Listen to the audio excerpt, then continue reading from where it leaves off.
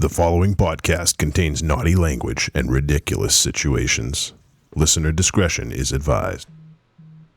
7 goddamn years. That's how long it took Monster Zero to make out with me before the show, but tonight it happened. 7 years. Trick or Treat Radio. From humble beginnings to Denny's tables to basements to my deck. From Monster Zero justifying why Steven Spielberg is a professor, not a film director, or why somebody wasn't a superhero because they didn't wear a cape. From all the good times, for all the bad times, thank all of you for joining us for the last 7 years of ridiculousness. And oh yeah, I'm back. Welcome to Trick or Treat fucking Radio.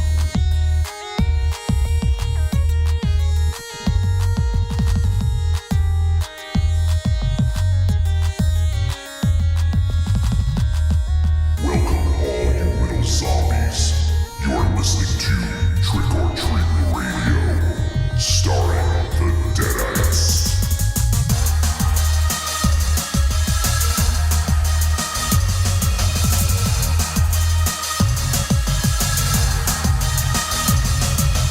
Welcome to episode 365 of Trick or Treat Radio. It is the 7-year anniversary party for Trick or Treat Radio. We are the world's most dangerous podcast. We are recorded in front of an undead studio audience at Castle Wolfenstein for the last time ever. We will discuss at least one film a week, and we will continue that this week.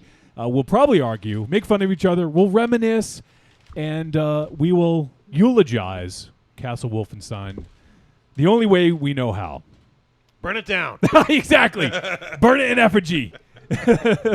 And to help us do this, not only do we have Dynamo in house here, as you heard in the intro, we also have our homeboy from I don't know, I guess he used to be from Lynn and now he's in another place that's better, but he is very integral to the history of this show. We'll go into some of those ways. I know we've talked about it, but he also is a podcaster as well, and now an award-winning filmmaker. We are joined by Bill by Force. Just because you called it a party doesn't make it a good thing, lest we not forget the Nazi party. Well, come on. I mean, there's a lot of good parties. You picked like the one bad one. That was a bad night. The lemon party. What about the Green Party? They've done more to disrupt elections since 1975 than anybody. What about the Tea Party? What about the tea bag party? Oh, now we're talking. Loop right into your mouth. Hi, guys. Here's the loop. Here comes the tea bag. Bloop. So, Bill, thank you so much for joining us on this show. God, I didn't miss it unless I forget about it, which I did. Which you did. What were you doing when you forgot about it? I was watching Flash Gordon. Nice. Hey, at least he had a good reason. Yeah, I can't. Yeah, and it holds up. Honestly, I don't know why you're joining us when you could be doing that. He'll forget every one of us. I saw the end of it when you texted me to be like, "Hey, dude, you gonna show up or not?" Like, and like the credits were just hitting. It was that part when Ming, the spoiler alert, when Ming grabs the ring, and I was like, "Oh shit!" I'm pretending that you're dressed like one of those wingmen. Who oh are my God, you? I wish I was that fancy. No one wants to live forever. Who are you? Flash Gordon, quarterback for the New York Jets. Quarterback, New York Jets. And Ming is like, I don't fucking care. Yeah. Right? The look on Sideout's face when he says it, he just looks at him with like this disdain of like, kid, who the fuck are you? I haven't seen that film in a while. It's man. great, but it also does It's have good. some unnecessary whitewashing as well, so there's that too. I mean, you say unnecessary. What nationalities aren't being properly represented on Mongo? The Mongoloids. Mongo McMichaels. Oh, Ming. man. Ming. Hey, Meng. Ming. Well, we got Like we got a bunch of people hanging out in the chat room. This is fucking awesome. We have Wow, look at that. Creepy Girl. Let's get this party started, boys. Hey, baby.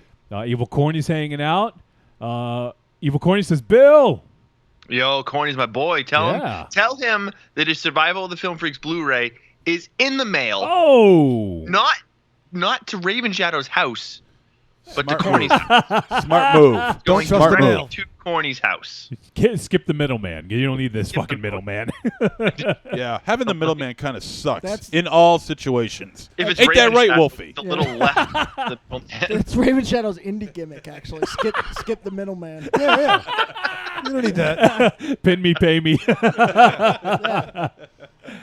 Oh, man. We have... Michael Transitional Champion Raven Shadow. Oh, we have Evil Corny, we got Marion, we got Marzi, we got X, we got Mars's daughter, we got the Rev, we got Pantaphobe, we got Kexi, we got Wow. Mr. Zipper. Mr. Zipper. Hey, now Big this ups, is a Mr. party. Big ups yourself, Mr. Zipper. Thank you. We got Bobby Chains. Wow. Wow, We look got- at this. Chainsy. Chains, man. I haven't seen or heard from Bobby Chains in a fortnight. Whoa, look at No one has. Matchul of Omaha Match just of showed Omaha up. just showed up. I just got off the phone with Matcho. God damn. We got Eric Niffin's Hang hanging out out. then. Man, we should have a party more often. Yeah, we should have an Yeah, anniversary every show. I'm going to sign into that chat too then. maybe Bill. Maybe it's all you, man. We should have you come on more often. Yeah, right. The last 4 times I've come on the show, everyone's like, "Oh, that fucking guy keeps talking about his movie we're never gonna see." Well- Out of curiosity, I don't know if anyone's. I mean, I know there's people started receiving their copies today, as I saw a couple of people on Instagram. But if you had Ooh. placed an order and you live in the U.S., they're on their way. Nice. Does that include T-shirts?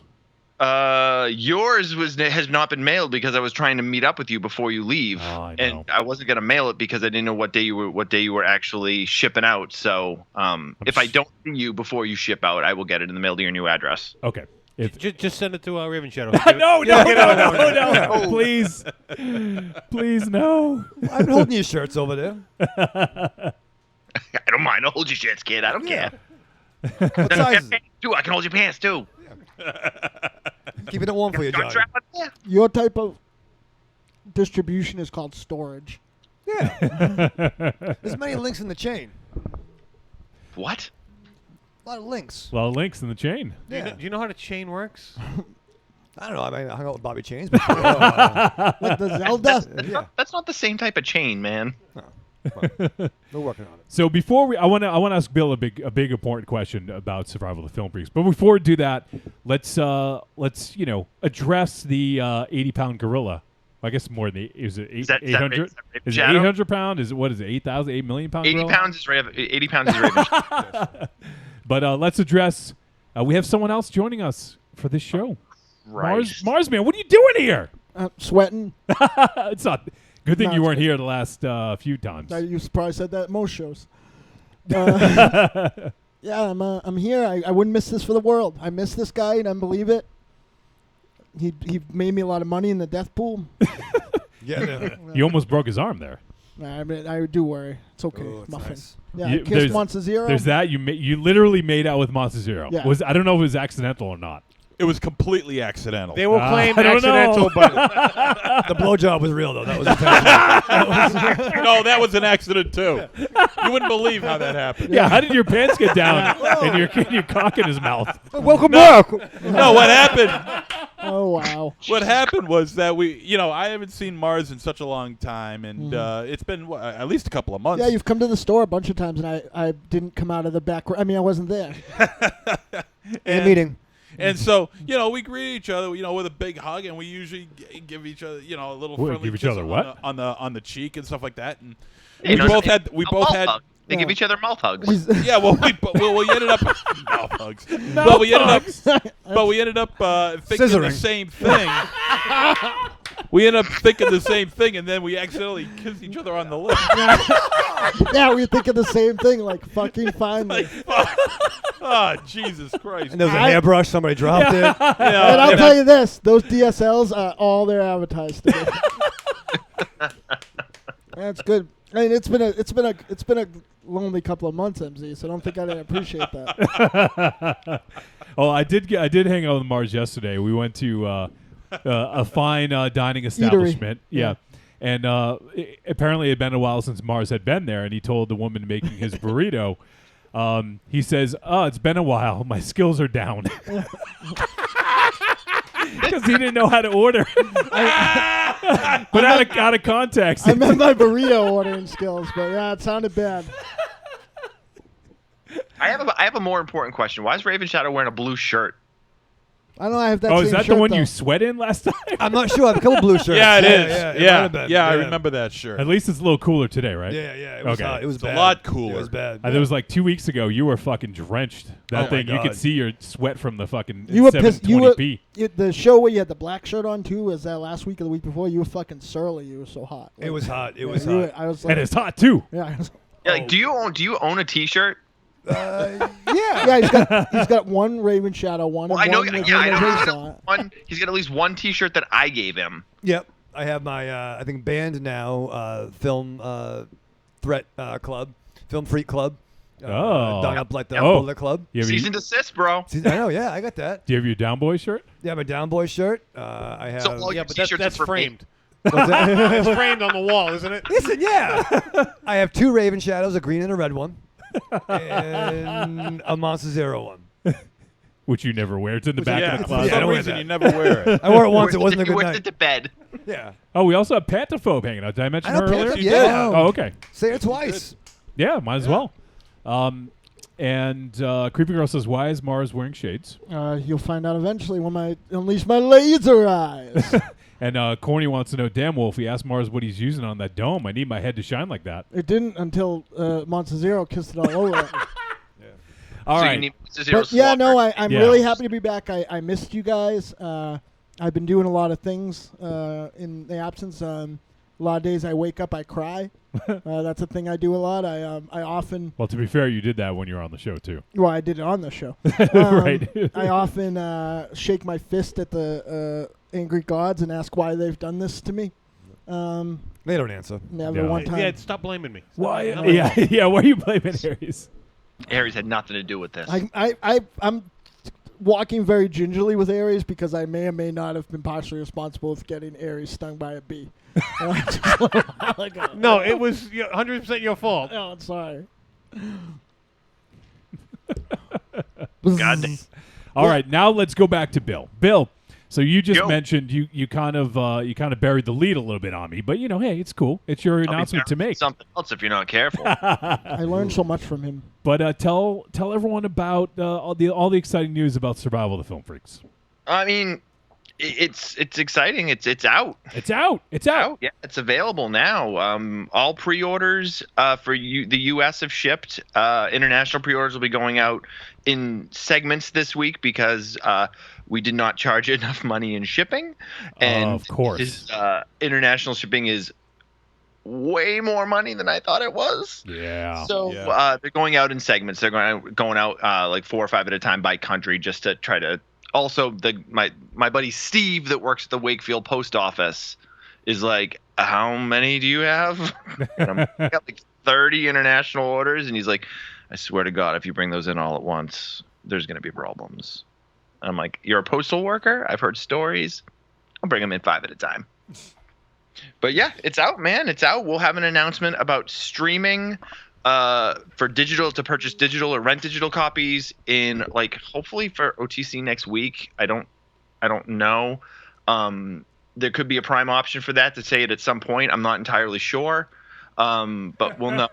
We'll know at some point in the very near future, and we'll spread that. But if you want to buy a copy of Blu-ray or DVD, we kept the Indiegogo page open after the pre-orders, so you can't get any of the perks. But you can order a Blu-ray or a DVD from Indiegogo. Just search Survival of the Film Freaks, and it'll be available to pick up in store at Vinegar Syndrome store. The archive. Probably the end of this month. It's going to go to Residency Records in Salem, Mass. Diabolic DVD. You'll be able to purchase it on Amazon. You'll be able to purchase it on. There's like 2 or 3 others we're doing, but we're keeping it kind of centralized so that it doesn't you don't have it in every online store all over the place. So just kind of like the big ones. Awesome. Yeah, that's super exciting, man. I'm so glad that people are going to, obviously, I hope everyone got in on the Indiegogo, but obviously they didn't. But if people missed out, they have an opportunity coming up soon to potentially stream it, and that's fucking awesome. I was the last one to go into the Indiegogo Were you? campaign. Yes. Is that true? That is true. Bill, can you confirm that? I'm looking it up now. Let's see here. Actually, I can't look it up. We'll just go with it. Let's see here. And what was your purchase, Richard? Oh, so he does know. The Was it just the the the Blu-ray? Blu-ray? I think I got Blu- it autographed too. All right. Yeah, they were all autographed.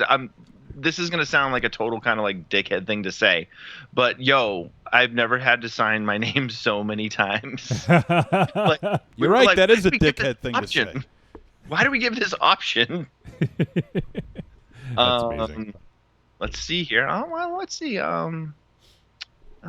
Richard. Let's see. I'm gonna have to scroll a little bit further down. And while he's looking for it, he's right about the international shipping. I was selling off my Laserdiscs, and I sold my Night of the Living Dead 25th anniversary Laserdisc to some guy in Australia. Yep. And it cost $95 to ship it, and he That's paid insane. He paid it. And he paid Oh, it. Jesus. I'm selling a bunch of stuff obviously because I'm moving, and some dude from Russia keeps bugging me about wanting to buy something, and I said no, I'm only selling the U.S. and he keeps like messaging me. He being keeps like, sending me pictures of myself old. he does, and then he takes the old picture and filters that through again Yeah. until I look like a fucking Lovecraft Lovecraft monster. But I tried out an app the other day. That's what you're going to look like next week, and it was just a blank picture after. I'm not sure what to think of that. Just a white piece of paper. yeah, exactly. Yeah. So, yeah, no, international shipping is for the fucking birds. Yeah. man. Well, it is insane, man. And it took is like 2 insane. months to get there too. Oh, I do. Richard, yes, I see it here. Do see it here. You were not the last one. Oh, I wasn't. Oh, I thought I was. Nope. You are the second to last one Oh. that purchased while the Indiegogo was still going, but we've had a number of purchases since the closing date. But yes, and you haven't gotten it yet, have you? No, I haven't. No, you'll probably get it the next Come day on, or step so. on it, huh? Hey, talk to the U.S. Post Office, man. Some kid in North Carolina got his today. I don't know what the deal is. They really? Mm-hmm. That's pretty fucking crazy. Yeah. I know, right? So Right. that's super exciting. I'm really glad. I can't wait to get my copy and Yeah. to let people know that it's available to stream when it is available. That's fucking great. So Yeah, like I said, if I can get to see you, I'll give you everything before you go. But I didn't want to. I legitimately did not want to get into the mail and have it not show up for you. Yeah. And, already be gone. no, I appreciate that because it probably there's a chance it wouldn't get here in time. So I do appreciate that. I'll hold Yeah. on to. I'll As long as Ravenshaw doesn't. That's Yeah, all. hold on. Listen, you know That's it's all. safe. I'll hold on to his for him. His Blu-ray. Well, no, Mars, you'll get yours. I keep meaning to stop by the store. I just life gets in the way. I know. I understand. So Bill, you're working on other stuff. Yeah, You're literally making something as we speak. Maybe not right this second, but you're in production, as they say. Macaroni and cheese. Yeah, we're working on this documentary called "Don't Forget to Leave." It's a documentary about musicians and addiction, so it's quite the different path than the last one. Whereas the last one was fun and celebrating, and this is about trying to help people take care of themselves better, and why musicians and artists in general have such a hard time dealing with addiction issues, especially when they're coming off a tour. Yeah, that sounds super interesting. Like I know you talked about it a little bit last time you were on, but I think you couldn't share too much, but it it sounds like obviously I know it touches home for you. And Yeah, it's we're using the story of a kid named Tim Landers, who was the guitar player in a band called Transit, who did really well. They're a pop punk band, but they toured with Taking Back Sunday and Saves the Day, and they did really well for a while. And Timmy struggled with substance abuse and mental issues for a long time, and kept it hidden from people for a long time. And he lost his battle last year after being clean for 9 months. Sucks, Made a misstep, and sometimes all it takes is one mistake after years of making mistakes to kind of cash in those chips. So we're using his story as kind of the basis for it, and to illustrate the different issues that come through. We're interviewing a lot of cool people. We've talked to Frank Turner. We've talked to members of the band Story So Far, Lost for Words. We've got some other big names that I can't mention yet because I don't have names written down on paper, but people from all over the place that were fans of Transit and people that were musicians and friends and family that have kind of been through it, even not just necessarily with Tim, but just like dealing with drug and alcohol abuse issues. It's such a cliche for, someone in a band to pass away from that, but there's so many different levels to it now, whereas just before it just used to be like, so and so dies of a heroin overdose or whatever, whereas now, like, because pills become such a big thing and people hitting painkillers and getting addicted to painkillers, and then it gets them onto heroin, and like it's just this whole world that I think sometimes it just kind of like, it shouldn't just be like, oh, another musician died from a drug overdose. We need to understand why so many musicians are in this position of coming home. And we're finding with, a lot of talking, it's like a lot of times when people are coming off tour, they come home from tour, they aren't playing every night, and they kind of have to settle back into real life. And whether they're in a band that's doing well enough that they're just sitting on their ass, or they come home and they have to get a job, and it's trying to figure out exactly what to do with their time. And it seems to be where a lot of people's issues come in. So it's going to be rough, and it's going to be so we were doing is I'm directing it on my own. Kyle's still working with me. Kyle's producing and editing it.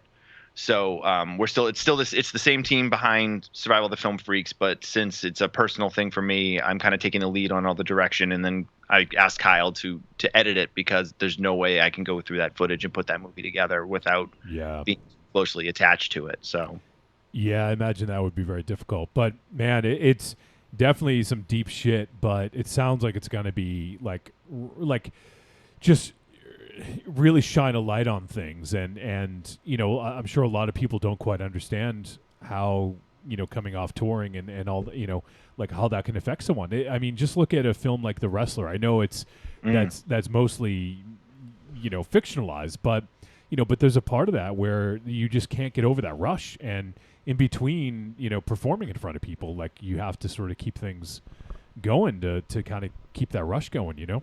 There's nothing like it. Like, there's literally. I mean, there are things I like, right? There are things that I really love. I love being in a movie theater. I love, writing. Like, I love making art. But performing in front of people in that whole day, the camaraderie, all that other stuff, like the family, especially I can't even imagine, like, putting that together for 1 month, 2 months, 6 months, like, making this new family, and then waking up and, not having those people be there, and not having that 45 minutes or 90 minutes. I mean, it's like, and I've been on stage with some of the people in this room anyway, and like what it looks, the craziness on those nights where like we're just doing the dumb shit that we would do in the basement, and there's like just a bunch of people dancing and a bunch of people singing, and there's nothing like that. Yeah. Like they could say, we would give you a ton of money, but people would you wouldn't get that, and it wouldn't be worth it to me. Like I'm not saying it's understandable why people unfortunately end up where they are, but it's even worse because the hurt is, how do you explain that to your spouse or someone who doesn't do it? You know what I mean? It's very isolating on top of the withdrawal, I guess, for lack of a better way to put it. It's very isolating. How do you explain it, what you're missing, to somebody who will never understand that, somebody who's never experienced it? Yeah, and I think a big part of it too is kind of trying to whittle down and figure out like, where is that line crossed? Where is it go from partying after the show and having drinks with your friends and smoking weed or whatever and doing whatever after the show to have a good time? When do you cross that line and become an addict? I think that's kind of one of the things that we need to find out, and we need to try to shine a light on people and knowing when people are losing control, and maybe being, then the thing too with like Tim, like I'm probably getting deeper into the story than I need to. He'd been in trouble for a while. He'd gone through rehab a couple times, and the last time he went through rehab, he was clean for 9 months. Yeah. Then something happened, and it did him in. So it's it's we're gonna try to find the brightness in the darkness with looking at the music, and Tim is a songwriter, and kind of how his music affected people, and because he was truly a gifted songwriter. So, and we also want to make sure that we're not trying to go out there and I'm like straight edge guy, like right now I could be yelling at fucking Raven Shadow for drinking his Fosters while we're talking about this, but like Well, not, well, I was thinking this finally documentary I can be in, Bill. Okay, Yeah. this is something I can speak to. Australian for dick. Because as soon as those mics go off, Raven Shadow needs to keep the high up. Yeah. Oh yeah, man, you never know. It's he waits crazy. all week. But Thing you know what is- I mean, though. It's about not trying to I'm not getting on a soapbox to be like nobody should drink, nobody should smoke, nobody should do drugs. It's not about that. It's about understanding, individuals and how different things affect individuals different ways. I don't know who just texted me. Maybe it's somebody being like, "Hey, you're saying too much." Yeah. That was me. I just came up with a brilliant idea. But yeah, so I mean, it's we're in production on it now. I don't know, maybe hopefully a year from now, we can have it all ready to go and start hitting festivals. But I can talk about something that's super mega huge and positive right now if you want. Sure. I mean, yeah. I mean, I just to put a little exclamation on that. I'm super excited to see that, Bill, and I think it's a great. Obviously, like I said, you're personally sort of attached to it. It's very personal to you, but I also think that it's going to be super interesting, and it's going to shine a light on something that definitely deserves it. So, I sure hope so, man. yeah. So yeah, let's talk about the other thing. Bill by Force just signed me to a 3-picture deal. You making porn now, Bill? Yeah. I don't know. No. I'm making soap commercials. So he's gonna be the new Mr. Clean. Nice. No, very important. 2 weeks from now, Outside the Cinema does episode 600. Holy shit! Yeah, wow. There's in unison. Even. Yeah, That's- we put 598 comes out tomorrow, and in 2 weeks we do 600. Wow, that's fucking awesome, man. Jesus. Early congratulations on that. That's Insane, right? yeah. Well, you haven't hit it yet. You're not going to get any congratulations from me until you get there. Wow. And then, yeah, I expect you to give me congratulations in episode 600 when we hit about 692. 92. Hey, Bill, congratulations! Heard you made a movie. Good job. I can't believe Congratulations on your 600th movie. Yeah. you just got dissed, Bill, by a guy who's dressed as a Shrewsbury trash bag. He really is. Yeah. Like, you look like you're full of leaves. Oh, I feel like going through textbooks and marking off the important parts with my highlighter. Yeah. That shirt Mad is Magazine is not textbooks. that shirt is god awful. Yeah, it's the I worst got, shit I've ever I got seen. your highlighter hanging, Raven Shadow. That doesn't make any sense. No, it doesn't. Can we talk about Trick or Treat Radio? Can we talk about that for a second? I guess. Do we have to? No. The end of the era and the fresh beginnings that we're going to be having. Like, can we talk about it? No. Yeah, we can talk about it. So, yeah, this is the end of an era. The 7-year anniversary show will be the very last live show from Castle Wolfenstein, because we did already record 366. It's the first time in, I don't know, years that we've missed a live show, but we did record it. It will be live next week at 9 p.m. as we're gonna release it on YouTube. So if you guys want to continue to play along at home, it will be available next Wednesday at 9 p.m. That'll be episode 366. But we're taking a week off from live recording because I honestly don't know if I'm gonna have my stuff in time to record next week. So That's is great. You're still going to try to do a live broadcast, even though everyone's going to be in different. yeah, we're doing it, That's- man.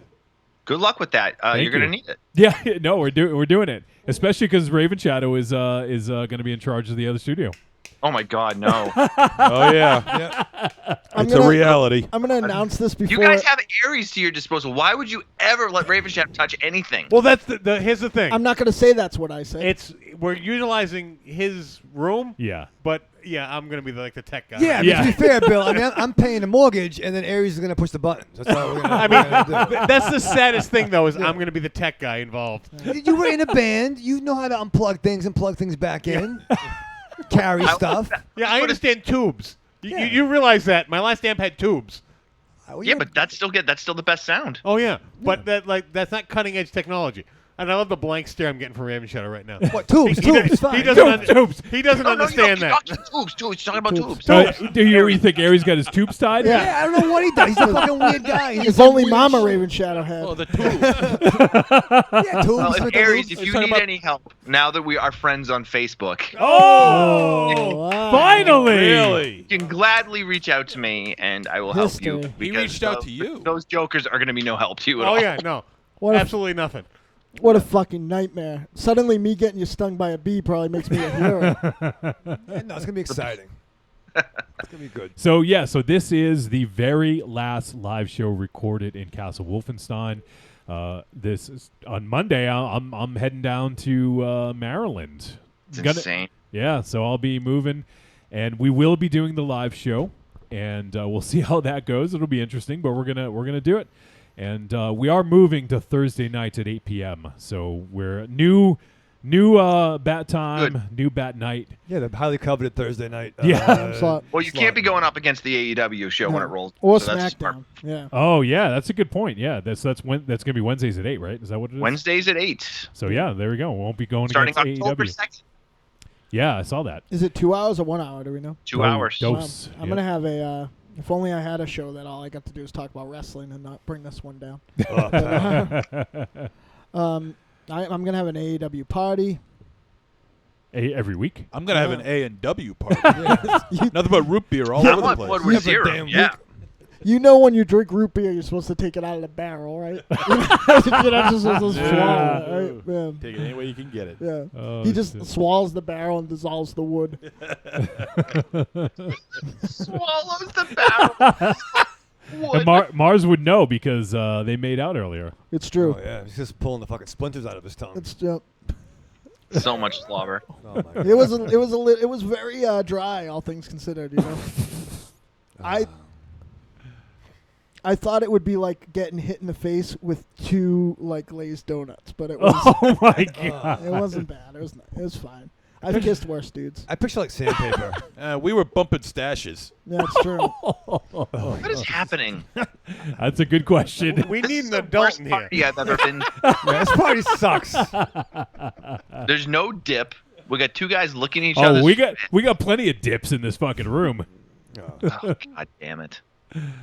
Oh man, we have so much voicemail. I don't even know what Look at we're this. gonna be going till 3 a.m. Look at this. JB's here. Josh is here. The JB. Rev. Oh, the Rev! Yeah, Raven That's not that Shadow. Reverend Scott guy, is it? my boy right there. Yeah. Fuck that guy. Now Uh, he's gonna call in. He's gonna call in and totally derail everything. Can I? Holy shit! Look at this. We got the SL.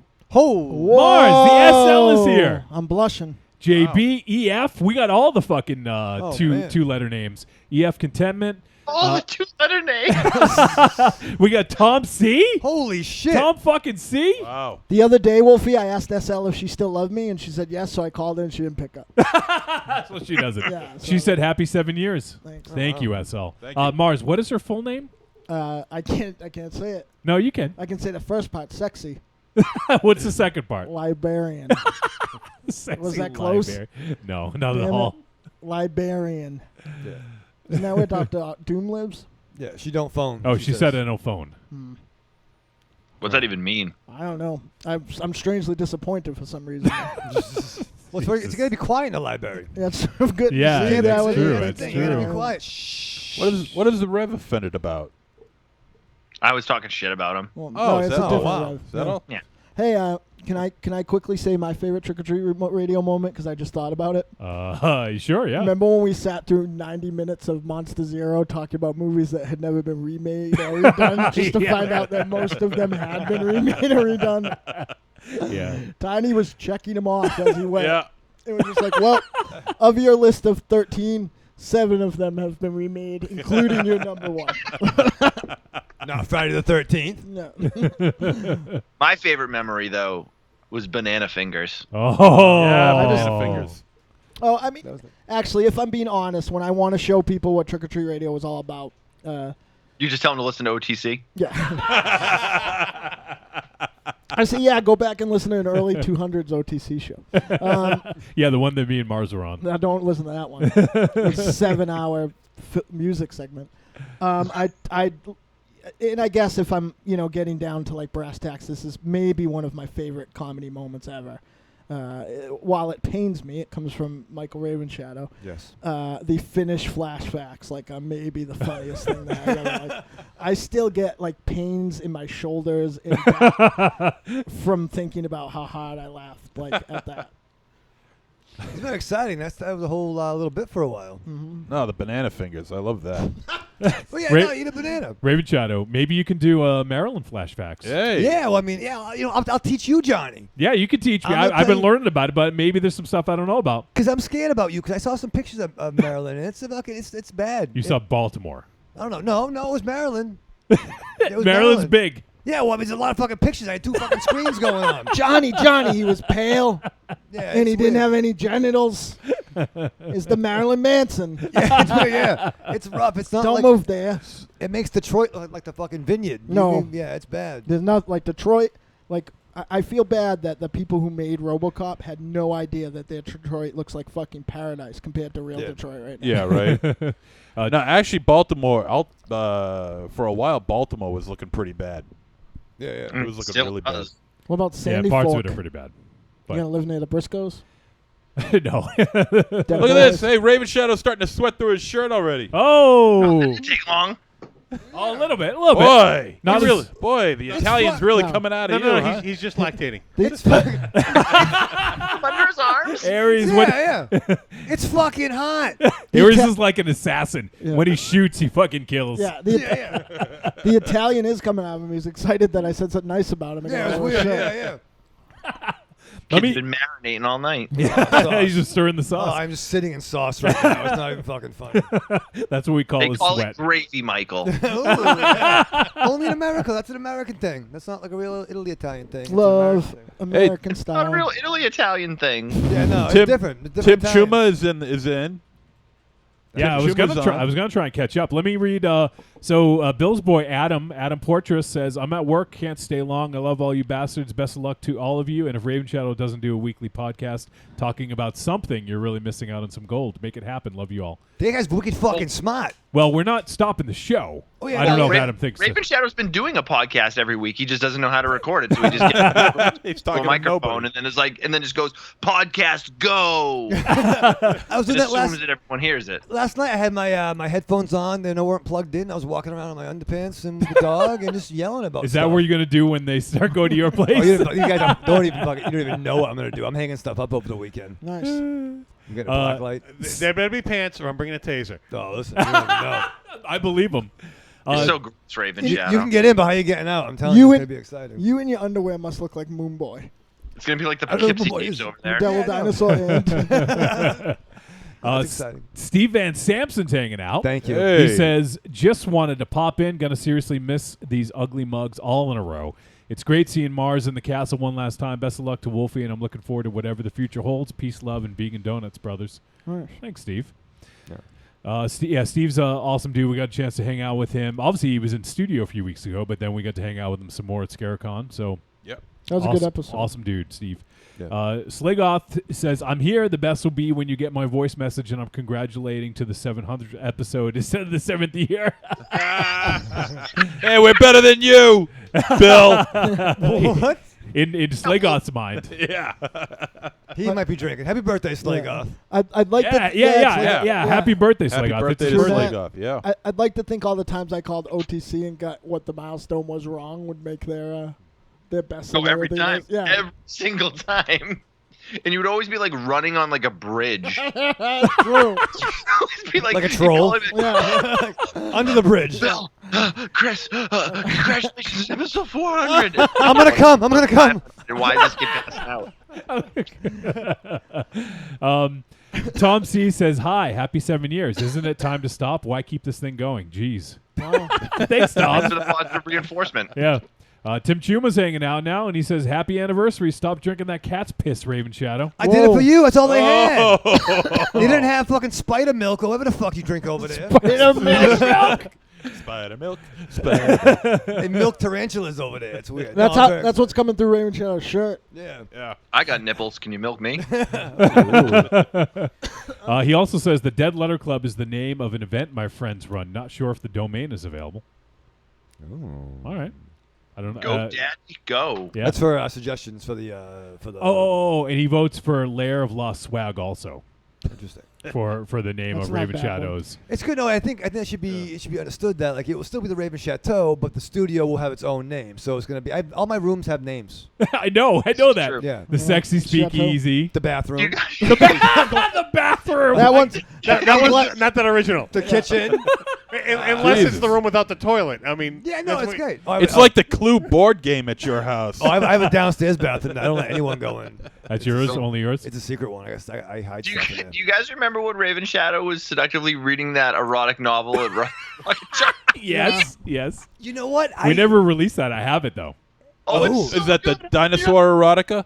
Yeah, I think so. Yeah. I remember us No. reading the dinosaur erotica. It wasn't dinosaur. It was some No, it weird was like- 13th century. Yeah, like fucking- Victorian. Oh yeah. That's You know, I never got that bag when we were all packing up.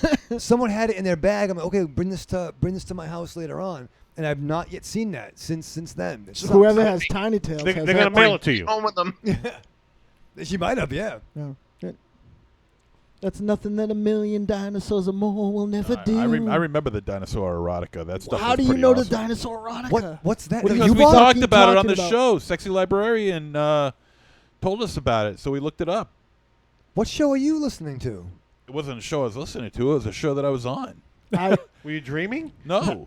Because I've had dreams like this about her. No. I'm not surprised. You be the Her and Stegosaurus, dinosaurs? Ti- Yeah. and I'll be the meteor. Tim Chuma, he says, I went back and listened to the Dear God No episode, and when Monster Zero passed out from laughing. So those are his two favorites, I guess. Those are pretty good. Those are pretty good. Yeah. They both involve you being an asshole.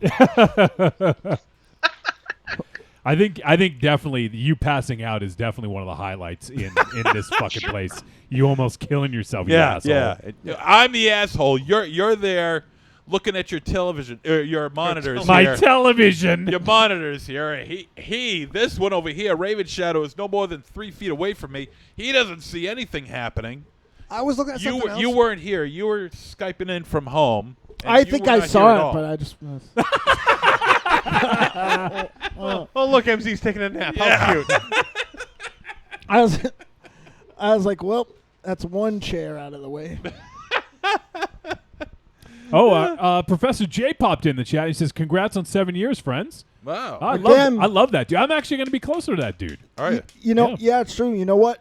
He's somebody who, us hanging out at Starship was sort Yeah. of proto Trick or Treat Radio. You Yeah. know? Like, Back in the day, Starship Video, a lot of memories. Polar beverage crash.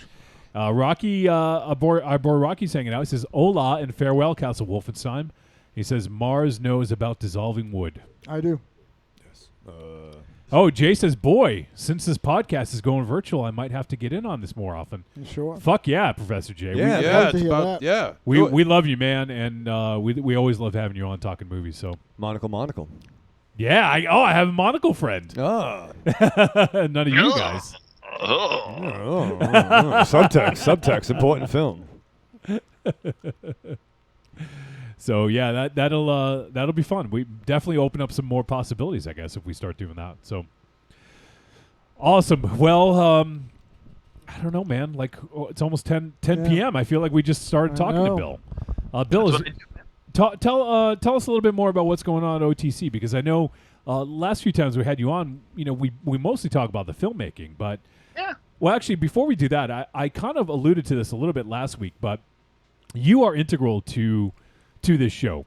I know Mars was a big fan before we even started this podcast, and he introduced me to you guys like after we'd started. So I started listening to OTC back, I guess it was about, just under 7 years ago now.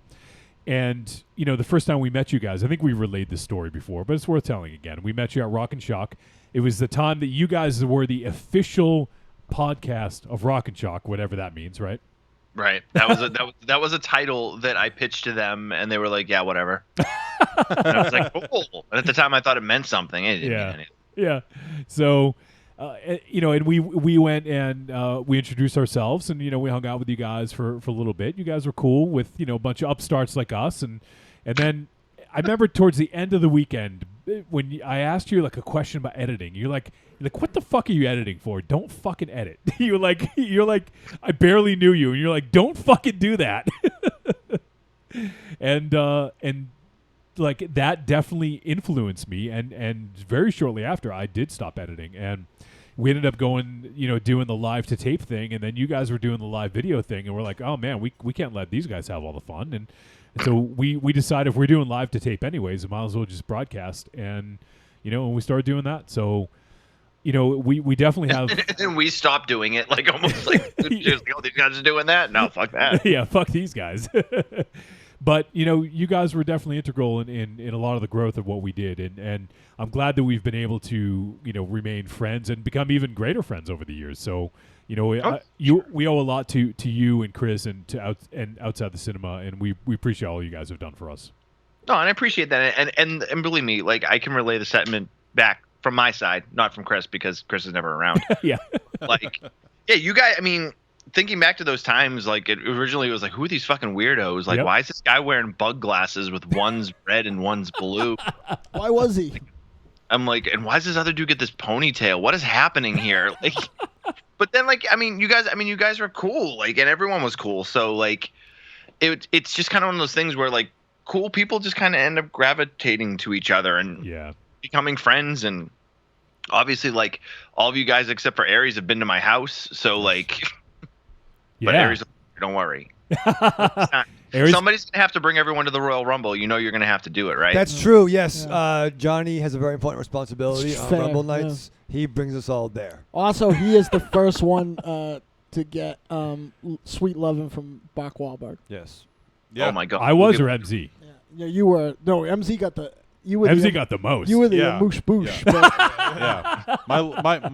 My leg and Mark Wahlberg are exclusive now. They're dating. Wow. I hate to break this to you, Zero, but you're not exclusive. That dog will hump anyone that bastard. comes in. You did just kiss me on the radio.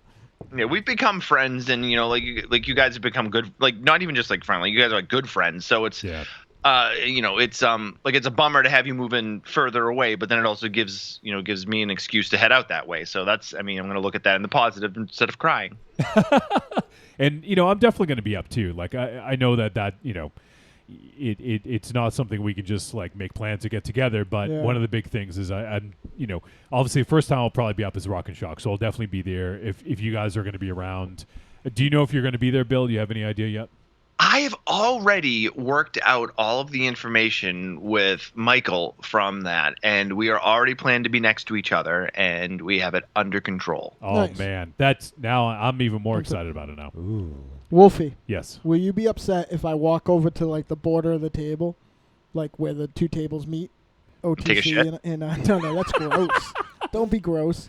Look at this picture, Mars. What is that picture? It's the best picture. Wow, this is the worst picture I've ever seen. I was taking it and the seat fell, so I was just like, I'll leave it. It's just a bunch of foreheads. Yeah. I gotta tag Coop in this. Hell.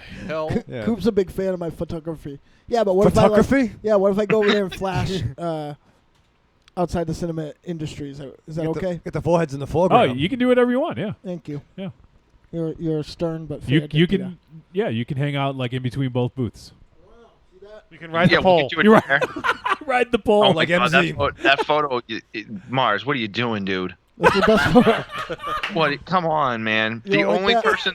Rich is the only one. Sorry, Zero is the only one that's like actually in the photo. Can you imagine that I tried to take a picture of the big asshole in a pink shirt? It's MZ and a bunch of foreheads. I mean, That's his 80s new wave band. MZ and the foreheads. Excuse me. I'm making a T-shirt of that. I don't have a band. I'm already taken off on my rap career. Oh boy. No, Yep, no. I even We got a don't rap wanna name know. picked out. Malcolm Zero. oh, I can't wait. Go ahead. Oh Nope. yeah. Well, I've decided to call myself Cool Mo Z. Oh, This sucks. Shut up. Boo. that Fuck is it. the You know what? fucking this, worst. This is the last show. You guys You're take off them the over. show. Yeah, You're you off can't- the show. I'm Cool Mo Z. Come on. Z. That's like me calling myself Chili I'm- Billy J. I'm actually, I'm actually pretty relieved. All Yeah, it things could have been considered, yeah. much worse, actually. Yeah. Yeah. To be fair, it could have been much worse. How? I don't know. Tell me how. Yeah, Well, I'm integrating my my porn career into my rap career. Yeah, it Great. could have been more offensive, Bill. I'll say that. yeah. Does that mean you're not gonna do any rapping? Insulted either They'll way. be fucking fapping. No, there'll be There's other rapping. He's a Wow, fapper. I like star. that. Wow. His fap career's taken off. He's a Oh, man, hardcore that fapper. means one word. That's the single of Monster Zero and the Foreheads. Woo! Oh god. I am fapping. Everyone watch. Fap, fap, fap.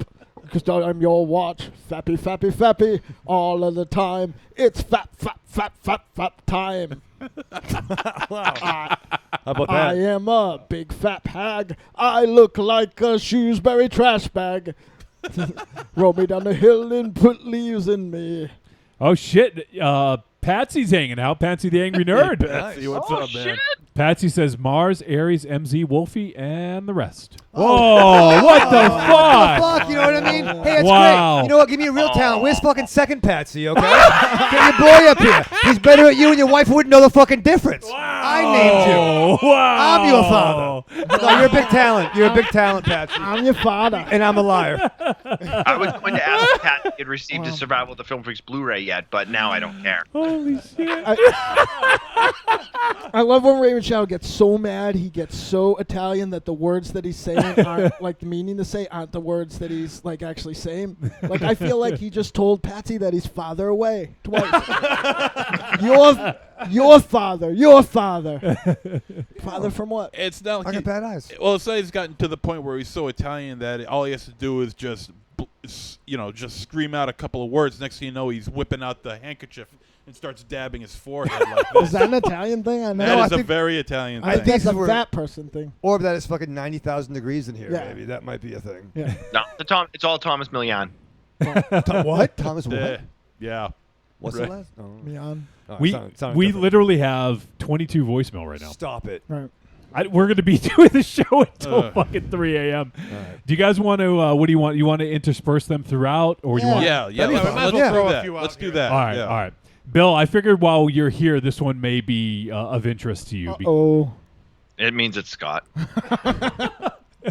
No, not necessarily. Not necessarily Okay. because, oh, shit, we have, there's an interruption here. Let me play it.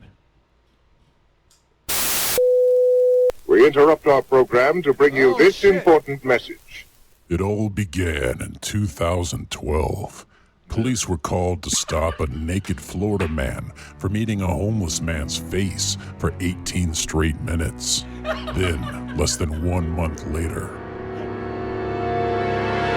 Trick or Treat Radio was born. That's right, ladies and gentlemen. In celebration of tonight's festivities, we're doing Florida Man Flashbacks. For every year the show has been on the air.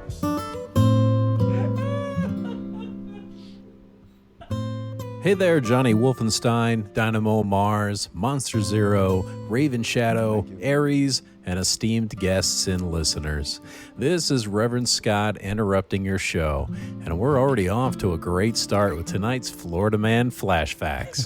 Moving on from 2012, on this day in July of 2013, while you were talking about VHS 2 on your 1-year anniversary, a wheelchair-bound Florida man catches a 250-pound shark. I find most men in Florida love getting up close and personal with animals that could kill them. And when they aren't risking their lives with giant animals, they're finding other creative ways to hurt themselves and get arrested. This day in 2014, while Trick or Treat Radio talked about a listener pick of Brain Scan on your 2-year anniversary, a Florida man was run over by his own truck during a road rage incident. I'd tell you more, but I didn't bother to actually read the article. This day in 2015, while Arkham Josh was visiting in the studio for your 3-year anniversary, Florida man is arrested for what police say was crystal meth on his car. Turns out it was donut glaze, and he was cleared of the charges and sued the state and won $37,500. Sounds like a win to me. This day in 2016, while you had some dude called Bill by Force join you for your 4-year anniversary, a Florida man is charged with identity theft after he pretended to be someone else for over 20 years. His wife didn't even know who he was. Kind of like how Monster Zero probably didn't know who Bill by Force was. This day in 2017, while you talked to Karando Mitsutaki about Karate Kill, a brave Florida man served up hot dog lunches for alligators straight from his mouth. That day, Florida found a hero, and Trick or Treat Radio talked to their hero. This day in 2018, Bill by Force returns to talk about some rip-off documentary movie he made. But more importantly, I call into the show to talk about the real survival of the film freaks with a Z. The original. And while I was a bit behind in development of my groundbreaking original documentary, a Florida man was arrested for tranquilizing and sexually assaulting alligators in the Everglades.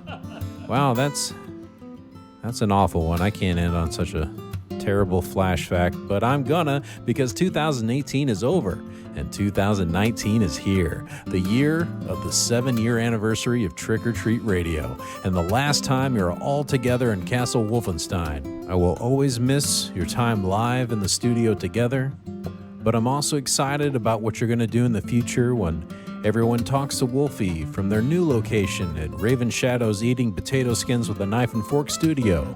And yes, because this is a voicemail, that's an official submission. So, once again, congratulations on 7 years, and here's the 7 more. And as always, peace and love, guys. Now, back to our show. All right. Yeah, Florida man flashbacks. Wow, we need more of those. I am really haunted by that. I thought you were going to say you're really horny. I am really horny by that I alligator am. assaulting thing. Can you fucking believe that that's what that guy did? He got so mad at an alligator.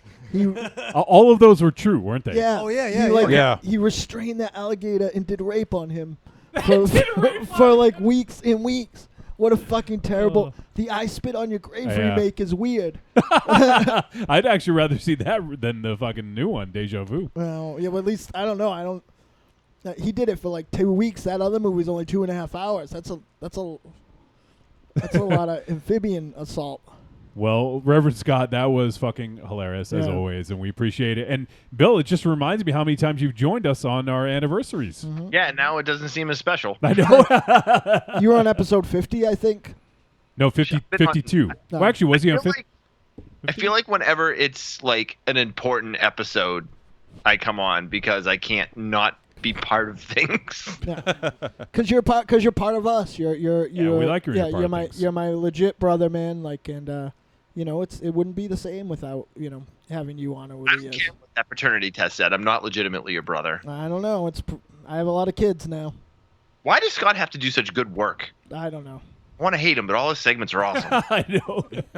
He actually forgot the name of his movie. It's the original Survival of the Film Freaks. Well, he had to change it because of litigation. Oh, I see. That makes sense. Yeah. Well, It's set to be released in December of 2027. when the statute of limitations runs out on the name? That's when cease and desist expires. Yeah, The statue of limitation. the statute of limitations. That's another good yeah. one. Raven Shadow, how many times have you seen that one? What? The statute of No, limitations. the original. The original Survival of the Film Yeah. Freaks. Oh, I saw that when it played its first festival show. I know you did not. I did. No. The Wait. world's dopest tag team had front row seats. Oh, Yeah, see? It was wait. good. Who has seen Survival of the Film Freaks the most in this room? Is it MZ? Bill. I've That's seen Mars? it. I've only seen it twice. Oh, I saw you thought 3. Okay. I Mars. went and saw it almost every local time except for the important one. I've seen it. I've seen it 3 Yeah, I think you're the one that's seen it the most. because I saw it at the premiere. That's not true. I missed the Skip Shea one. I saw it. Obviously, I saw it at when we did the park room, and then I saw it in the Coolidge. Yeah, So you got 3 too, right, Mars? I think. Hold on. I know I saw those 3, but I feel like I saw another. You didn't go. time. You weren't the Coolidge one. No, that was the important one. Yeah. no, but you went to Shauna Shea. Yeah, Yep. you were Sean Shea. So you seen it 3. Yeah. So we're tied. That's fine. MZ's. How many times you saw Raven Shadow? Pretty much once. Well, Pretty much. At least you saw it. Yeah, no, I'm man. proud of you. That's good. It's good. I mean, it's no Lost Boys, but no, it's fine. I love how you voted Laugh. for Bill when he said in the room. Last Boys. Yeah, no, you made a fine movie. It's nice, exciting. I did the little fucking thing you did. What's it called? The Little thing he did. what do you call it? It's on a Patreon. Indiegogo. Nice. Yeah. I did all right. that.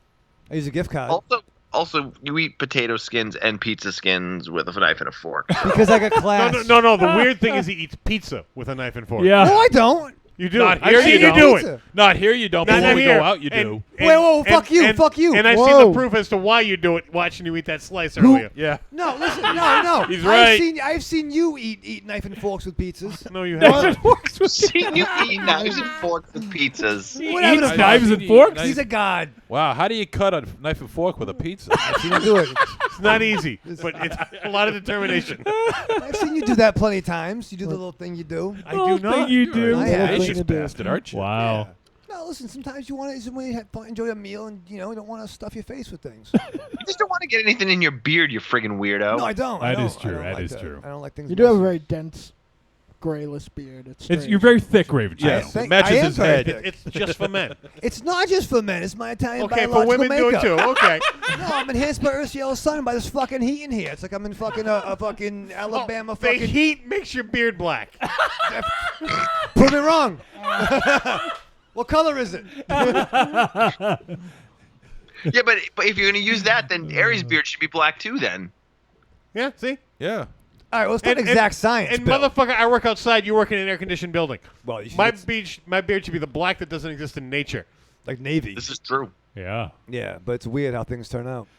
By the way, someone else just popped in the chat room. Our boy Jeremy McFarlane. Dude. Hey. He says, "Hey, my dudes." Hey, you know what I meant to mention when we spoke of Pantophobe before? I am lucky enough to be in a incredible film with her. A picture? Yeah.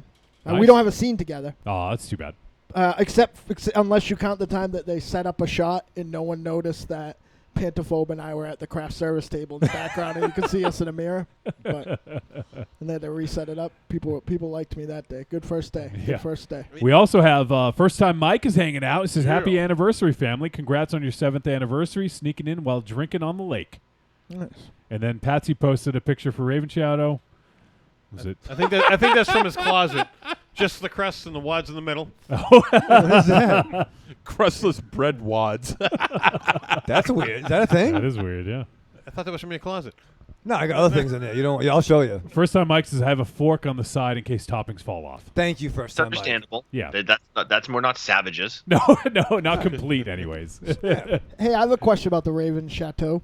It hasn't been named yet. Well, that's what it's called. Well, it's the name of before. the house. It's the name of the house, but Yeah. the room's gonna be another division. Yeah.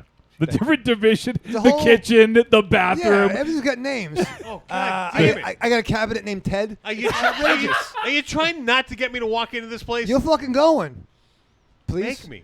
No, well, you're gonna bring.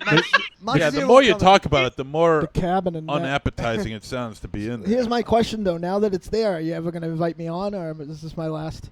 Well, let's see. I mean, we gotta talk to my people. Talk to my Well, it's people. been nice. You By are your people. people, He- you no, schmuck. he means Ollie. Yeah. Yeah, Ollie. Yeah, you got to Ollie. call Ollie. Yeah. Ollie works the green room. And the cat. I held a girl's hand once in that house, so does that give me a little clout? It might be. Yeah. I was happy you didn't wake up. Under different ownership. If it's who I think it is, yeah. There's gonna be new ownership The new happening. management team thinks differently. All right. Well, man, it's getting a little late, Bill. I wish we could hang out with you all fucking night because I love you, No, man. you got other dudes you gotta make bread with. I understand. And we got a sword and a sorceress to talk about. Yeah. Oh, yeah, we do. Do you love Yeah. that movie, Bill? It's it does not hold up in any way, shape, or form. But that's I where di- this. I disagree. Stop it. We will talk about that. But, Bill, it means a lot that you could join us on this 7th anniversary show and the very last one here at Castle Wolfenstein. And I hope I get to see your face. Things are fucking crazy, man. And if it doesn't happen, I really apologize. But I understand. yeah, like literally, Packers are coming tomorrow, Movers are coming on Friday, and we still have a shitload to do. And here I am podcasting. So There you go. So, yeah, but it was awesome having you on. I can't wait, man, obviously can't wait for everyone to see Survival of the Film Freaks now. And if you didn't get on the Indiegogo, you'll be able to see it digitally very soon. And as soon as that information is available, we'll make sure people know about it because I want people to see this film, not just because Mars and I are in it, or not just because Bill made it, but it's a genuinely fucking great documentary that it's a lot of almost people love. despite the fact that we're in it. Yeah, exactly. Despite we almost ruined it, Bill. On itself. Yeah, we almost ruined it for you. No, not quite. I'm like, look at me talk through my tooth about movies. I didn't see that part of the movie. And we're also super excited for Don't Forget to Leave. And I know it's still in production. It's a ways off, but I'm really looking forward to it. I love seeing the little updates you post and everything like that on social media. So super looking forward to that one too, man. And obviously, if there's any way, I mean, not that we want to be in all your films, but if there's anything we can help, obviously promotion wise, just let us know. Do you have $25,000? No, I'm in the negative right now, so no. Then you're not helping. You're not helping. Wait. Can I be in the movie? Can he be a producer? No. If you gave me $25,000 towards the bottom line, yes, you can. Can I get my name above the credit? Above the title? Ares God of Wars. Change the name to Ares the God of War. Ares God of Wars. Don't forget to leave. Hey, Bill. Yeah. How much will you give me for this here pink shirt?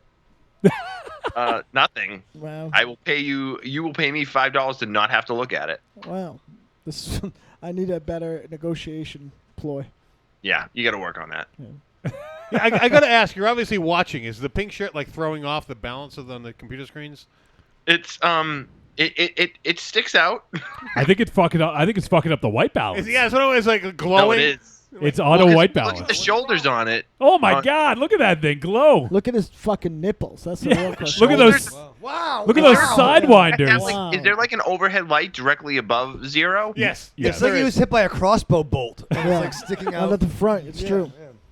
He looks like a Cinnabite under there. Oh, man. He looks like a Cinnabon. See, even Patsy says the pink shirt rules, so fuck all you guys. So good. Hey, we're gonna take what Patsy says as the be all end all. That's right, I am. Fashion advice from Patsy. Exactly. Hey, he's got. I I love Patsy, has but really, fashion advice from Patsy. He owns a pink goatee, so he knows He what's rents up. with the option to buy. He doesn't really, That's how it is. he leases. Goatee is not the problem. Yeah. You got a That shirt, on the other you got a hand. laptop with that. Yeah. All right, well, Bill, thanks, man. We love you, and Love you guys too. this certainly is not the last time we'll have you on, but it is the last time in Castle Wolfenstein. So we appreciate you Yeah, being here, I'm man. gonna cry. This might be the first time I cry. That's fine. If this pink shirt hadn't burned my corneas. No, I love you guys too. Thank you for having me on as always. I love hanging out with you guys. So We love it too, man. And everyone, keep an eye out for Survival of the Film Freaks, and we will definitely catch up with you soon, Bill. yep, just follow us at Film Freaks Movie on Instagram and Twitter. It's the best place to follow. There you go. Check it out, everyone. Follow. All right, Bill. We'll catch you soon, man. Thanks again. Love you, Bill. Love you, buddy. Later, bud. Hey, Wolfie. Yo. I have a text that I was asked to read to all of you. Okay. Go for it. Someone who was excited to be in the chat, but I got home and I have a raging migraine, which I am aware means drunk and or probably high. So I can't pop into the chat, but tell the other boys that you all better behave, or I will spit roast your dicks. Also What? tell. I don't want to know who this is. Yeah. Also tell Aries I said hi, and he's the only one I like. Send me a selfie of you and Aries, or just Aries. Also, I hope you're reading these on the podcast. Thank you. I love you. XOXOXO. Kid Dynamo. Allison. Signed Raven Shadow's mom. Shit! I thought it was Ms. someone M. else. It Yeah. was Ms. M. Wow. or Yeah, towards the although end. she could be Ms. M's daughter, to be fair, right? Mars. Same attitude. But you're not the dad. You're definitely not the dad. Well, why am I disqualified from Why are that? you Because you're confused not- by that? I don't know. I just keep having kids and I don't have any sex. Like, this is the fucking worst. Like, And I am far be it for me to deny her. So go ahead, take a photo and send it to her. Yes. do you Oh show? no! Let someone else take Yeah. the Do you photo. show up on film? All right, so we need to head to a break in a moment, but before we do that, I'm going to do this real quick. If you guys want to help support the show, patreon.com/trickortreatradio. We appreciate all of our patrons that are helping us out to make this possible. You guys are fucking awesome. Thank you so much for your support. If you guys want to support, there's other ways you can do so. Head on over to trickortreatradio.com, scroll down, look for the Amazon logo. And go ahead, click on it. It brings you right to Amazon. Inputs our affiliate link. It doesn't cost them any extra, Raven Shadow. But it's another way to help keep the lights on. That's right. You shop on Amazon anyways. Go ahead, use our link. Helps us out. Gives us a few bucks here and there. And also, if you guys want, go to the trickortreatradio.com store. Click on store. And there you can buy some digital content. We got the greatest hits of Trick or Treat Radio volumes 1 through 3. So check those out. And but Patreon is by far the best way to support us. We appreciate everyone's help. And now, Raven Shadow, we're gonna head to break. Your favorite, an intermission. It is my intermission. Is your favorite part of the show. But before we do that, I don't know. Did you? I gave everyone the option of watching the movie. I said it's not mandatory. You can watch the movie if you want because it was a late thing that happened. Did you watch the movie? But it's a fucking trap, Johnny. 'Cause you know what? It's like saying, wait, I can check. You want me to check on Plex? Don't worry about it. Let's produce. It's fucking produced. But no, Johnny. It's kind of like when you're with your special lady friend and you're like, all right, baby, things are tough this time of year. Let's not do Christmas presents for each other, right? Let's not do that. And you think that it's okay to not buy presents. Yep. But on fucking, December 25th, you don't have fucking presents. You're sleeping fucking on a couch with me, and that's fucking bad. That's not a good thing. So I think when you say it's mandatory, or it's not mandatory that we watch it, you're really saying that we have to watch it. So did you fall for the trap then? Yeah, I might be retired, but I've been in the game for a while. So you watched it? I don't know. Let's fucking find out. But before we do that... Oh, wait, you did! Oh, you silly started it. That was the big winner. Yeah, I pressed play. It's still playing right now. Yeah. Hey, that's more than I can say for some of the other movies. So yeah, some of the other people on this podcast. Yeah. Well, now that he knows you can check it, he'll start it and walk away. Yeah, always a That's big fan. Always a big fucking what's his face from fucking Night Court fan. Bull. Yeah. As that happened, Wolfie and I watching it together. Like I didn't know he sat up. I'm like, I cannot confirm for sure that that's Bull from Night Court. Oh wait, slow down here. I'm just looking in the chat room here. Yeah. We have hookers. What? Really? What? Thank you. Trick or Treat Radio brand hookers. Yes. Why wasn't I informed of this? Well, see, now you say you don't want to come over to my house to do the fucking show anymore. Is that where we keep the hookers? I'm just saying that I have more than one room. What the fuck is happening? So, with Aries' announcement, we haven't done this yet. Let's fucking strap on, go to commercial. The following message is a paid advertisement for the Cult of Muscle podcast. The Cult of Muscle. You're either in it or you're dead. It's the dawning of a new age. The halls of Valhalla have been shuttered. The heroes of yore have either retreated to the shadows or taken to capering for the amusement of the small folk. Their past glory is a distant memory. The barbells have been torn from their once puma-strong grips. The beards shorn from their square jaws, only to be transplanted onto flannel-clad, puny weaklings with fingers barely powerful enough to strum a ukulele. The time has come, my brothers, to restore order from the chaos. No longer will our heroes be forgotten. No longer will their great deeds be viewed through a foggy lens of irony. Hear now our rallying cry as we scream it from the mountaintops, as we bellow it from iTunes and Libsyn and Facebook. It's time to join the cult, my brothers. So don your cloaks and enter the Cult of Muscle. Hey there, this is R.A. Salvatore, call me Bob, and you're listening to Trick or Treat Radio. Oh, delicious nerds. Ms. M knows you like to chat it up with other sexy shut-ins about comics, movies, video games, and your favorite TV shows.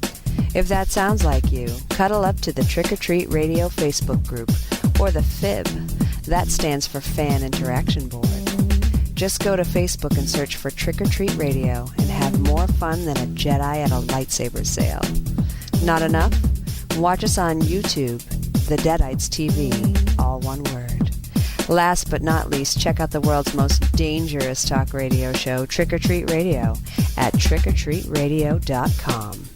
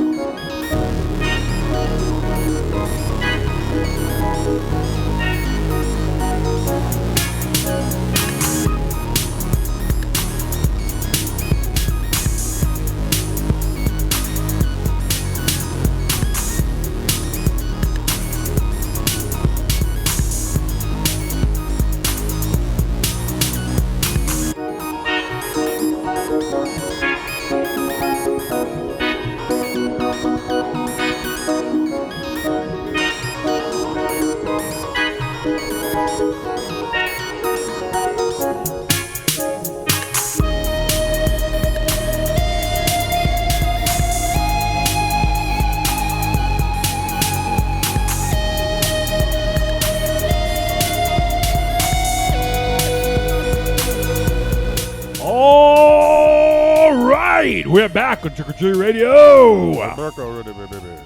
Hello, everybody. I gotta say, like, I'm super jazzed about the fucking turnout tonight. We have so many people hanging out. Yeah, really. I can't really keep up with the chat, but we have tons of people. This is fucking awesome. Thank you guys. Yeah. Look at that. 2 giant grapefruits. Who the hell is that? Well, he says busy night, but had to drop in and say, "Goddamn pal, good luck." That is our boy Anthony, and thank you so much, Anthony. It's always a pleasure to see you drop in and talk about those giant grapefruits. Oh, Paps is hanging out now. Yeah. What's up, Paps? Good to see you, buddy. Yeah, this is nuts. We got so many people hanging out. It's awesome. Maybe play one more voicemail before we... Yeah, that's a good idea. Yeah. Wow, look at you, Mr. Producer. Well, yeah, maybe you're in the running for associate producer. Somebody's got to do it. Sure as hell is going to be Wolf. He's too busy. He's too busy gallivanting over who's in the chat room right now. Oh, excuse me. Yeah. Oh yeah. Fuck him for mentioning our listeners. All right. Well, those guys are going to miss this one, but I'm going to go in alphabetical order because otherwise I might forget some because there's 22 of them to go still. So I'm just going to go in alphabetical order. And the next one is our buddy Arkham Josh, who was here last fucking week. It was awesome seeing Josh and awesome getting him in here one more time. So let's hear from him. Hey, Trick or Treat Radio guys, it's Arkham Josh here. Just calling in real quick. Obviously want to say a happy 7-year anniversary. I was very excited to be on last week. Thank you again. Hopefully, once you guys get things settled, hopefully in the not too distant future, I can head up and be on again. And I'm looking forward to checking out tonight's show. I just got home, going to settle in, see if I can watch a little. So, really excited. But I definitely had to call in because I know we're choosing the name of the studio at Raven Shadows. And so I'm going to officially throw Dead Letter Department into the running here. And then we'll see how it goes. I think it makes sense. I think people get it. So, hey, congratulations on 7 years. Thank you again for having me. Johnny, good luck on your move. Good luck on everything with the job. Thanks, buddy. I know we'll be seeing you in the not too distant future and still hearing from you, but I just hope everything goes as smooth as possible. And I hope everybody's having a good one, and I can't wait to listen. All right, bye. All right, Arkham Josh, thanks, man. I think that's 2 for Dead Letter Department. Dead Letter Department now, because I think I remember seeing it in the chat earlier. Yeah. And did Reverend Scott have one? I think that was Tim Chuma's choice. Well, that wasn't the chat. Doesn't count, right? It has to be. It has to be voicemail or an email. Yeah. Oh, voicemail or an email. Okay. Do you guys remember if Reverend Scott gave one? I thought he said he did, but I forget. I'll have to go back and listen now. Shit. All right. We did get an email, so let me go ahead and let me find that. It was here we go. It's from our buddy Will Kleinheinz. He says, "Hello, everyone. I wanted to write in for the anniversary show. I really like the show, and I find the dynamic between you guys to be great. I remember hearing the bumper for your show like 6 years ago on El Goro's podcast. I don't remember when I started listening, but the show has been great." Will. Thanks, Will. Will. That's fucking awesome. I don't care how you found us, but I'm glad you did. Yeah. And El Goro is a longtime friend. And also... And we're even more glad that you've stuck with us. Actually, we're kind of surprised by that. Yeah, exactly. And if there was... obviously we couldn't have everyone on. If you guys want to hear Mars and I talk with El Goro, Coop, and also with Jakey, you can check out the 5 Horsemen Wrestling podcast. So... But no, El Goro was he's been a huge influence, and his friendship has been huge for the show. So we appreciate Will coming to us from Talk Without Rhythm, and glad you could find us there, and glad you stuck around and dig it. And if I'm not mistaken, Will is also a Patreon supporter. So thank you so much, Will. Thanks, buddy. We appreciate it so much, man. Thank you. All right, now let's go to another voicemail. Now these guys are settling in. And next, from someone who's going to have his own anniversary on his podcast coming up soon. They're hitting 6 years. That would be our friends over at the Cromcast. Ooh. Here's our buddy Josh. What's up, guys? This is Cromcast Josh, just giving you a quick call to say happy 7th anniversary. That's a pretty great milestone. I know you guys have said that you don't really pay attention to the milestones anymore, but you got to celebrate everything, man. So anyway, I've not been listening the entire 7 years. Thank you. I don't know when I started listening to you guys. I feel like you've always been in my rotation. But I have gone back and listened to some of the older episodes. And one thing that I think is great about Trick or Treat Radio is the fact that even with all the shit you guys give each other, you can tell that y'all are friends. And that's not always the case in our modern world of podcasting, where folks talk online and they meet online and they don't have any kind of rapport and they start a podcast and it's, things are just kind of stilted and weird. And that's never the case with you guys. So, I know things are about to change, but hopefully everything will keep on rolling just as it always has been with some modifications. I know I'm eager to see how things turn out and looking forward to 7 more big years of Trick or Treat Radio. So yeah, happy 7 years, guys. Awesome, Cromcast Josh. Thank you so much, man. And Josh also has been, he's been a part of the show. I feel like we've kind of grown up with the Cromcast guys because we became friends a couple years ago. They're on 6 years, we're on 7, so pretty close in age in terms of the shows. But we've had a blast. I know Mars and I were on the Cromcast before, great, yeah. and we had a blast talking to those guys. And they've been on a couple times. The most recently we did was our last milestone was episode 350. Right. We had them on for do the Headhunter review. So right. That was fun. Yeah, check out our boys over the Cromcast, and we're so glad to be friends with Josh and that we've got to know him over the years. Great guy and great guys over at the Cromcast. They're all fucking great, and they've won some awesome awards. Yeah. Oh, hey. Speaking of award winning, Hey, thank you. Hey, read that back. He's stealing it from you guys. He's leaving. I didn't get to say anything about this, but it's real neat. I'm real proud of you guys, and it's real neat. You were a part of that. What do you mean? No, I wasn't there though. No. Well, you aren't the awards, but you were part of that. No, I didn't say. I know. Yeah. Well, you said you were proud of you guys. Well, no, I am proud of you guys. I don't. The only reason I listen to the show now is I'm not on it. I don't like me, but I'm proud that to be part of that. So it was real nice. So thank you. That picture, that not very posed picture, you guys made me very happy. So the funny thing is, it was actually from a video. We have a video of that, and I just took a still. Yeah, that's what I said. I swear it was a picture, and I'm like, I don't remember us taking that picture. And he said that it was a screen grab, and I'm like, shit. Well, see, the beauty of video is you can capture whatever image from the video you want. No, I'm well aware of that beard face. Okay, I'm well aware of that. Then why is it so shocking that came from a video? Because the way we're positioned, it just imposed. It just looks like we were posing for a photograph rather than it looking like a screen grab from a video. We were posing for a video, and he took photograph. the best image from that video. Yeah. Oh, for Christ's sake. Why do you complicate things? Science. Why do you complicate things? I'm It's so simple. I'm trying to simplify it for you. It's I'm trying to make you simplify it for understand. you. Johnny, please don't move. please don't move. It's gonna be good times. We have. Remember when I offered to help if you ever need it outside Raven Show?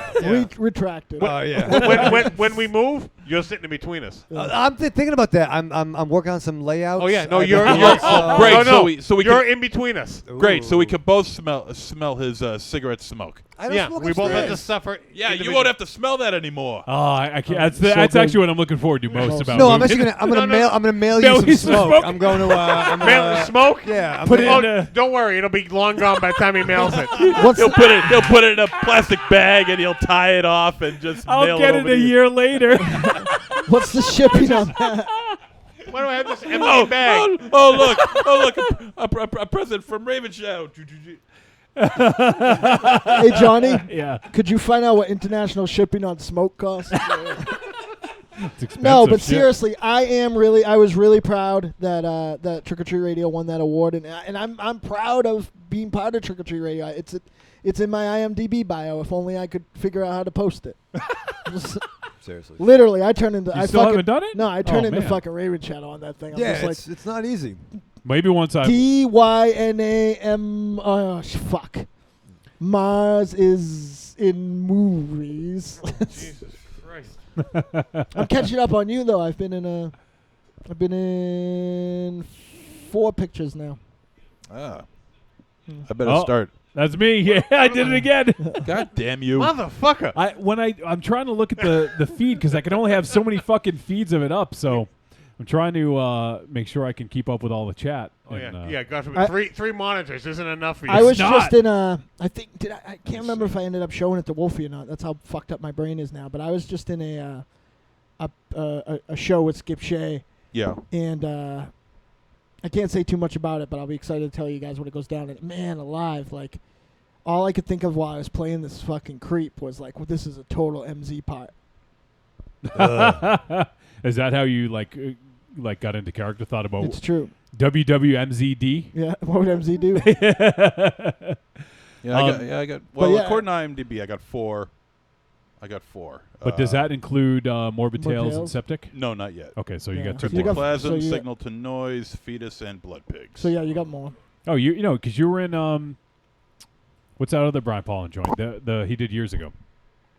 Did you have a bit part in Blood Pigs? No, the one before Cryptic Plasm. Nope. What was before that? What was the one Bone Mars Sickness. you showed? Yeah, Bone Sickness. Weren't you in Bone No, Sickness? no. Oh, okay. Bone Sickness I came was around after Bones. Oh, okay. Yeah. Eric Niffen says, congrats on your 7-year anniversary. Good luck on the transition. I hope all goes well. Thanks, man. Eric's a super awesome dude. So thank you for that, Eric. Appreciate it. All right, we gotta start moving on to some more voicemail and then talk about the movie. And we got our boy Carlito. He says, "Word up, trick or treat family." I miss you, Carlito. What's going on, brother? Jeremy McFarland says, "Mars, you're looking good, brother." Thanks, man. It's because I'm dying and literally losing 10 or 11 pounds a week. Thank you. That's not good. Will you hold my hand bedside? Yeah, things suck. I'm sorry. I'd like to pretend that they're good, but like I'm literally every day like walk down to the docks and hope that I can leave with Gandalf and Frodo. Like it's not fucking good. Frodo pick up. Frodo pick up. Gandalf, dude. Like fucking. There's got to be room for one more. I'll throw a fucking Hobbit right off the side. Gandalf, Mars again. Listen, beep. Listen. I'm not the one who said Gandalf.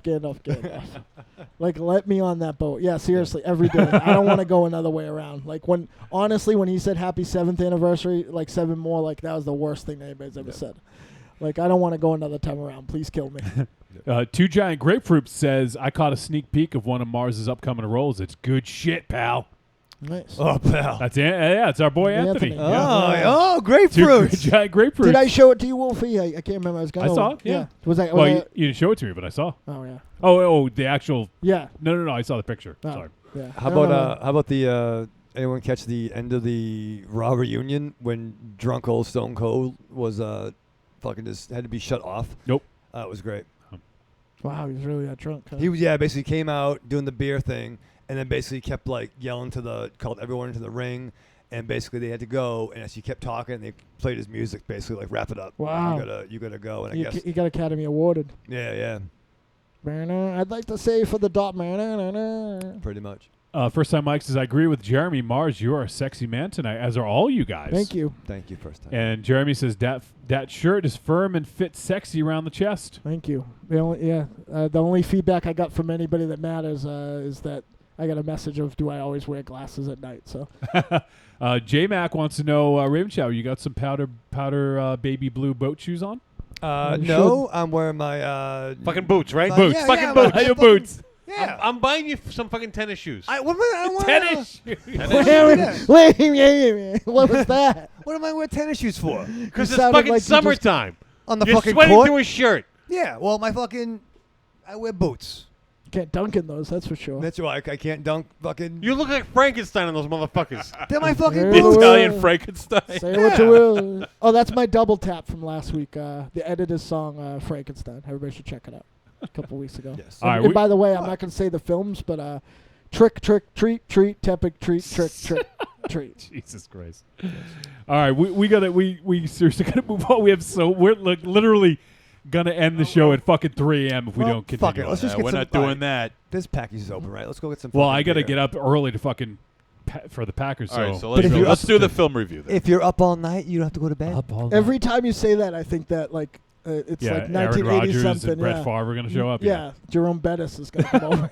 All right. Well, let's do one more voicemail, and this is from Evil Corny. Hey guys, this is Evil Corny. I want to wish you all a happy 7th anniversary of Trick or Treat Radio. I still thank Slagoff for introducing me to your show. Originally, I know Slagoff from listening to Watch This with Rick Ramos. That's where me, him, and Dingo Dang know each other from because we're fans of that show. And we kind of shoot the shit with Rick a bunch about movies and everything. But he told me about your show to start listening to it, and he bugged the hell out of me until he knew I listened and, called in for the first time. And I think, like, one of the first episodes I actually called in, Wolfie thought that me and Slagoff were, like, kin, like he might have thought that I was Slagoff's cousin, which is a trip. By marriage. But good luck on your move and everything, Wolfie, you and Thanks. Tanya. Thanks, buddy. Congratulations on the job. Thanks, man. One of my favorite memories from Trick or Treat Radio, I probably have two. First off, I never forget when I was watching online and seeing MZ, laugh himself almost to death, passing out laughing. That's amazing. The other thing is, I really enjoyed meeting you all in person last year during Rock and Shock. I won't be able to go this year, but maybe next year I might show up. Just depending on what's going on with money and all that good stuff. Yeah. Let's hope Rock and Shock shows up. Yeah, but the other thing about the show that is one of my favorite experiences with the show is being on the 5-hour review of Solo, a Star Wars story. I had fun shooting the shit with Wolfie, Mars, Alberto, and Rocky. I made him with my It sperm. was a trip. The show was 5 hours long. Yeah. It was almost like a Cult of Muscle episode. But two favorite things about that show is Rocky made a song called Central Wookiee. Yep. Which is an amazing song. And also Mars kind of had a come apart because Rocky and Wolfie knew where Rancors were from, which I still, every now and then I'll go back and try to listen to Mars have his come apart about that. It's amazing. Oh yeah, My I virginity want to throw grew my back. name for the Raven Shadow Studio to in the hat and everything. And I still want to name it the Layer of Lost Swag. Yeah. I think that room that I actually slept in during Rock and Shock is going to be the room y'all use as a studio. Ooh. So Aries, if you see anything that you think might belong to me, I'll give you my address. That's whatever. You see like a vintage comic book, it might be Raven Shadows, but it might be mine. Just send it down to me. You all have a good one. Evil Corny out. Anything I think you might be interested in, I'll sneak it out for you. The dog is mine, Aries. Leave Oliver alone, okay? Goddamn dog is mine. Oh, mine. Oh, mine. It's mine, Paul. Yeah. Do you guys remember? Did Reverend Scott have a suggestion for the podcast studio? Yeah, it was. I don't remember he did though. Okay, I got to go back and listen because I started writing them after, but so far we have Dead Letter Department and Lair of Lost Swag. Now it can't be in the chat room. It has to be a submission. Right, it has to be on voicemail or email. Voicemail or email. Yeah. Okay, because I know Creepy Girl had some more suggestions, and I think they're on point.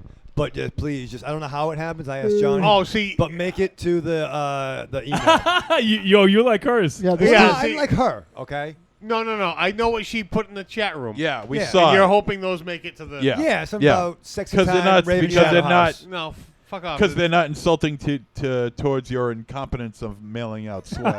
Listen, I don't know what it is. Once again, it doesn't have to be Raven Choosing Shadow centric. Layer of Lost Swag.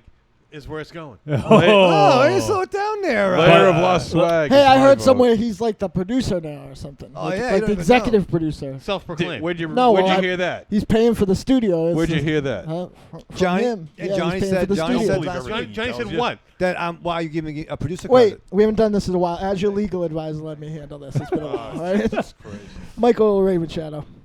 What is the, you don't have to say all the numbers and all the letters, but what is the basic address of the new studio? It's got a 3 in it. Who owns that property? Me. Legally, let me look in my book here. He had to think about that. That's real paper Foley sounds. Okay, well, let me ask you a question. Yes. Who owns the TD Garden in Boston? TD? Dr. John. Yeah, Dr. John TD. Dr. TD. Back door. Yeah. I believe the Bruins own that building. Yeah. And I believe it's not called the Bruins Garden. Well, they don't have my fucking lawyer. Right. Yeah. See? All right, so let's. We really have to fit in a fucking film review. We're gonna have to do this really quick because we have another. We have Listen, another guest. I can cap this whole thing in. Fucking dude shoots a sword out of the blue. Right? The whole movie goes PG-13, and then I paused it and came back, and there was an ass massage in a whorehouse, And there was and all of a naked sudden- Frazetta ladies frolicking. And, All right. and the main girl looked like Sloane from Ferris Bueller. Let's make this official. The Sword and the Sorcerer, rated R from 1982. It is Couldn't tell. Hour and 39 minutes action adventure fantasy film directed by Albert Pune, the Albert Pune. Facebook friend of Mars, Albert Pune. Didn't he do Cyborg and Yeah. the 1990 Captain America Yeah. with J.D. Salinger's son? Yep. And is written by Tom Karnowski, John Stuckmeyer, and Albert Pune. Written by air quotes. And it stars Lee Horsley. Yes. Okay. All right. Well, I don't know if it's Horsley or Horsley, but we'll go with Horsley. It's fine. Kathleen Beller, Simon McCorkindale, George Maharis, Richard Lynch, the amazing Richard Lynch, the amazing Richard Mall, Anthony DeLongis, Robert Tesser, Nina Van Pallant, Anna Bjorn, and Jeff Corey. What sitcom was Robert? I was thinking of you. Was Night Court. Richard no, Mall. no, not him. The other, the one who was Fake Bull from Night Court. Fake Bull from Night Court? Yeah, like he was. Like it turned out at the end. Sorry, spoiler alert from 1982 that this guy was actually Bull from Night Court in hiding. Oh, who? Yeah, who was his? Yeah, he was in a Before he sitcom. burst I out of couldn't. the skin. I couldn't remember. Yeah, I don't remember who he was. If only I had a machine. The synopsis of the film: a mercenary with a 3-bladed sword rediscovers his royal heritage's dangerous future when he is recruited to help a princess foil the designs of a brutal tyrant and a powerful sorcerer in conquering a land. All right, Mars, you picked this one? Why? Yeah, what made you pick this one? Because I had it on DVD and hadn't watched it yet. No, I've always wanted to see it. This was one. So this played with, I think, heavy metal. Oh shit, that's a double feature. Wow. We were watching like Star Wars and Ice Castles or something, and I was full out watching heavy metal and the Sword and the Sorceress. And there are certain scenes in this, like my takeaway from this as like a 8-year-old me was boobies, sword that shoots, monster ass massage. And from that point on, like that's. There's and a I was comma glad to in see there, right? that. Yeah. Yeah. It's not a monster ass massage. Unless monster, I'm, comma, unless ass I'm massage. giving it. And somewhere throughout all that, there's a story in there somewhere. Be damned if I could. What find was it. there? Oh, there's a Be story. damned if I could find it. There's a lot of fake beards and wigs. I saw. Like that's what I saw. The poster's fucking great, though. It's great. I remember actually seeing that box art. Yeah. It definitely No, stood the out. poster's awesome. Yeah. Not suggestive at all. No. Half naked woman snaking between her legs. Yeah. No. It's a foreign time. It's a foreign time. With It's magical. a foreign time. What the It's hell a foreign does that time mean? with mystical If this adventure. was, I think if we this have the was show on title. TBS, we could only say international time. It's true. Yes.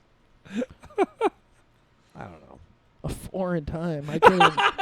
I don't know that I can get you out of this one. No, I mean I don't. I swear to God, I don't. All right, let me quickly check him on the cat. Oh my God, I can't talk. Chat room, that thing. Pap says fucking Dathomir. Jeremy McFarland says corny baby. I love you, brother. I made that do with my sperm, by the way. Paps, yeah. Rocky says, where the witches come whipping down the plains, talking about Dathomir. Jeremy says, Rocky, I may steal that for a song title. Marion says, Wolfie, Rev said, Raven Shadow eats potato skins with knife and fork. Oh, yeah. That's True. true. But I think he said it in the chat, though. Like, that didn't Yeah. count. Carlito says, the bunker of banana fingers. Oh, no. The bunker of banana fingers. Oh, my God. Carlitos, you got to send a voicemail. Yeah, I don't know. I'd be scared to walk into that room. Oh, you're coming in. Lance Beef Pile's hanging out. Nice. Oh, Lance. Good to see him, brother. Two Giant Grapefruit says TD Raven. Ooh, thanks, pal. First time Mike says, I have to wish you guys a good night and my heartfelt congratulations. I wish I could stay with you guys all night, but my lake vacation fell today too. Love you all. P.S. The Sword and the Sorcerer treat. Rocky says, Horsley. Creepy Girl says, I just want to ask why this movie for your anniversary. It was painful, overbearing background music, overacting, and ridiculous props and practical effects. I may have liked it back in the day, but not so much now. Good, thank you, Creepy Girl. Can you hit Buster, please? No. See, that's fronting, Creepy Girl. Jeremy McFarlane says, it's a perfect film. He's drunk. Pap says 10 stars. He's also drunk. I say 10 11. stars out of 1,000. To be fair, he was probably born drunk. That's true. 10 stars out of 1,000, maybe. Out of the galaxy. All right, we are going to have to make this brief because we do have to connect up with another. You mean we don't get to talk about the in-depth subtext of Sword and Sorcerers? It was an important film. I brought my monocle and everything. Let's see it. Prove it. That was an elevated snake. Yeah. This is an elevated fantasy film. Yeah. I after Wolfie left, I was elevated. Was that girl Sloane from Ferris Bueller's Day Off? No, it wasn't. Can we pretend that Was Sloane in Legend? Yes. Mia Sarah. Yeah. See, that's not there was not nary a button massage in Legend. Nary a button massage. Nearly? How about none? I don't remember any. Yeah. No. Unless you saw the director's cut. Ooh, I think I have that on Blu-ray. Don't call the director that. He's nice. No, I think Tim. There's some lost footage of Tim Curry doing a butt massage.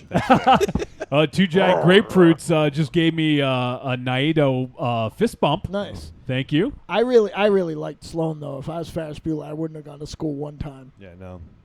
Yeah, I get it, Ferris. I wouldn't. Oh, No, Lance Beefpile says, "Hey all, I rescheduled some things so I could pop by." Nice. Thanks, man. Thanks That for means a popping. lot. That Thank means you, a lot. LB. And Two Giant Grapefruit says, "Bat signal just went up. I have to run. Love you guys. Mooey mucho. Moochie moo. Moochie muo. No. Mooch. Smoochy boochies. Sure. Moochie boochies. All right. So yeah. All right. So Mars picked this one because he hadn't seen it. He had it on DVD. I just thought it'd be a good time to sit and watch with you, really, at the end of the day. Yeah, And we got to that it watch the was. first almost half. Yeah. But yeah, Before there was it turned into softcore pornography. Yeah, that would have been awkward. I'm glad we ended it there. But this film is fucking ridiculous. I saw it back in the day, but I haven't seen it in like at least maybe 30 fucking years. Maybe something, I don't know. Like it's been a long time. Maybe I've 20. never seen it with fucking sound. You only saw it scrambled on it. No, I saw it through the fucking back window of my parents' car. I remembered so much stuff though. I remember that African American guy and the popping out of the bed there. Like I remembered all the I don't know, as a kid, like didn't take much to be memorable. Pap says there was a lot of William Murderface hair. It was amazing. Right? Yeah. It's totally true. My band Planet Piss. Yeah, I scored Sword and the Sorceress. So yeah, I think there's a couple times when I fucking lost it when we were watching this together, Mars, and that was when he shot that fucking sword. I fucking popped. I wanted to stand up and applaud because I was like dying. Yeah, it was like he shot a plastic bottle rocket. Yeah, I'm like, and we finally got to understand something of Raven Shadow's reviews because we scared the dog. yeah. Oh shit! D Rook is hanging out. Shit. Oh shit! He says, "I heard there was a rumble. Let's rumble." Oh man, just come over here, dude. Stop it. So that doesn't mean he's not in the parking lot. Yeah, oh, he's not. shit. Yeah, I mean, that, well, actually, Michael Myers could be here. Yeah. We never know. He's done it once before. But no, also having D Rook in, and the other one was when Oh, I gotta look up his name. The baddie. He just killed that kid. The baddie played by Richard Lynch, Cromwell. Yeah. When Cromwell kills or thinks he kills Zusha, Oh, yeah, and he's like, "Oh, he's getting too powerful. I better take him out now." And then like they throw him off a fucking cliff. Oh yeah. Richard Mall is like, Oh. No, the thing that cracked me up is when that fucking kid looked in the boat or whatever it was, and like a guy just fucking stood up and killed it. Yeah. I don't know if it was a girl kid or it was a dead kid. That's all that matters. Now that Bad King, he was the guy that was also he was in a bunch of shit. He was like in the Bad inspiration Dreams. Like Blade from he was the Red Skull in Richard Lynch, you mean? Yeah. Captain America, I think. He's fucking awesome. That guy. No, maybe. Did you guys see the Bad Dreams? Yeah. He was in Puppet Master. He was the one that was like inspiration for the Blade. Yeah, he was doll. in Puppet Master. Yeah, he was in Puppet Master 3. Yeah. Toulon's Revenge. Yeah. He was plays in quite a bit he was of in the Nazis. Halloween remake. He was in a lot of shit, man. Yeah. He's great. He was in Thunder in Paradise, the TV series. Hulk Hogan? And this might seem like a bit of a a segue into real life, but he was like the guy you couldn't get if you couldn't get Rutger Hauer. And Rutger Hauer was the guy you would get if you couldn't get Richard Lynch. Yeah. You know, it's kind of weird how those two played out together. But I thought that too. But it's very true. Yeah. And rest in peace, by the way. Yeah, I cried today. I cried when it happened, and I started to get better, and I walked into the studio to see something. There's a giant Blade Runner Rutger Hauer poster on the wall. Yeah, and for people listening to this in the future, Rutger Hauer passed today, and it's sad. He sucks. Yeah, especially he's been in some very iconic roles, but man, for me, Blade Runner, like that his fucking soliloquy, like I could watch that every fucking day. Is the beginning of Church of Mirrors? I saw in Church of For Mirrors. me, for me it was Nighthawks. I think he was That's good. He was great. He in was Nighthawks. so awesome. He was in great in Nighthawks. everything. I fucking love Blind Fury, dude. I do too. Blind Fury. Oh yeah, that was great like, too. but you couldn't get Daredevil, but you got Blind Fury, and it was kind of like, you know, it was the poor man's Daredevil. Right. But I loved it as a kid. Yeah. So rest in peace to Rutger Hauer. But yeah, you guys are kind of right. Like Richard Lynch, he's been in some classic roles for sure. Yep. I just remember him being so fucking creepy in Bad Dreams, like when I saw that back in the day. So that's he's creepy to start. Like that's the yeah.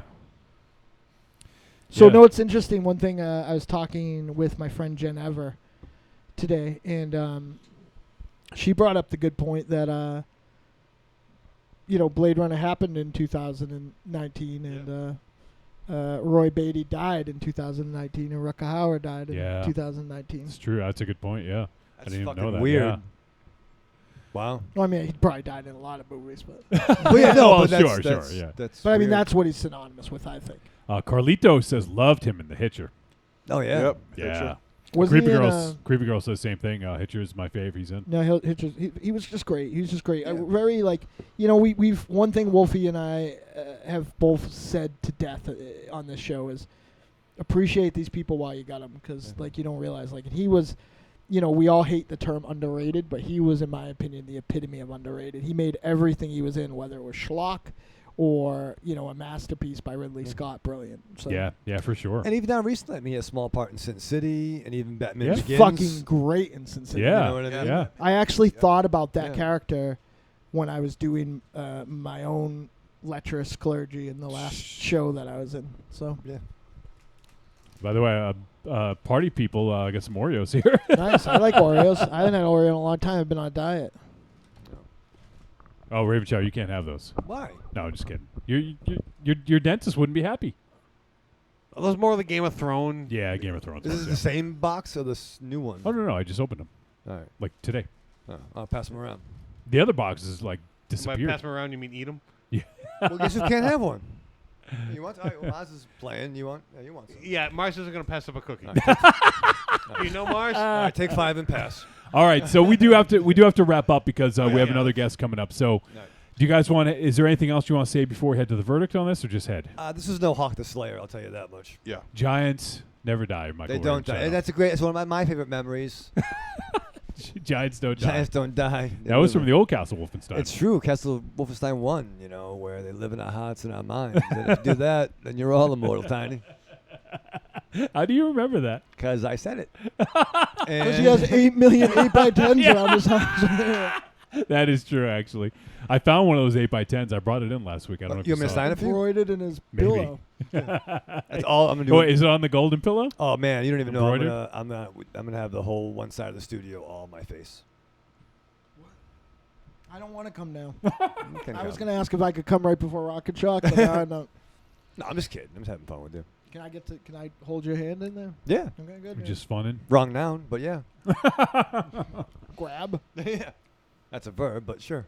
Hey, I'm a professional writer. Why should I know English? All right, so anything else? Any other hot takes? Any other funny things you guys want to mention before we head to the verdict? Richard Mall was kind of like Morty at times, Yeah. coming out of He the. fucking looked like Morty a lot. Yeah. Especially falling down that hill. Yeah, that's probably my favorite. Holy fuck. Ooh. Was that his debut? No. Really? Because I think that Dungeon Master, which we also did on the show, was. Oh. I think we've done all of his 80s. And he was also in Oh. Caveman too. So. And flashback, flashback. He was much like Monster Zero, where he just shaved his head for no reason for many years, and there was a picture true. I saw of him Well, like. he did it And for he the- was for- on TV. He did it He for was- Night Court. Yeah, yeah. They want him to do it for Night Court. Yeah. Well, he did an episode of Welcome Back, Kotter as well. Did he really? Yeah. He had long hair at that point. Yeah, right. And he's a fucking kick-ass fucking Two-Face, I'll tell you that much. In the cartoon. Batman. He is Q Two-Face. Buster. Right? Yeah. MZ's calling for it. You know it's time, so let's keep Buster. Trick or treat, baby. I wonder if people would say you're a trick or a treat. Trick or treat, motherfucker. All right, verdict time. We're going to let you know whether this film is a trick or a treat. And any final thoughts, Raven Shadow? All right, listen, I mean, I'm not going to watch this like a modern movie. You know what I mean? Like. On a moving television. I'm going to watch this on wax. Yeah, on the audio book. Bing! Turn the page. Morty falls off the hill. I'm going to watch this on my Viewmaster. So, I mean, I tried to put myself in the mind of, like, being in the 80s and, watching it as a kid. And I think it would have been better to watch it with at least 2 or 3 dudes. But, I mean, like... 2 tree dudes. But, I mean, I love some I love the Beastmaster. I love Clash of the Titans. Yeah. I love some of that shit. Even for, like, the 15 minutes I saw of Hawk the Slayer, I can get behind it. But this, I mean, aside from the shooting kind of Shatterstar sword that he had, I almost said Martin Mull, Richard Mull. What happened? and the beautiful lovelies poolside scene. I don't know. I think even 1982 or 83 me would think it was whack and probably wanted to go outside and play. Smoke. No, I didn't smoke in the 83s. So yeah, I got to say this was a throwback trick. All right, Mars Man. I fucking loved it. I don't know.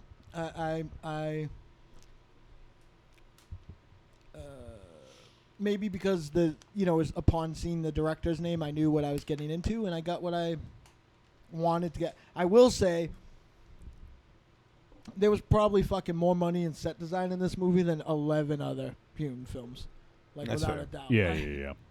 Like, this was like his fucking Star Wars. They had costumes. They did have costumes. They had set pieces. I mean, they had candles, lots of candles. You know what I mean? There was no dollar store back then, so someone made them. They had lots of candles. Those wigs didn't grow on trees. Yeah, a wig tree. The wig tree, yeah. It's in bloom. You all right? Have another cookie. Are you done? Nope. We're trying to get through this quick. I can't breathe, so just move along. Okay, then you're done. MZ. Oh, I didn't even know he put out a Next time I rating. bring in more fucking bees. All right, MZ.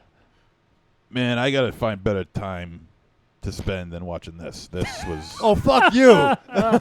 No, I didn't. Yeah, you watch so much shit. I didn't like Yeah, this. yeah, Mister. I watched Tubi all the fucking day long. Oh, wait, Damn right. Wait, Mars. Oh. How long ago did you talk and tell us about Tubi? Easily like a year and change. Yeah, over a year ago. MZ was fucking touting it like he was like fucking Columbus. Yeah, well, finding guess America. what? Look, First there's there a was lot of people on my Facebook page in which everyone's now starting to find Tubi.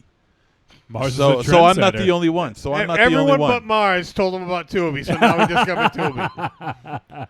So anyway, yeah, I didn't like this. I mean, with the exception of the with the nudity, which feels like it was kind of Nudity. Which feels like will you shut up? Boobs. I mean, butts, nipples. Bebops and Rocksteady. Yeah, You're like you know, the with nothing lecherous but a chow bunch daddy. of butts, boobs, and boners bouncing around all over the place. It feels like this was like shoehorned into the movie because the movie. I mean, outside of that amazing sword that shoots the fucking blades out, which is funny as hell. This movie is pretty goddamn boring. You know, it's a lot of You didn't talk, like a lot of Richard Mole nonsense. falling off a fucking cliff? It's nonsense. You know, and so I feel like I'm the gonna nudity was kind of. I'm gonna shoot you with a sword. Christ, he won't shut up. Boy, guy I can't wait till you go to Maryland. Jesus Christ! That guy I'm fucking- trying That to get won't through shut him up. He'll this. still talk on the show. I'm trying to get through this. That Shut guy up. fucking pistol whipped some dudes with a chicken leg. Yeah, and I just thought it was just terrible. 90% of the movie is interior, and the interior is poorly lit and everything. Now this is a trick. Yeah, there was no track lighting, Johnny. There's no butt cracks. There's no butt crack. All right, Aries. Yeah, I'd never heard of this movie before it became to us to watch it, but seeing the title, I was like, I have a good idea what this movie is.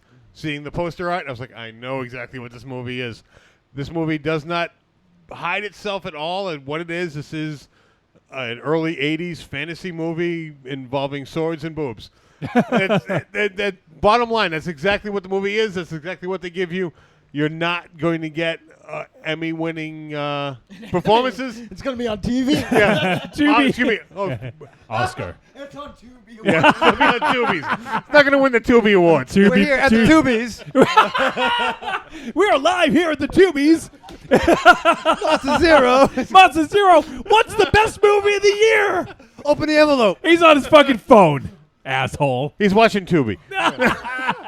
I think these movies are tubular. No, I mean, you walk into this movie knowing exactly what you're going to get. And I mean, if it's what you're looking for, you're going to enjoy it. If it's not what you're looking for, you're not going to enjoy it. So look at the poster. Yeah. And watch the movie. I have a question. What? Do you set up the film on a timer so that you can like walk in? Maybe. Well, that's good. I like it. I Don't like judge it. me. I'm not. I like it. It's very routine. I like it. Johnny could probably look and see every Tuesday and watch the movie at 4 o'clock. Like Last Action Hero, you walk into the film. You become the movie. But this movie, for what it is, this movie is a treat.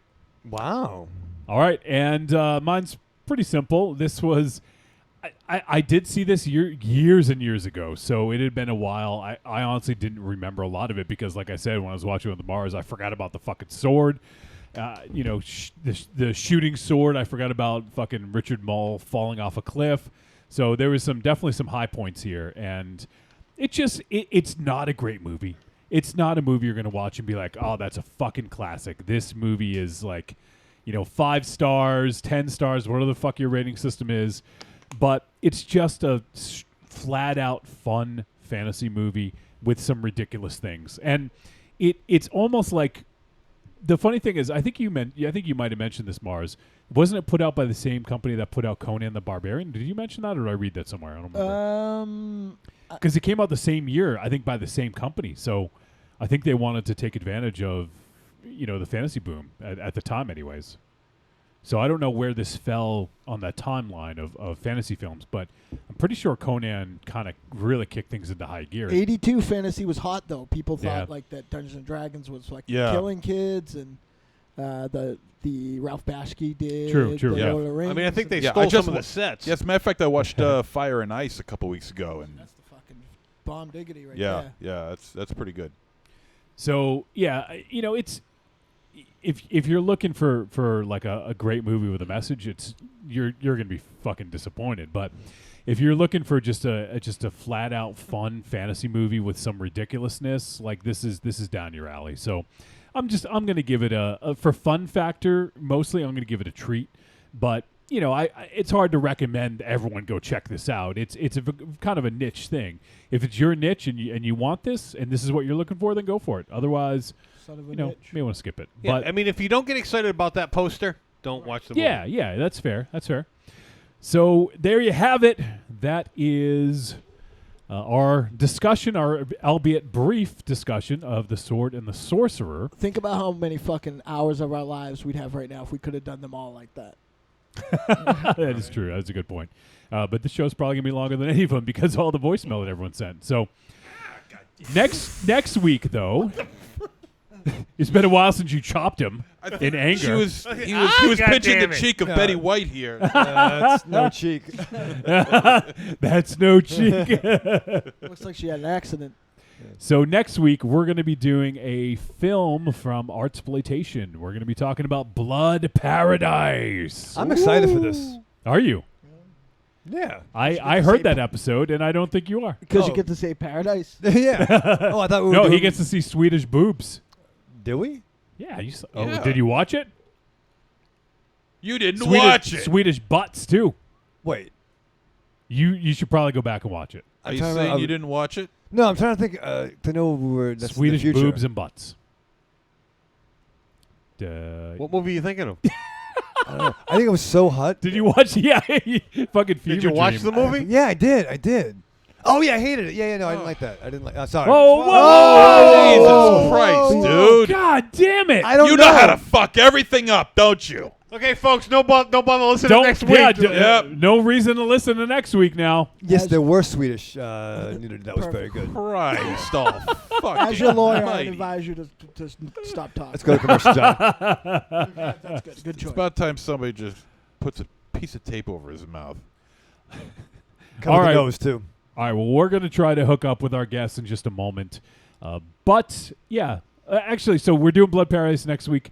The following week, actually, I can't remember if we mentioned on the air, but anyways, we're going to be doing Under the Silver Lake the following week. We'll give people a little bit of time to watch that. I know Corny had seen it already, and I know there's some people out there that were asking us if we're going to do it, and we are. So in 2 weeks, we're going to be doing Under the Silver Lake, which, Mars, it is the latest film from David Robert Mitchell, who did It Follows. So that's what we're doing in 2 weeks. Next week, Blood Paradise from Artsploitation Films, both available on VOD. Actually, I think... and it's over 2 hours long. I think Under the Silver Lake is on Amazon Prime for free, I think. So there you go. All right, well, we're going to take a very brief intermission. And when we come back, we'll have another guest. We're going to be shooting the shit a little bit more, playing some more voicemail. MZ, how long until we're back? We'll be back in 2 and 2. Greetings! We are the Retro Reductopus Cephala Podcast, the bi-weekly show that celebrates all the things that made growing up awesome. He's right. We wax philosophic about lots of geeky crap like old video games and movies, toys, cartoons. I don't know, help me out here. Music. Pants. Quoting video games that don't have dialogues. Shabibers. Tasty news. Unnecessarily long Japanese onomatopoeia. Butt breathers. Uncomfortable nature facts. Or how to install a thermoflange. And unlike all those other podcasts, we at Retro Reductopus have an exciting rotating host schedule. Do we? We sure do. So, if you didn't like the guy flapping his gums this week, like me, worry not, gentle listener. Next week we'll have a whole new host. Of problems. Hey, they might still suck, but they'll suck differently. And you know what's really cool? Retro Reductopus is part of the Inebriard Podcast Network, with new episodes out every Tentacle Tuesday. Which is like every other Tuesday. We named it. Anyways, you can listen to us at iTunes, Google Play, Spotify, Stitcher, or straight from the tab, reductopus.buzzsprout.com. Thank you guys for having me on. It's a blast. You guys are awesome. Thank you so much. And, Trick or Treat Radio, man. That's where it's at. That's the new Fangoria Radio is Trick or Treat Radio. No. Don't say that. That's like, you really put us under. It's like swearing in church. I don't know. You just jinxed us. Yeah. you put a lot on our shoulders just now. Well, we can strive for you greatness. guys are awesome. Yeah, you really are. You got a great show. Hello. This is the Sasquatch, a.k.a. Bigfoot, but you can just call me Frank. And when I'm not stomping around the woods throwing rocks at hunters, I like to listen to the Paranormal Punchers podcast. That's right, Paranormal Punchers. They talk about all things paranormal, and they're hilarious. Go find them on iTunes, Stitcher Radio, Google Play, and ParanormalPunchers.com. I'm Alex West. And I'm Andrea Subasati, and we're from the Faculty of Horror podcast. And you're listening to Trick or Treat Radio.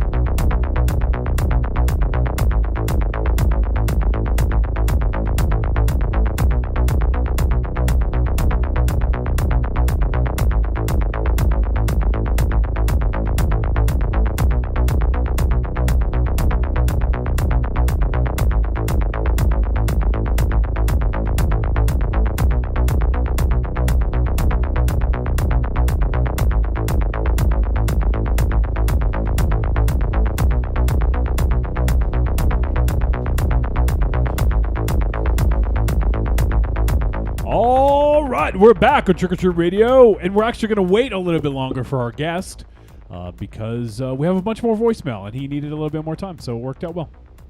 I'd like to say hi to 1997 me, who's out there listening to his first Trick or Treat Radio ever. So we're sorry. Yeah, I'm very sorry. I'm sorry that I can't. I feel bad. I can't figure out his origin. Like, it's very Claremonty right now. He's either me from the past that's in the future now, so I can help him not make the same mistakes I made, or he's actually my kid, which is a part of that formula I'm positive I remember, or he's a clone of me. We can't work it out. So, all right. Maybe I'll have to have Wolfie help me decode this thing. If you're here, if he's here to help, for you to help him, he's doomed. Yeah, I know he's fucked. It's not my fault. I love you very much, Chris, but I can't help you. I'm sorry, but thank you for the glasses. I'm wearing them proudly. All right. Well, we have a bunch more voicemail to get to, so why don't we hop into some more? Raven Shadow's just going to miss out. Yeah, that's what happens when you smoke, right? It's going to be like, hey, Raven Shadow. Probably. All right. Well, we're going to hear next from our boy who's vacationing on the lake. First time Mike. What's up, Trick or Treat family? This is First Time Mike. How's everybody doing? Good, buddy. Wow. 7 years of podcast excellence. Oh, I don't know about that. 7 years of some hard-hitting horror reviews. 7 years of baloney gumdrops. And Michael Ravenshadow explaining A, why he didn't watch a movie, or B, the insane Rube Goldberg-like complexities of watching a movie with my friend Michael Ravenshadow. Congratulations on 7 years of the Trick or Treat Radio podcast. You guys truly deserve this epic milestone because not many podcasts have it, and you should be proud of yourselves. And it's a sad day too because it's the last episode that will be recorded in the venerable Castle Wolfenstein. Johnny, I wish you all the best in your ventures. I know, we can still talk on Facebook, but at the ending of one chapter, you're going on to a strong new chapter, and I wish you all the best. But guys, Johnny, Dynamo, Monster Zero, Ares, the many names of Michael Ravenshaw that I could not rattle off the top of my head if you paid me. Congratulations to you all, and to Tiny White, and to everybody that has been interviewed or does voicemails. Hey, we're all part of something big here, and 7 years is a great milestone. Congratulations to all. Some of my favorite memories was the first one was in it was episode 195, I believe, when it was the live show that never went on because it was the first time you had problems in a while. It was also the first time I sent a voicemail, so I was really nervous. And I'm watching it. I didn't get a chance to watch it, but I listened to it, and you guys were very, very nice to me. And why wouldn't we I be? remember You're the you guys bee's were knees. very down. I think it was XSplit when you guys did it. XSplit. But it was still incredibly funny, and I was having fun talking to everybody in the chat room at the time. But for me, it's a lot of little things I remember about Trick or Treat Radio. And not only that, but the interactiveness. Like when Monster Zero talked about his 3,600 calorie cheeseburger, and I asked him, my mom wanted to know how could he eat that, and did he get sick? And then I asked the one week, and then next week I was able to play for my mom the response, from Monster Zero. Or just the little things, like, again, the many ways that Michael Raven Shadow can explain how to watch a movie. I love those. Or without watching any. If you talk about, if I do a voicemail and there's, something that I'm not too sure of on facts or a movie thing, if I see Monster Zero nod when my voicemail is being played, I know I got my facts right, because if there's anybody that knows a ton about monster movies and some of the more obscure stuff, it's Monster Zero, and I value his knowledge. But I love the interactivity and the reviews and how everybody comes together. Many times, rapidly different opinions, and just making a great listening experience. And there's many a Friday or a weekday at work where the couple hours of Trick or Treat Radio a week makes my day that much better. And I want you guys to know that. I count you guys among my friends now, as much as people that live right next door to me. We are, man. And that's so nice, man. I agree. I wish you all the best. Congratulations. I wish you guys many more. Wishing you all the best. I wish I could be watching more tonight, but as of now, I am in recording this. I can look out the window. I see a lake before me, and I had planned this way before I knew this was all going on. So you guys, I'm wishing you all the best on your anniversary. Tip a couple back for first time Mike, and gonga bong. Oh! This is first time Mike. Recording this looking outside on Lake Winneconne in central Wisconsin as the sun goes down. Wishing you all the best, and good night. Bye. I got to say, like, obviously, I love everyone who's ever called into the show, but just hearing first time Mike say that, like, that means a lot to me. Like, what? The fan was blowing the. Yeah. I thought I was having like. Sorry, like I was making a nice fucking thing, saying a nice thing, and Raven Shadow interrupted. No, he didn't interrupt. He just pointed. I know that interrupted me. Oh, for crying out! So he pointed and grunted. Yeah. So just hearing first time Mike say that, like, that's a connection. Like I feel like we're connecting with people. And first time Mike is absolutely a friend. Yeah. So even though we've never hung out in real life, like we would, because like he said, when he says some facts about monster movies that he's maybe not quite sure of, and then he sees MZ nod, like he knows. Like I don't know, like I just feel like that's sort of the great thing about this, and that's kind of a micro. Unfortunately, that nod might be death. It's just kind of a microcosm of what first time Mike just said. Like that's been one of the great surprises that I didn't even anticipate from this is making so many friends. And obviously I'm sad because I'm not going to be able to see my friends on a week to week basis in person. I'll get to see you guys and talk to you guys still, but I'm sad about that. But hearing first time Mike's like voicemail means a lot to me, and it just shows that we have friends all over the world right now.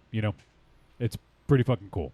Yeah, thank you, man. Yeah. Yeah, I really am crying like a small child. Yeah. So really sweet first time Mike, and I'm gonna play that for Ollie later on. Yeah, Ollie will love it. He'll like that. Yeah. You should bring Ollie and hang out with Maple. Yeah. Yeah, I'm house sitting Tiny White's house, and the good news, it's real nice. In other news, I am only one locksmith away from having a brand new house. Because they don't need that house. That house had a whole nother fucking bathroom that I didn't even know was there. Like, that's fucking weird. House. Like, now they know you're there. Yeah. Yeah. It's got a, like, seriously, like where I'm staying has a fucking movie theater, a gym, and a studio. In a Lego fucking shelf on one place. I don't need to go anywhere. Sweatshop. Yeah, so you're in the basement. Yeah, well, that's where I always am. At least It's more like a Lego sweatshop. At least I didn't have to wait. At least I didn't have to wait 16 years to get that basement. I want to read something from D-Rook in the chat. He said, "It's amazing to see you guys together once again. In many ways, we came up together, and it was and is an honor to have taken on the world with you guys. Memories are all we leave behind, and you crazy cats made giant bunch of them for many, many people. I can see you guys, but can't hear you. Long story. But I know that no matter where our lives or opportunity takes us, you've got a brother in arms and my infernal respect. Aries, MZ, Raven Shadow, you guys rock. See you on the next kick-ass episode of Trick or Treat Radio, the world's most dangerous podcast. Dynamo, your spirit soars and your future awaits. Wolfie, may this next big leap bring you happiness, prosperity, and glorious new beginnings.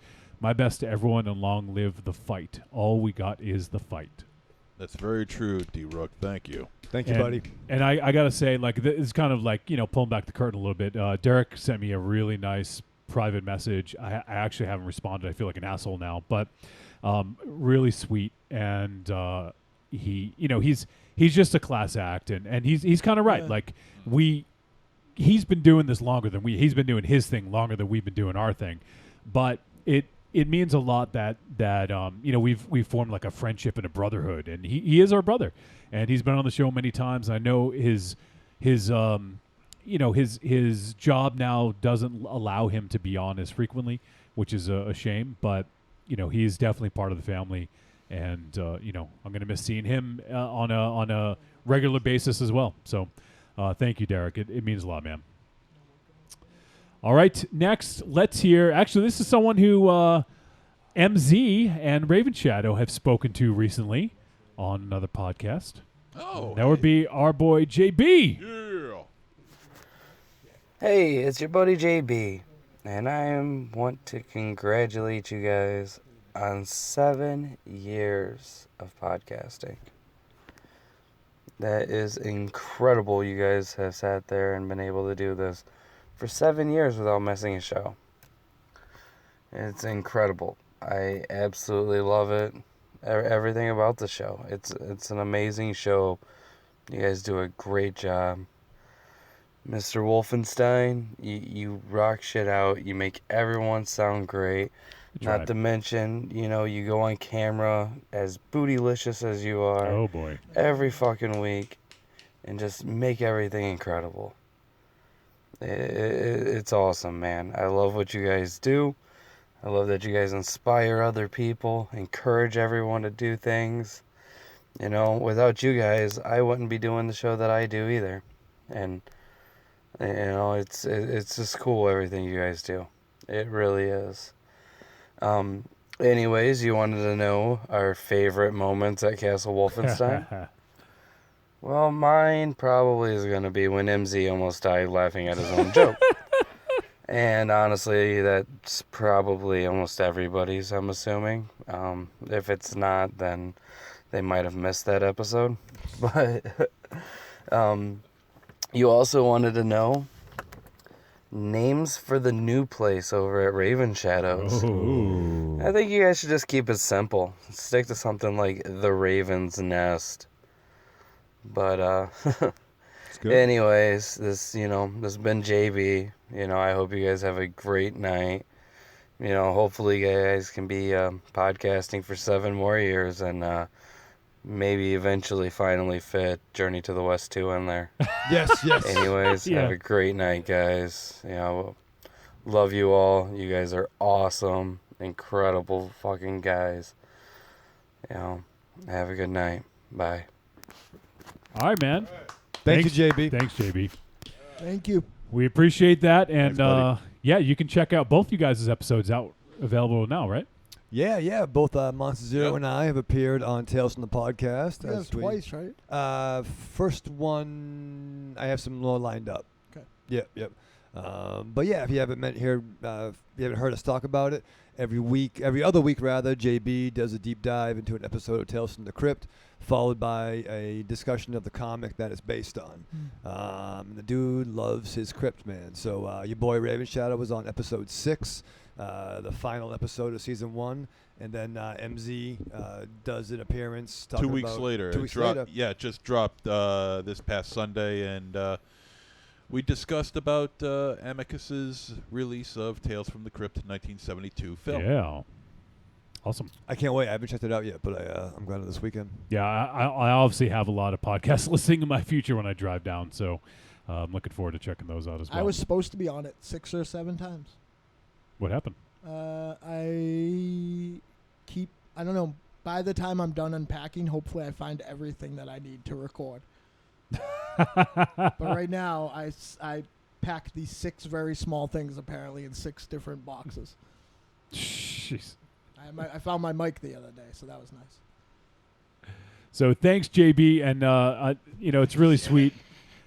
He's talking about us helping to inspire him to do what he does, and he had some nice things to say about me also on Patsy's show, because Patsy on Thread on Thursday and Ashes both had they basically they dedicated their last episode to me, which was made me feel awkward, but I appreciate it. It was nice. They had a bunch of people call in, so I definitely appreciate that. And JB had also let his thoughts be known there, so I appreciate that. And thanks, man. We appreciate you calling in and checking us. JB was the one who went back and listened to all the episodes in like a ridiculously short amount of time. Yeah, that's fucking crazy, man. You're nuts. We love you, though. We're sorry. Yeah, we're sorry. So, all right. Thanks, JB. Next. This is it just came in, and it's anonymous. I don't know who it's from. So let's check it out. Yo, what up? This is the kid Tim Nice. Oh. From the Unchained podcast. I'm sorry to see y'all go. You know, I've been listening ever since I found out about you guys, and Bobby Chains was the one who told me about you guys. And I used to work, on the Grand Guignol network and all that. And I'm sad to see y'all go because you guys were something that influenced me. And I really enjoy what you guys do. Monster Zero, he got the knowledge about all the genre flicks and all that. Yeah. Producer Wolfie is a really good producer, and he knows he's got a really good knowledge of films and Dynamo too, man. Dynamo, you know a lot about movies and all that, and you guys influenced me, and I had my little podcast for a little while, and it was something cool and I couldn't have done it without you guys, especially producer Wolfie. You did a lot of good things. Thanks, man. And you did something really good for me, and you helped me out a lot. And I want to start a new podcast by myself. Yeah, go for it, man. I really appreciate that. And Michael Raven Shadow, you influenced my brother a lot, and he took a lot of that shit. So thank you. I don't want to stay too long and say too much about it. All you guys, man, you guys are the fucking illest, man. You guys really influenced me a lot, and I love that shit. Okay, so I fucks with you guys, and there it is. Good luck, Jesse, when you move down. Thanks, man. Down south or whatever, So not too far yeah, south. I fucks with you guys. I'm not really good with this type of shit. So yeah, so I'm really happy for you guys, and 7 years, man, that's crazy, man. That's ill shit. So yeah. All right, man. Yo, peace. All right, Tim. Nice. Yeah, thanks, man. Thanks, brother. And did you call him Butter? Brother. Oh, they call him Butter. My butter. My butter. My butter from another mother. And seriously, Tim Nice, just so you know, we're not ending. Yeah. Where it's our last show here with producer Wolfie in the studio. Yeah. And I guess in a way I had a feeling that might come across, but because I hyped it up as the last show at Castle Wolfenstein, but we're going to continue on. But this is the last time you'll see it in this room with all of us in this room. There will be, I'm sure, other shows where we're all together again. Right. But there will be few and far between. But right now, this is the last show in this building with all of us together. So as of right now, probably the next show, which we are all together, will probably be at Rock and Shock. Yes, yeah, most likely it would be the next one. And actually, I'll remind me about this because I don't want to forget. But we may have an opportunity to do another show in December, so don't forget to remind me because I might be able to come up for that as well. So Flew. And seriously, Tim Nice, if you do a podcast, I'm definitely interested. And you can always come over to the new studio and fucks with MZ and Aries and I. Oh yeah, thanks for just volunteering listen to me you. to do other shit. Yeah, listen to you. No, Thank you. I'm a producer now. All you do is produce the house. I'm your producer now, Wolfie. New producer, nice to meet you there. No, I don't know how to do any of that. I'll open the door. You're good at And that. you'll probably have trouble doing that. Listen, there's lots of locks. I know that. That's why you'll have trouble. I know. Well, We're going to need a key. I don't need a key. Jesus Christ, yeah. Aries going to take my doors off. Did Mars leave? No, his stuff is still here. I think he went to go do... He was staring at his phone, so I'm assuming he was getting a text. Yeah. All right, well, let's hear the next one. This is from Creepy Girl. Okay, you can probably hear you in the background, but I want to say happy 7th anniversary. Thank you. And it's going to be sad if you guys are doing audio. I really love watching you. I know I sound horrible. I've been sick. But love you guys. My vote for the thing was Bombaleo Bungalow. Thank you, Creepy Girl. And was it Shadow Chateau of Bros? Just to get him in there for you, Raven. Thank you. Oh, the Bro Chateau. And love you guys, and I'm going to miss you. Watching you Well, we're live. not going It's anywhere. kind of like my date night, just hanging out with you guys on Wednesday nights. Yay. Well, thank you, Creepy Girl. And yes, Thank you. You know, maybe some of the promotion was misleading. We're still doing a live show. It's just going to be moving to Thursday nights at 8 p.m. We're skipping next week. We will have a video show. It just won't be live. We recorded it already. So starting, let me get the date here. I believe it is August 8th is our next live show with a different format, all new format. Probably with all new tech issues. Yeah, and bear with us for a couple of weeks, but there will be a video show. Johnny Yes, has some new producing that he's working in the works. Yep. I know Working what I in the said. works. I know. So we have Bombaleo Bungalow, and what was their other one? The something Chateau of Bros. The or- Raven Chateau of Bros. I like that. Or the Shadow Chateau of Bros. Yeah, it's That's good. what she said. Oh, dear God. The Bro Chateau. I like that one. It's a couple of dudes. Well, but we're not really bros though. I mean we're bros, but not bros. You know what I mean? Yeah, bro is like that's that's not a good term. I don't Yeah, it consider that is. a good term.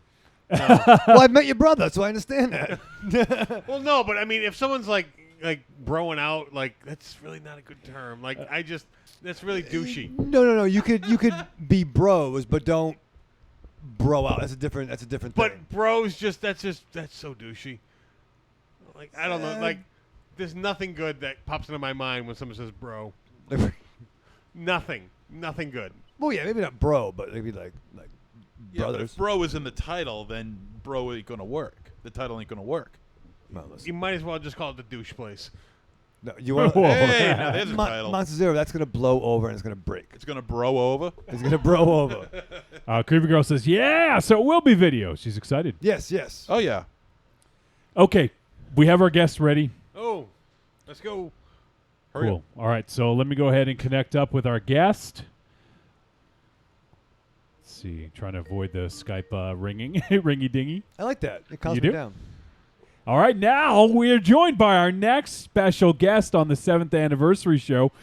And it is, do you guys even know in the studio? Do you know? I think do you so. Know? Do you know? We are joined now from the left coast By Will Smith. our brother from another mother, Jim Smith of Teal. Hey. Hey, Jim, how's it going, man? Good. How you guys doing? Long time no hear. I know, man. I miss you. I miss your face. Yeah, it's been way too long. How you guys doing? We're doing good, man. It's got the 7th anniversary show, and this is the last show in Castle Wolfenstein. So, we'll be continuing in a different format, but it's the last one here with us all together. So it's It's an honor to have you join us for this momentous occasion, and this is the first time we're catching up with you from San Diego, or San Diego. San Diego means a whale's vagina. Yep. So yeah, no, it's been good. We've been here since November. Yeah. So how's life on the coast? It's been pretty amazing. I can't complain at all. It's been great, man. Honestly, I think everything from the weather to the people to the work-life balance. Yeah, it's been pretty amazing. I can't lie. I wish I could bring all my friends out here because it's been pretty epic so far. That sounds amazing, man. And so I've seen your photos. I've seen your fucking Back to the Future tour. It looks like you're just having a blast, man. Yeah, I've been kind of hitting the bucket list. Yeah. In a weird way, I feel retired. Yeah. It's I'm out here. I'm so close to all this stuff now that I've always wanted to kind of hop around and check out all these different locations. And honestly, I was able to just do it all through Google and kind of put together a little road trip. And it took me about maybe 2.5 hours. Me and my wife traveled, and we hit up all the Back to the Future locations from the high school That's to. so cool.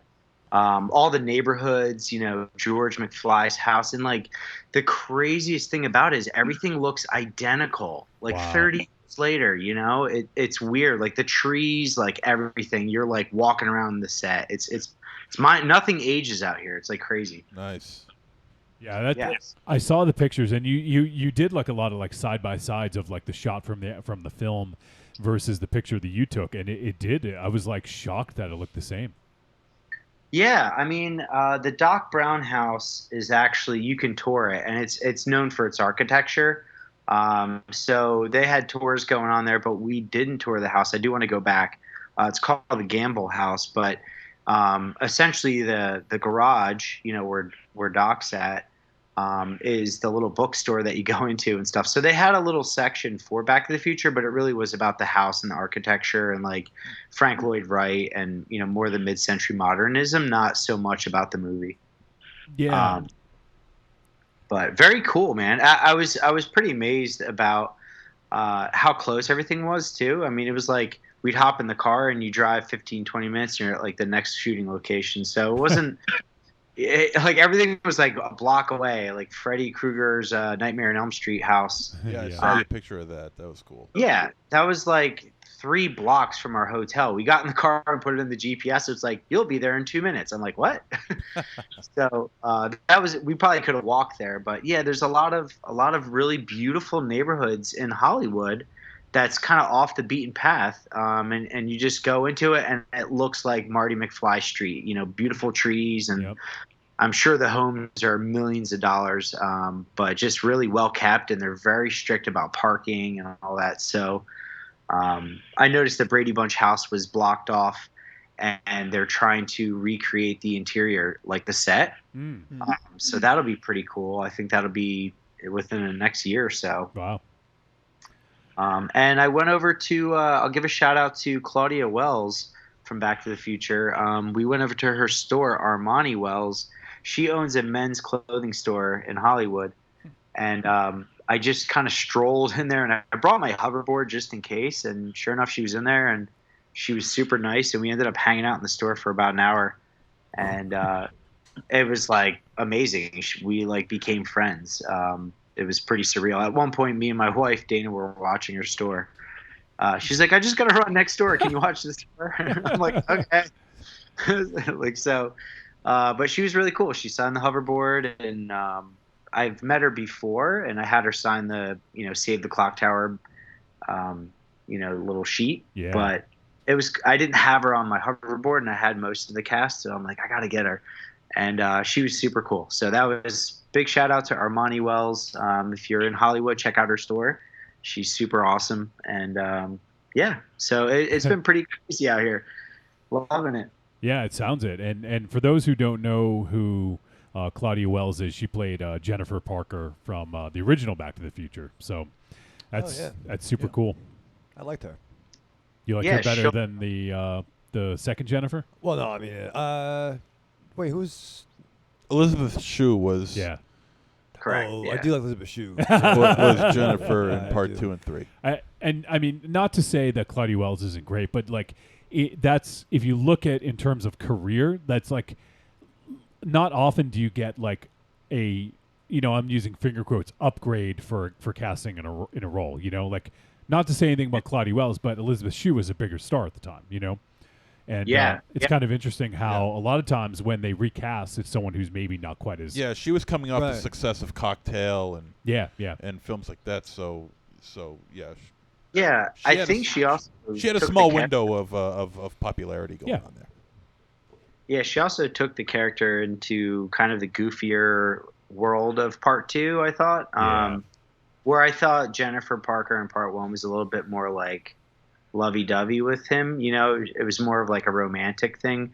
Where Elizabeth Shue was kind of, her, seeing herself older and all that. I think that was kind of more of the playful acting. Right. But yeah, it was cool. And last weekend was Comic-Con here, which was my first time experiencing that, which was pretty wild. The whole city is just, there's full Avengers teams walking down the street, randomly. So that was pretty surreal. I got to go in 2002 and 2003. I went to San Diego Comic-Con, and I think back then it was like maybe 20 to 30,000 people that would go. But now I think it's like 200 to 300,000 people or something, maybe even more than that. It's like the mecca of like nerddom now, Yeah, they've had a lot of big players. I mean, AMC and Fox and all these big companies have been there, promoting their movies. So there's a whole, Walking Dead exhibit you can walk through, and there's like, a whole zombie area and stuff. So there's a lot of big exhibits. I didn't go inside the convention. I did everything outside, but I had a blast. I mean, I walked as Marty McFly a couple nights, and I was up till 2 or 3 in the morning in downtown. But there was just people everywhere. It was pretty awesome to see it. I mean, I was loving it. It was kind of like the Super Bowl for geeks. So, and everyone's like super nice and taking pictures, and it was just a really great vibe. Everyone was just super fun. Yeah, it's a blast. I'd like to go back again sometime, but it's a lot of fucking people to contend with. Raven Chat. I don't know if you can do it. Yeah, I have anxiety. I couldn't even fuck. Did you see Corando down there, Jim? I didn't. I was working during the week, so at one point during the day, I was about maybe 3 miles from my job, so I took a quick Uber and just walked around for my lunch break and then head back. And then at night, it was just pretty much downtown. I mean, it was everywhere. Like, there's so many people at this point that they rent out other venues and other clubs, and there's so many other things outside of the convention that's happening. I don't think you necessarily need a ticket to, like, have a good time. I mean, there's a lot of things going on. Yeah. I mean, there's a lot of parks and museums here, too, so they kind of cater to it. And everywhere you go, there's a Ripley's Believe It or Not, and apparently they had a lot of like movie props and cool stuff. I missed it, but I mean, there's just so much here. It's kind of overwhelming, and I didn't want to like pay a ton of money and then stand in lines all day for like, a rare toy or something. Yeah, right. So I was like, I've done it, but I just didn't want to do it this time. Yeah, totally understandable. What they had, like $75 parking too. Oh yeah. Jesus Christ. I saw Corando post that picture. It's fucking insane. I thought Boston parking was bad, but I guess not. I don't know how it's crazy, because if you go like 2 miles away and park your car and then just Uber in for $4, like I guess there's like all these little hacks you can do, but if you try to park anywhere near the convention, it's like hilarious. They just like put the prices at whatever, Yeah, it's crazy. People pay. People will pay. It's like unbelievable. But no, it's good. So how you guys doing? How's everything with you guys? Good, man. On my end, things are a little fucking hectic, because I'm sure you can relate. You moved recently. I'm going to be moving in a few days, and so things are fucking crazy. All over the place, right? Yeah. So it's things are nuts, but they're good. It's bittersweet. Last show here with the guys doing it live in the studio, so it's a little bittersweet. But other than that, I'm doing well. We have it's been very quiet, but say hi to your boy Mars. Hi, boy. Wow, that was creepy. I didn't expect that, but hey. You want to come over and We got a get some sample, man. popsicles? Hey, buddy, how are you? Good, man. It's good to hear. Good to hear your voice. I miss your Good to voice. hear. Yeah, there's been. I think the last time I was on was probably over a half a year ago, maybe 8 or 9 months. It's been quite a bit. Yeah. It was before you moved. I think you might have mentioned you were moving or something like that, but it was a while ago. Yeah, I think to your point, the whole moving thing damn near killed us.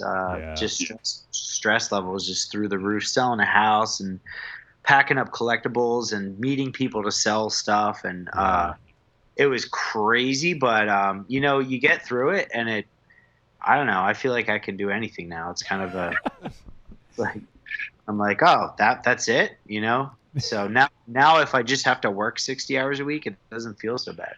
Yeah, like I'm gonna have my like shortest commute ever. I have a 9-minute commute to work. I've never had anything less than like 35 minutes. So yeah, that's a like life changer. Yeah. For sure. I think driving on Route 1 in New Jersey, by the time I got into work, I was already in a really bad mood. So it's a horrible way to start your workday when you like fight traffic and weather and all that good stuff. So no. So where are you moving far, or how close are you guys? About 6 hours. I'm going to Maryland. Oh wow! So yeah, that's a move. I thought you were like moving to a different part of town. No, moving for a job. So. Oh wow! Congrats, man. That's amazing. Thanks, man. Yeah, it's certainly a journey, but I think you'll enjoy it. It's nice to kind of hit the reset button and start over. Yeah, I'll be closer to your old neck of the woods. Yeah, absolutely. I mean, there's a lot of great stuff to do too. I mean, if you can probably get to Philly, pretty quickly, which is a great little city. I actually love Philadelphia. A lot of cool stuff, and there's a lot in Baltimore too for like conventions and events and stuff like that. So that's cool. Yeah, for sure, man. The big thing though I want to talk to you about, Jim, is now that you're on the West Coast, how has that affected Teal? Because I know Steven is also on the West Coast too, so you guys aren't super far. But how are things going with Teal? So yeah, I mean he's actually come here about 3 or 4 times and stayed with us. He's a 5-hour drive, which is crazy. So, nice. These were all things we just did not know. I would say if you ask both of us 2 or 3 years ago, hey, where are you guys gonna live? I'm like, I don't know where I'm at. I just didn't think I'd be living out here. So it was kind of bittersweet when he left. I was super happy for him, but I was also like, oh man, we were doing shows together and. I was kind of bummed when he went so far away, and then I'm like, oh, I'm going to San Diego. We can actually, hop on an hour flight or whatever, hour and a half flight.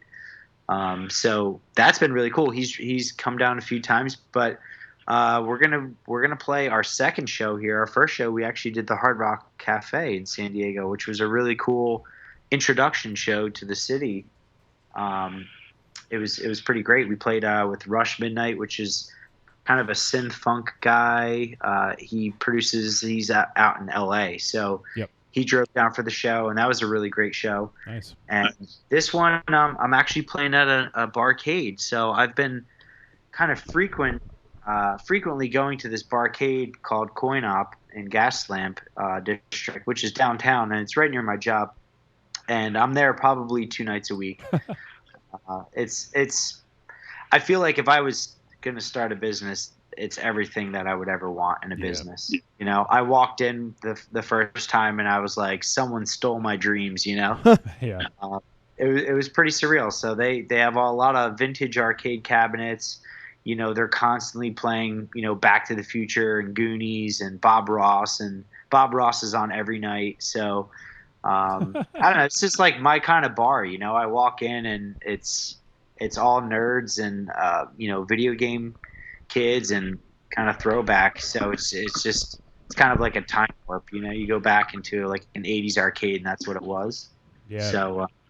So yeah, I became really good friends with a lot of the employees because I've been there so much. And, I convinced them to throw a show there. So we're going to be playing a show on August 15th. Nice. So, yeah, very excited. Steve just texted me today that he's got his flight.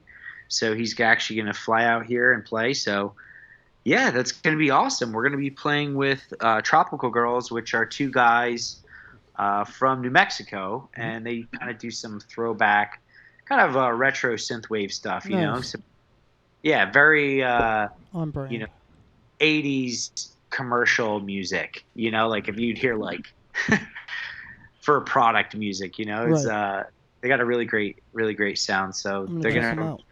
cruise. Hey, Yeah, I'm sorry. Can I interrupt everybody for a second? Sure.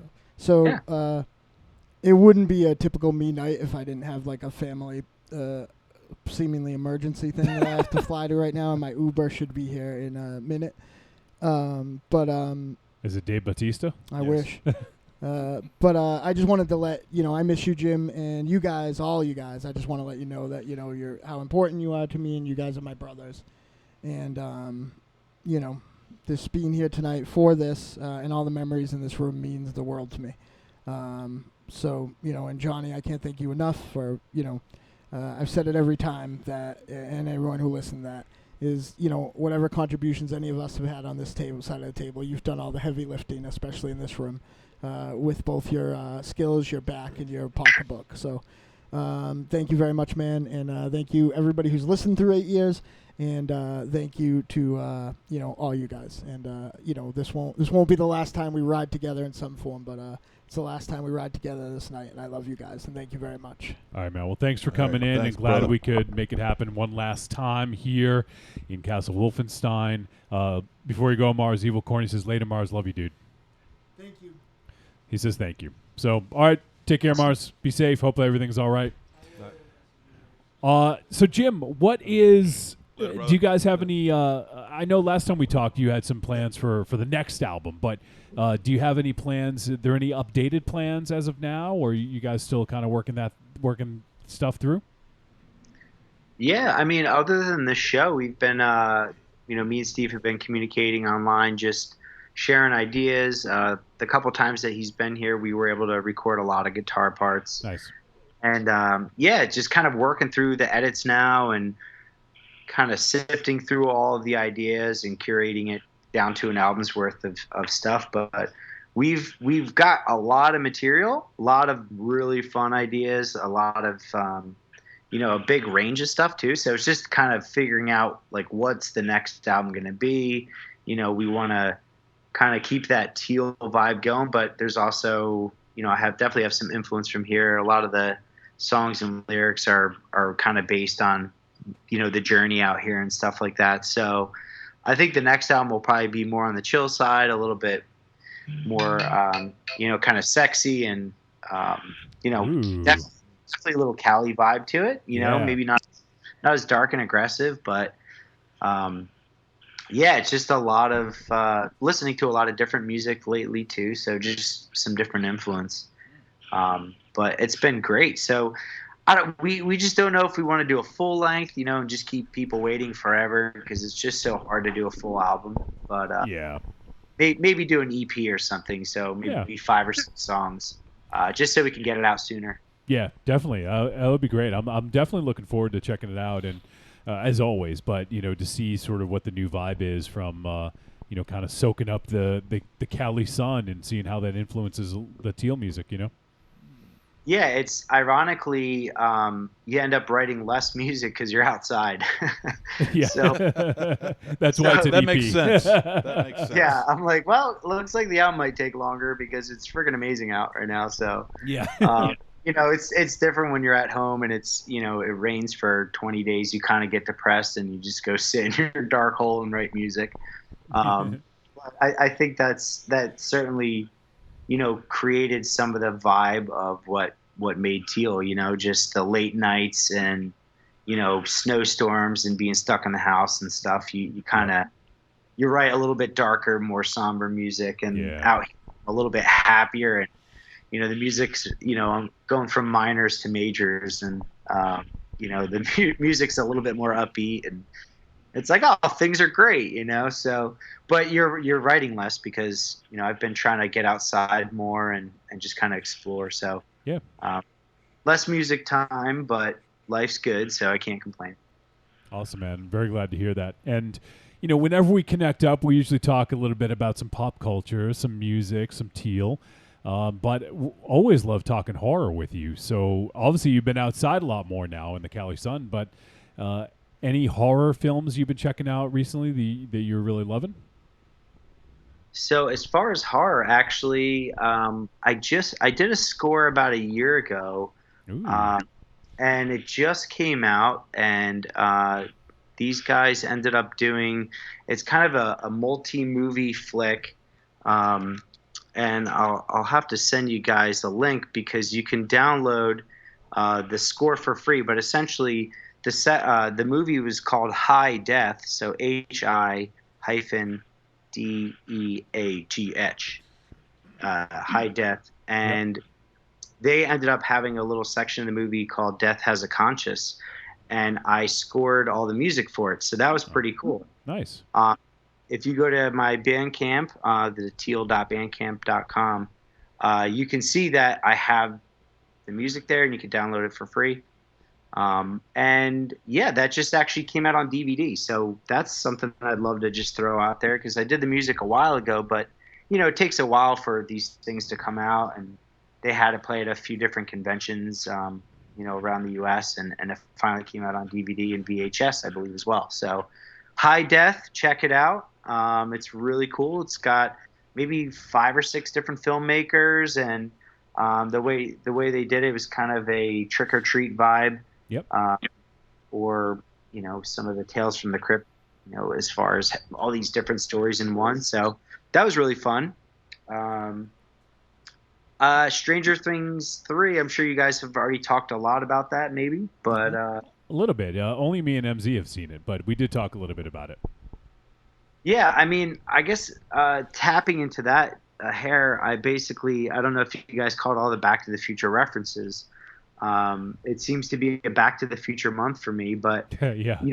That came out, and there were so many scenes that they kind of snagged from Back to the Future. I thought was really funny.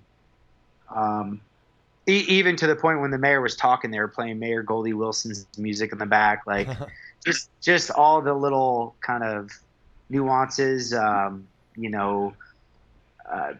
Someone would get out of bed and like trip over out of their pants, kind of like how Marty did, or like the fluids when they pull it out. It's kind of like how Doc Brown pulled out the plutonium. So that I did catch. A lot of reference shots. Caught. Yeah, but I thought that was kind of cool. And I'm trying to think of some other horror stuff that I've been really into. I've been, I guess the most horrific thing I heard was I've been watching The Price is Right. Or not Price is Right, Family Feud. People are like, wait, what? Family Feud. Like the new Family Feud with Steve Harvey? Steve Harvey or the old shit? No, the old with Ray Combs. Okay, good. Yeah. Oh, God. Oh, man. The depressing Ray Combs.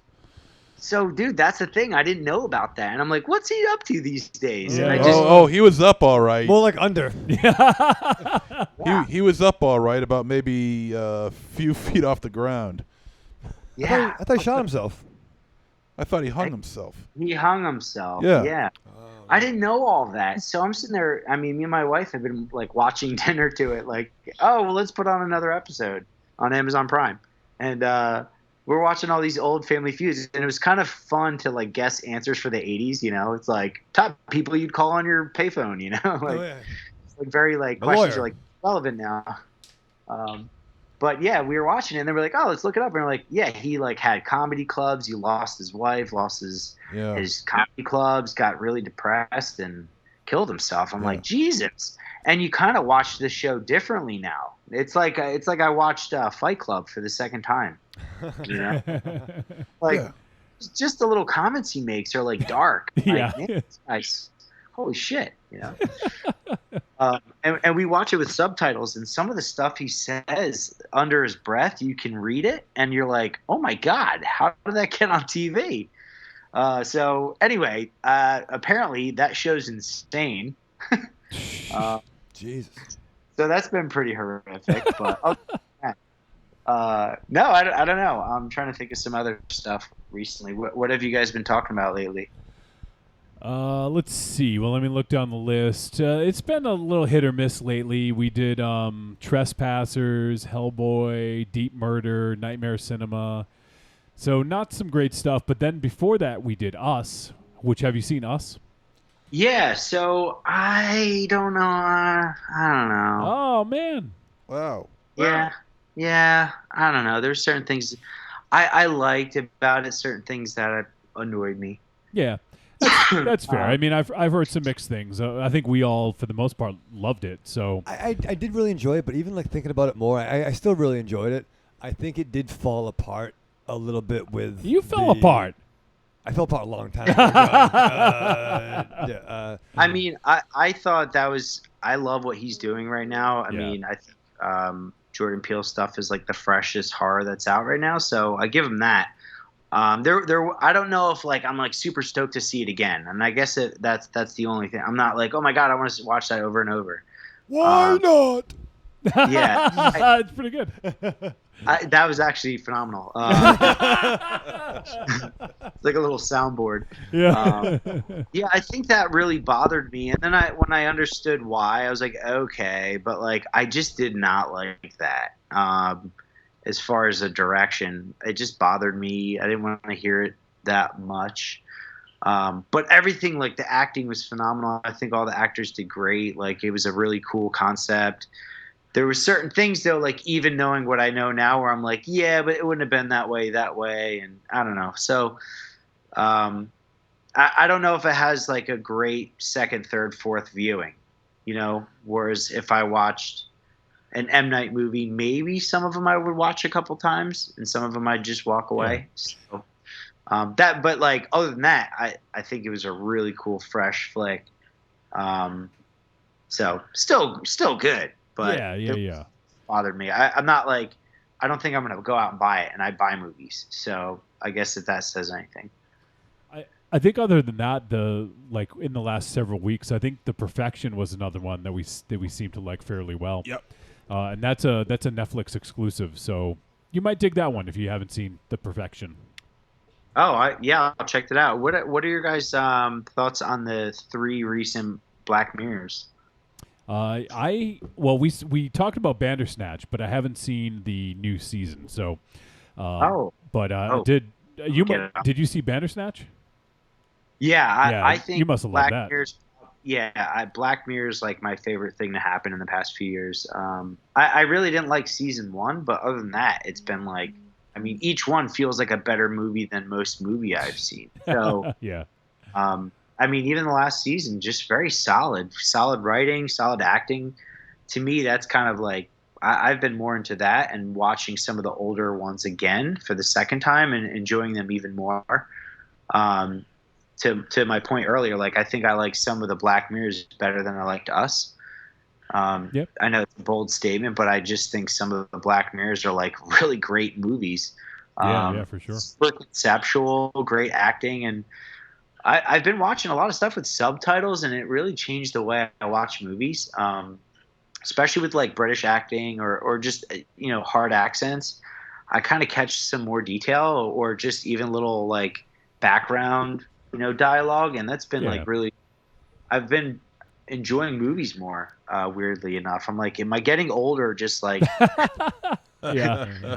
I can't. What are they saying? Hey, what do they say, honey? Honey, Why what is do they he in say? Isn't he But dead? I mean, like, sometimes actors are like, I don't know, and you're like, he's like, let's go over there and grab that bike, and you're like, what? That's not what he said. Well, to be fair, I just started watching Peaky Blinders with my lady friend, and it's a lot of very thick Cockney accents. Whoa, what'd you call me? Not you. Oh. The other guys. Yeah, Cockney. It's thick. I'm agreeing with Jim. Subtitles are good. Yes. Yeah, they're helpful. I mean, so Black Mirror, I recommend that because you kind of pick up some smaller details, which is pretty cool. Yeah. So yeah, I've been on that. Just really watching. I think more series. Just like an episode. I haven't been binge watching much TV lately, so Well, one that I'm looking forward to, I just found out it's dropping in a couple weeks on Netflix. It's called Wu Assassins, and it stars Iko Uwais from the Raid films and Mark Dacascos. So Awesome. it looks. Woo. If anyone's into martial arts, it looks fucking awesome. Wu Assassins, Netflix series, coming soon. So. Well, Jim, we still have like a shitload of voicemail, and we're getting close to the end of when we normally end things. So I wanted to just a chance to catch up with you because it's been far too long, and I figured that it was a good opportunity to do it on the anniversary show. Obviously we miss you, and hopefully we get a chance to, hopefully all of us get a chance to hang out again someday. I know with people scattering now, especially me, it's going to be harder, but. Hopefully that does happen because we always love hanging out with you, man. And even just shooting the shit, it's always a blast. So, Absolutely. Thank you guys for including me on this very special occasion, and I really do appreciate it. I miss you guys a ton, and super excited that you guys are doing your thing and moving and taking on new challenges. And I think it's only going to make life better or different, and that's exciting. So that's cool. And just just for people who may not know already, where can people find Teal on to buy the music, to listen to the music, or to find you on social media?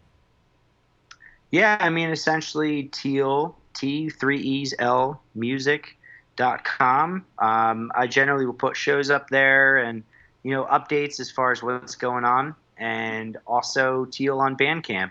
That's your best bet to kind of buy music. That's where you get your best deal. You can buy all the albums together as a group and, save a lot of money. You don't have to go through iTunes or any of that good stuff. And you can actually download Waves or FLAC or any kind of, high resolution files, whatever you guys want. So if you want MP3s or Waves, Bandcamp is the way to go. And you guys can control that. And I'll see that you supported me and I can say what's up and thank you. So I appreciate that. There you go. So everyone, if you have not yet checked out Teal, now is your chance. And as Jim said, I mean, you can also, if anyone's on Spotify or Apple Music or anything like that, you can check them out. But if you like what you hear, just go to Bandcamp and purchase it because, certainly helps out the artist. And Jim's a great dude and a great musician. So he's definitely worth your ducats. So definitely check out Teal. And Jim, we appreciate it, man, and we'll definitely have to catch up with you again. We'll have to do, once everything gets settled in, we'll have to get you back on for a film review sometime. That sounds great. Good luck with your move, and thanks again for having me, guys. Awesome, man. Thanks, Jim. We'll talk to you soon, bud. See you, Jim. Take care. Take care, man. Later, buddy. All right, Jim Smith of Teal, everyone. We appreciate Jim hanging out and spending a little bit of time with us. But I wish we could spend more time with Jim, but we have a ton more voicemail to get to, so... Shit. You guys want to hit some more? Yeah. All right, let's hear from Jeremy McFarland. Oh, shit. Hey, guys. How you doing? That's Jeremy McFarland here. Want to call in and tell you guys I love you. I just got it. I just logged in, watching the stream. I'm in the chat. I'm doing multiple things right now, but I'm going to try to keep it. I'm trying to keep myself in there. But, you guys are covering Sword and Sorcery. Or I think it's called Sword and Sorcery or Sword and Sorceress. That's what it is. I remember seeing this thing when I was 15, man. My buddy Martin bought this thing on VHS. And, man, we were captivated with the sword projectiles. You could see, like, the air hose and, like, the swords shoot out and stuff. I thought it was insane. I remember at one point I actually showed my dad. And I was trying to create something with my dad to get this thing to shoot swords and stuff, and I was a kid at the time, and I got excited for like a few minutes and forgot about it, but it was crazy. Albert Pune, man, Nemesis, awesome. Cyborg, great. Yeah, man, love you, dudes. Mars, love you. Johnny, I love you, man. MZ, I love you. Raven Shadow, I love you. You guys are the best. You guys are really great. You guys have always really been there for me, man. You guys been there in some really important, one of the most important times in my life, And you guys know what I'm talking about, getting married, getting engaged up there. Yeah. It's one of the most special things I've ever got to be a part of. And all I wanted was you guys to be there with me when that happened. But that's wild, man. Man, I couldn't ask for any better people in my life. And Johnny, good luck to you and Tanya and Ozzy. And I know you guys are going to be great up there, man. And, hey, Mars, I get it, man. I dropped out too. I got out of the, I don't know. I mean, maybe we're doing maybe we have different ideas about, kind of like stepping down for a little bit on the podcast thing. For me, I just didn't want to do it anymore. I got burned out pretty bad. Came back, got too busy, and too much life shit came up, and stepped away. And now, hey, listen, I got a new show coming out, and I got so much energy inside me. I'm ready to go. I can't wait. I want this thing to last forever. So I get you, brother. But the best thing about it is that you're always going to be around. All you guys will be around. I feel like I kind of grew up with Trick or Treat Radio. When I started listening to you guys, it was like it was probably episode 55 or 60 or something like that. So you guys been in my life for a long time, so you're my brothers. But I love you guys. Enjoying the show, having a good time, and I'll talk to you guys soon. Love you guys. Bye. Love you, buddy. All right, Jeremy, dude. thank you, man. Always a pleasure to hear from you. Yeah. And we appreciate the kind words. And he didn't mention it. He's a modest dude, but his new upcoming show is Pop Culture Purgatory. I saw the art by Jeanette. Jeanette, right? Yep, looks good. Oh yeah. So people want to check that out when it releases. Check it out. Jeremy's a good dude. And that was about 3 years ago. He came up with his then girlfriend, Joanna. That's right. Yeah, I think that's right. And then later on, proposed at a Deadite show at the Cove. Yeah, that's right. And then Chow Daddy ruined everything. Chow Daddy ruined it all. Which is a great memory. Chow Daddy was told to be in a certain place at a certain time, and he was there. He was not told to be in any photograph of the two people. I was told to be in a certain place at a certain time, and I was there. End of story. I think you were told to be downstairs, not on stage. All right, we got in the chat room a message from Pantaphobe. Got to bounce. Thanks for the many years of entertainment. Good luck with the move. And Raven Shadow's my hero. Good night, all. Thank you, Pantaphobe. You don't aim high, do you? Listen, to hit the target, but no. Pantaphobe is great. It was very cool to see her at the screening, the Skip Shea screening in Boston, Coolidge Corner. It was very cool. That one. I thought you were talking about another one. Yeah. What other one? Well, the it's for all the film freaks. But you went to the special screening in Boston. You went somewhere. I'm proud of you. I went there at night. At night. At night. In a car. And also, Jeremy McFarland says, full trust in Raven Shadow. Thank you, brother. Trust him with my life. He's my dude. but Marion says, but not your mail. Well, that's fair. And Patsy says, University Heights is art. Yeah, it is. Yep. It's a great album. Fucking amazing album. It's fucking great. Yeah. He must hate not shoveling anymore. Yeah, I'm sure he does. All right, next voicemail. We're going to hear, let me call out. He was the first person to send in a voicemail this week. That is our boy fighting the fight, Jethro Namicon. Ooh. All right. Hey there, fellas. This is Jethro Namicon. I just wanted to call a little bit early over the Comic-Con weekend, though I've not actually been. But I just wanted to say happy 365th episode anniversary special. I'm sure you're going to get a million phone calls, so I'll keep it short. But congratulations. The show keeps getting better all the time, and I'll look forward to the next one. The anniversary special, that is. And, go celebrate. Have a good time. You guys earned it. Talk to you later. Bye. Bye. All right, Jethro. Thanks, man. We appreciate you. Always love hearing from you, and I hope everything's going well with you, my friend. Jethro is going through the fighting the big C, so... Yeah, that's true. He sounds great. I hope you're feeling better, buddy. Yeah. Hope he's in good spirits. Hope everything goes well, man. We appreciate you hanging out and checking in with us, man. All right, next, let's hear from Joshua Libre. Yo, what's up, Trick or Treat Radio? Joshua Libre here. I know it's been a while, but I had to record one for this episode. Just want to say congrats on 7 years. I can remember when you guys were talking about Outside the Cinema's 8-year anniversary, and you guys were just amazed at 8 years, and now you guys are like at 7. So, it's pretty amazing how fast time goes by. But yeah, just wanted to say, when I heard that you guys weren't gonna be recording together, I felt a little bit, like. Another turning point, a fork stuck in the road. But then when I heard that the show was going to be recorded at Casa de Raven Shadow, I felt a little bit more like... Ain't nothing but a gangsta party.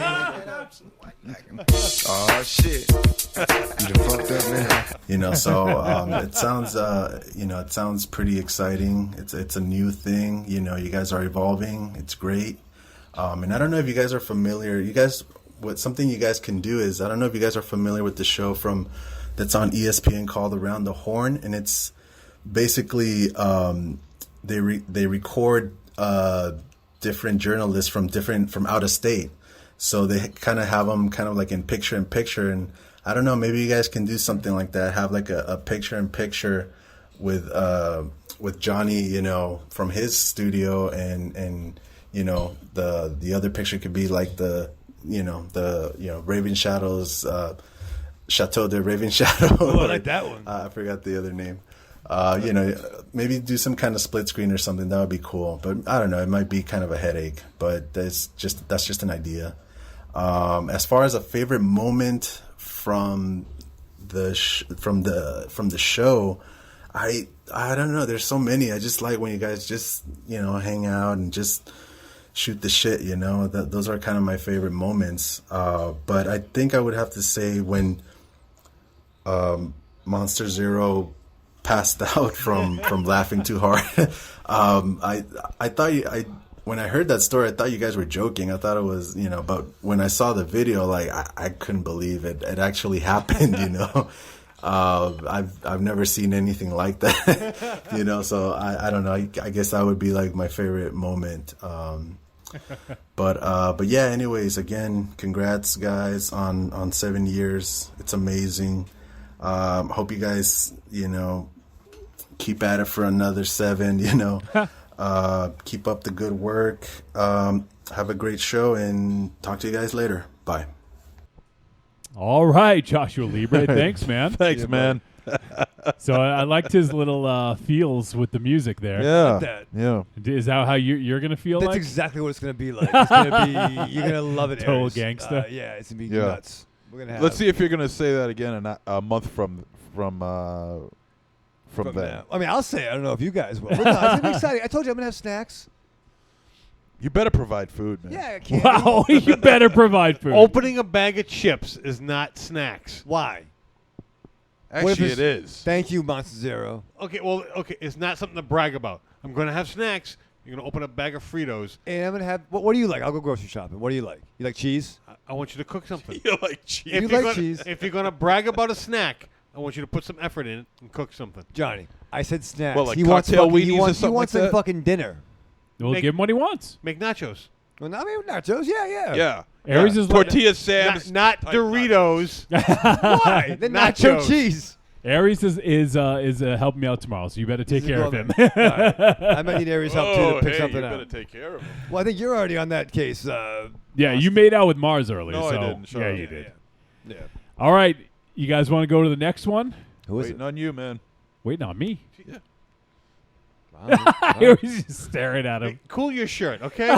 Yeah, tone that thing down. Yeah, my God. Big thanks to Joshua Libre. Thanks for calling in, man.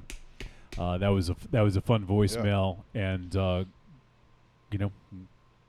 be interesting. He says the picture-in-picture, and that's sort of I don't know exactly what form it's going to take, but we will have video at both locations. Yeah, we're trying. So No, we're not trying. It'll happen. It's just a matter of what it's going to look like. So we'll see. I'm excited.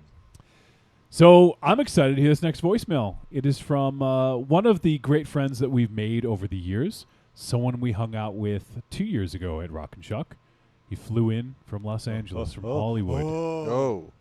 One of our favorite filmmakers. Yep. Definitely by far, and I can't wait for his next film. Whenever that is, these fucking financiers better get their head out of their asses and give this guy some money because we need another film we need another Kurando Mitsutake joint. Happy 7th anniversary, Trick or Treat Radio. Congratulations, guys. Thank you. This is Kurando Mitsutake, the director of Karate Kill and Gun Woman.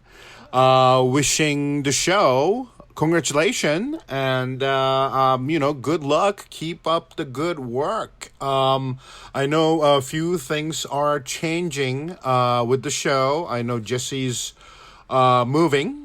And also Mars left the show. I haven't been listening to the show recently. I'm a little swamped with my work and my family. But, I'm going to catch up with the old episodes eventually. But anyway, please keep up the good work. I love the show and you guys are awesome.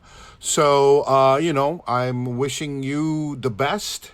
And, can't wait to come back on the show. I'm, after a hard 3 years of not getting any green lights on anything, I finally landed on my 5th feature film, which is going to be my first full-on horror movie. It's going to be the Giallo style murder mystery / erotic crazy horror movie.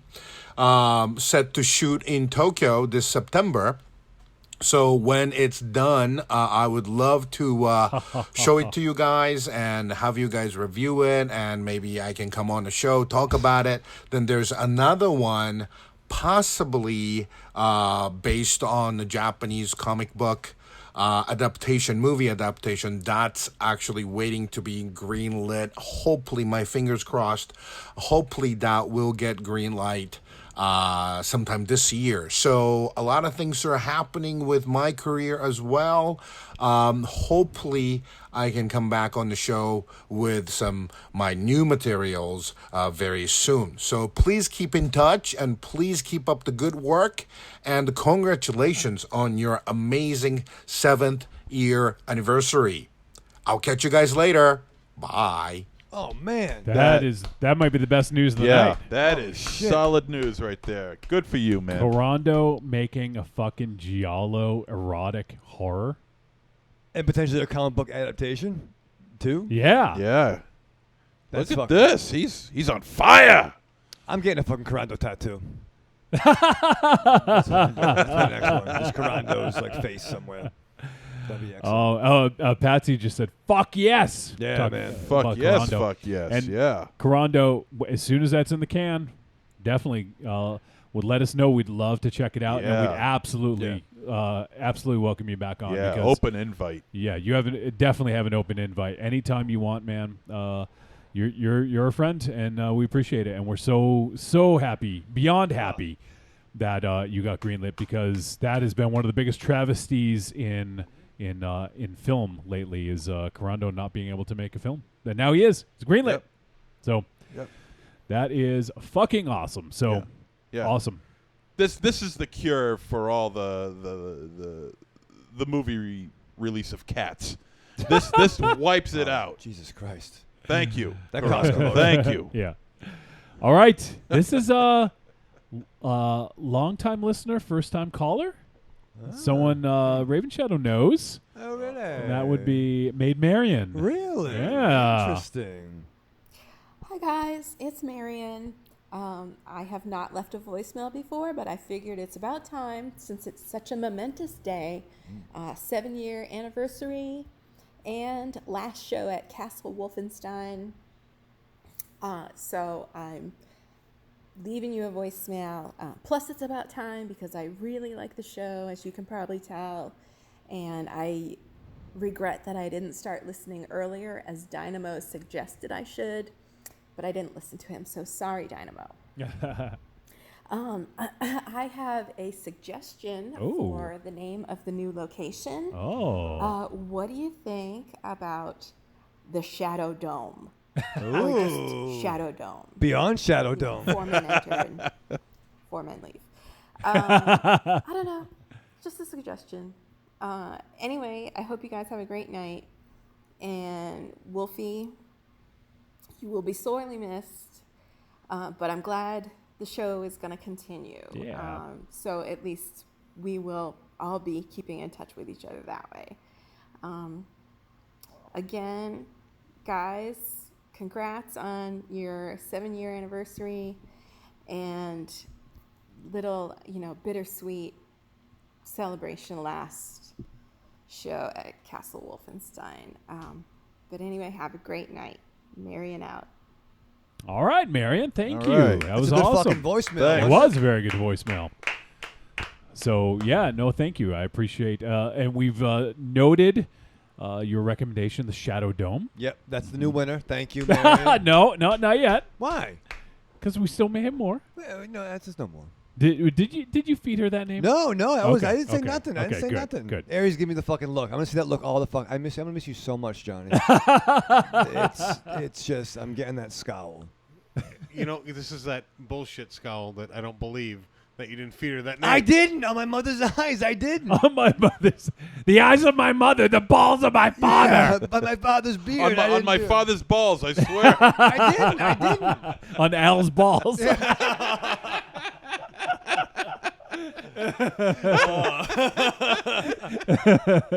And not your friend Al Cool either. Yeah, no, yeah, they're the original Or Al. his balls. The original Al, Al Senior. Oh man. Well, that was awesome, Marion. Thank you, and certainly don't hesitate to call in again. Yeah. All right, moving on. We have our boy Mattual of Omaha. Here we go. Hey guys, it's Matthew of Omaha. I gotta be kind of quiet because I'm calling from a restroom stall at work. But I just want to let you know, from Omaha to you, happy 7th anniversary show! Yeah. Did he? I wonder if he really did that. It wouldn't surprise me. Yeah, if he did. fuck him, get fired. I hope there was someone in the stall next to him. Yeah.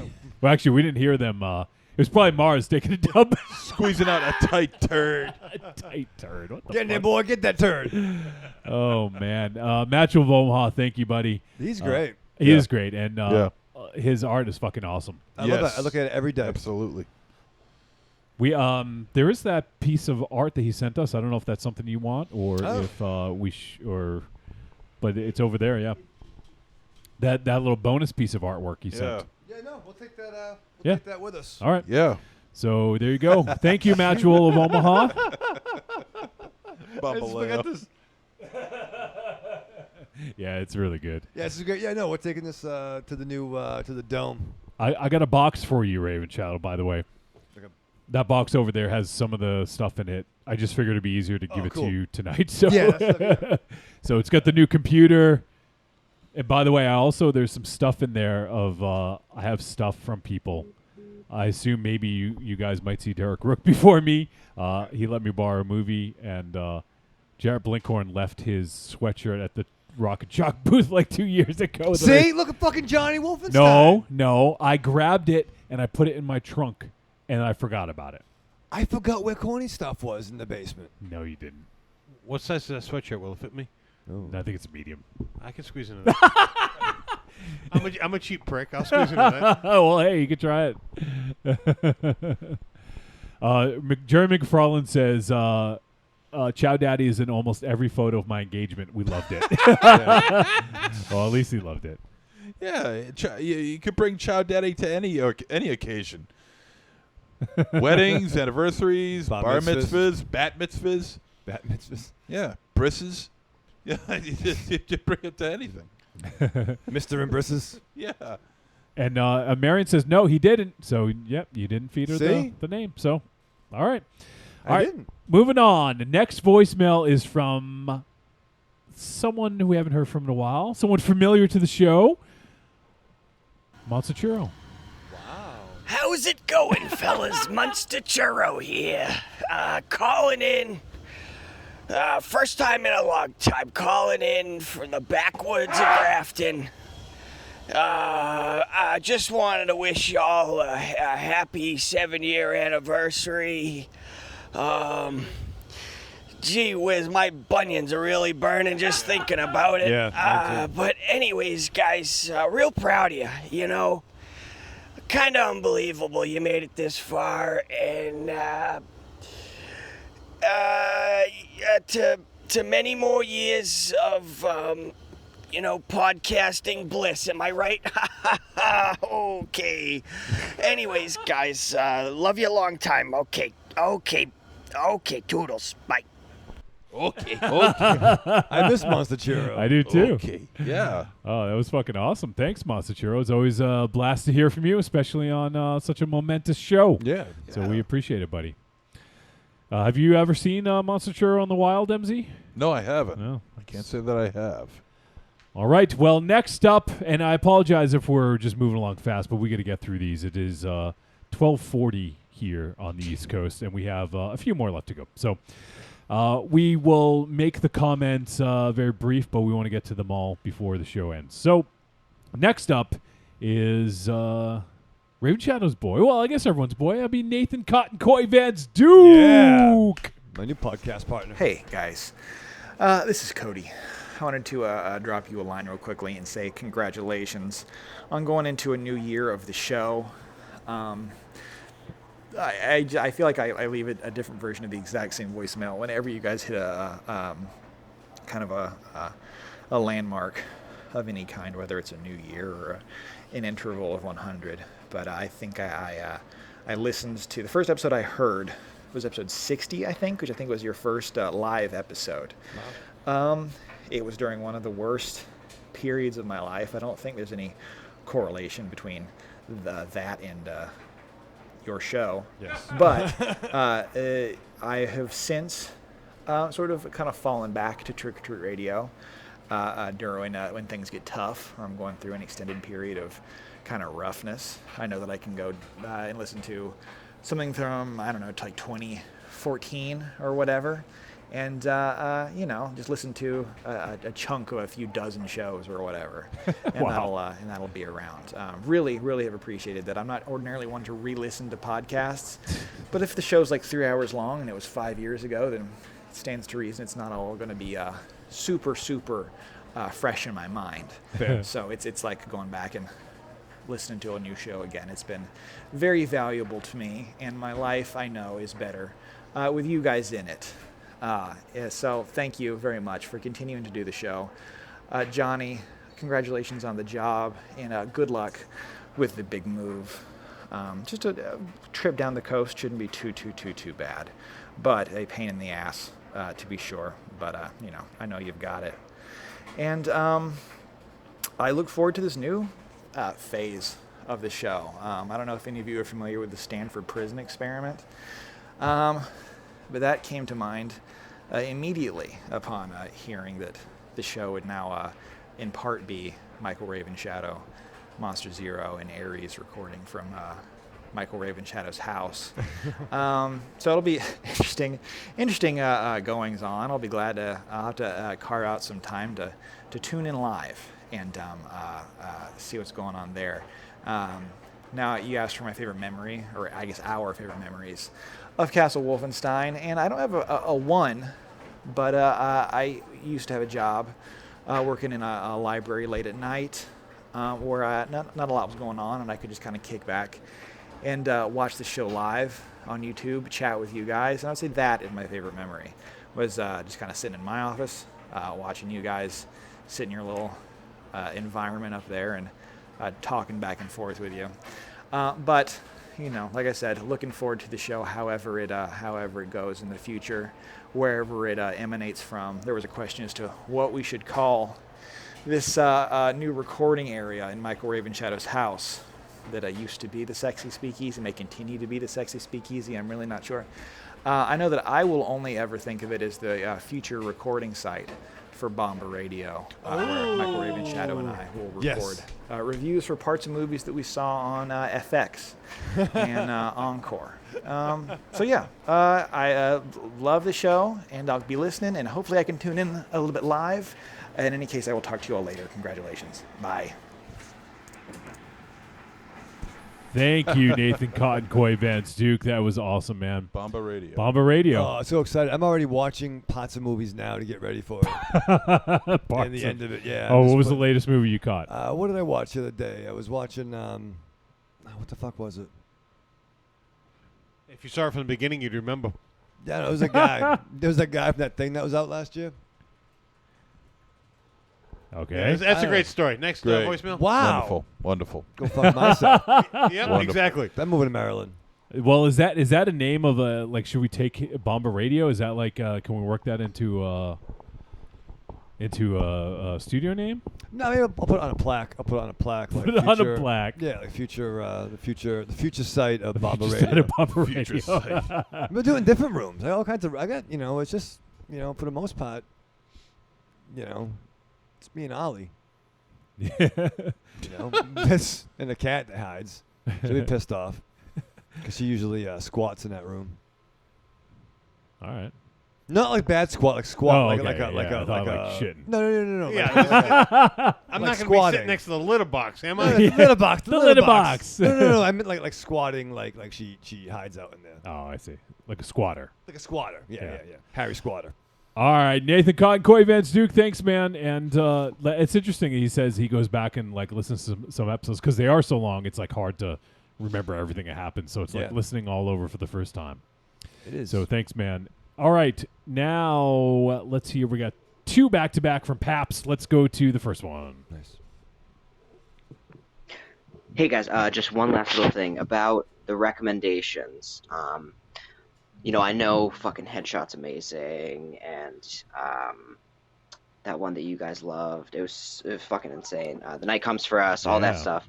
But the recommendations that I'm looking for are stuff, let's say, before the year 2000. All right, I'm looking forward to listening, and peace. So I think that was actually part 2. So let me play the other one. I didn't write down which was which. So but keep that in mind. Let's listen to the other part. Hey guys, it's Paps. Just calling in this week. First, I want to say congrats on the 7-year anniversary. I believe That's part it is tonight. That's fucking awesome. Good for you guys. Also want to say good luck to Johnny, who's moving down to Maryland. Thanks, man.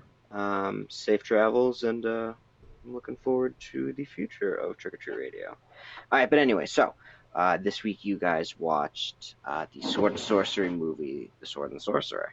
And I just watched it. I have to say I kind of half paid attention to it, but I think I pretty much got the gist of that movie. It was a lot of dumb fun. Had some great haircuts in it. I've actually been kind of digging on Sword and Sorcery movies lately. Watched Fire and Ice, Conan, and something else. I can't remember what. But yeah, so this movie, was pretty much exactly what I thought it was going to be. Just a lot of like stupid action, ridiculousness. I have to say it had some nice body horror at the end with that, that guy. But yeah, so I have to say, I feel like every Sword and Sorcery movie I've watched has some part where like they yell the bad guy's name, like Necron, Cromwell. And that guy's fucking sword was absolutely ridiculous. I thought it was so funny. The like weird 3 blades, and it like fucking shot, 2 of them, and then there was like a hidden little like short sword or dagger. But yeah, I mean, it's fucking stupid, but I very much enjoyed that movie. But lately, I have been digging some martial arts movies. I just found out that Netflix has like a treasure trove of great stuff. I just recently watched the 36th Chamber of Shaolin, and I fucking loved it. I thought it was great. And from you guys, I was looking for either what's your favorite martial arts movie, or what is a recommendation of something that I should watch. I'm looking forward to listening, guys. I'm looking forward to hanging out later, or I guess earlier, depending on when you play this. And peace. All right. So, and then his follow up, he said, I know you guys recommended Headshot and Night Comes for Us, but looking for other sort of martial arts films for a recommendation. It's a toughie. Anyone got something right off the top of their head? I was always fond of the American Ninja story. The American Ninja, yeah. Oh shit! Don't fucking tell me. The original Power Man and Iron Fist. Michael Dudikoff. Michael Dudikoff and Steve James. Fucking love those movies. It so pisses me off that we're flipping channels, and there's that program American Ninja Warrior. Yeah. But I'll look back like, and you'll see. Oh yeah, I always have that for a half a second. Right? Yeah. Oh, damn it. Yeah, I'm like, fuck. Like. Actually, it played on Stars not too long ago. Oh, maybe not a month on ago. Tubi? Oh, I don't know. Well, get on that. Yeah. And fucking find it. Yeah, look. I mean, I'll speak for Mars in this case, where it was the Raid films. Probably he would say. Yeah, and I'm sure he showed them to Pabst if Pabst didn't already know about them. So, yeah, I'll mention again. It's not a recommendation because I haven't seen it yet, but on Netflix coming in a couple weeks, Wu Assassins looks pretty awesome. So give that a look. What are some ones that we didn't? Do you guys remember Demon of the Loot? We did a long time ago, Shaw Brothers movie. Like pretty fucking crazy. I remember Tiny was on when we did it, so it was a while. But that one was pretty fun. What are some other great martial arts? Like shit. Surprisingly, I didn't really have high hopes for it, and this isn't maybe in the same vein, but Man of Tai Chi was a lot of fun, right? With Keanu Reeves and Tiger Chen. Yeah. I wouldn't mind rewatching that. Yeah, so Man of Tai Chi was fun with Keanu Reeves. He played the bad dude, if I'm not mistaken. Yes. Tiger Chen was also in it. But I gotta say, it doesn't have amazing martial arts, but for my money, I'm a big fan of Stephen Chow's work, and especially Kung Fu Hustle, which they're working a sequel on. Yes, they are. I'm very excited about that. Now, it's not the best action you're going to see because it's mostly a comedy film, but there is some really great action in it, and that's one that I highly recommend. Anyone else? No? Obviously the Bruce Lee joints. I mean, there's plenty of stuff to go into. I'm sure you've seen those, though. No, yeah, well, I don't know, fucking... Crippled Masters, MZ. That's yours. Say that. Oh, yeah, Crippled Masters. I actually have the VHS I'm trying to get rid of. I don't know what the AKA fuck to do Partial with it. Arts. Oh, Jesus. That is a crazy exploitation martial arts flick, though. Yeah. Do we have that? Well, I have the VHS. No. I'm actually trying to get rid of my VHS, so I Josh, don't know what pick the fuck up. I'm going to do with it. But yeah, no, check out Crippled Masters. It's a fucking ridiculous. Yeah, beyond ridiculous. Yeah. All right, Paps. Well, thanks, man.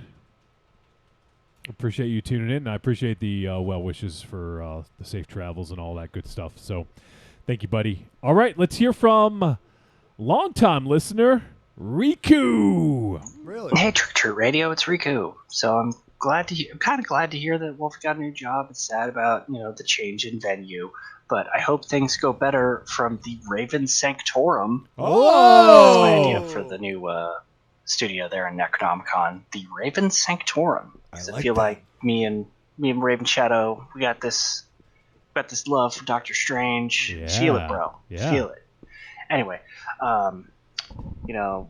if you guys do change your record date, that'd be great for me, because I now play in a D&D game that goes the same time that you guys record on Wednesdays. Anyway, I'd like to share my favorite Trick Treat Radio memory, and that is honorable mention first off to MZ nearly dying on stream. That was weirdly hilarious in hindsight, but it was kind of also scary at the first moment. Yeah. Anyway, my favorite memory is the ass off between Dynamo and MZ, where Dynamo just showed his ass to the entire stream, and that man has a nice ass. Oh, Dynamo, you've got a nice you don't butt. say that.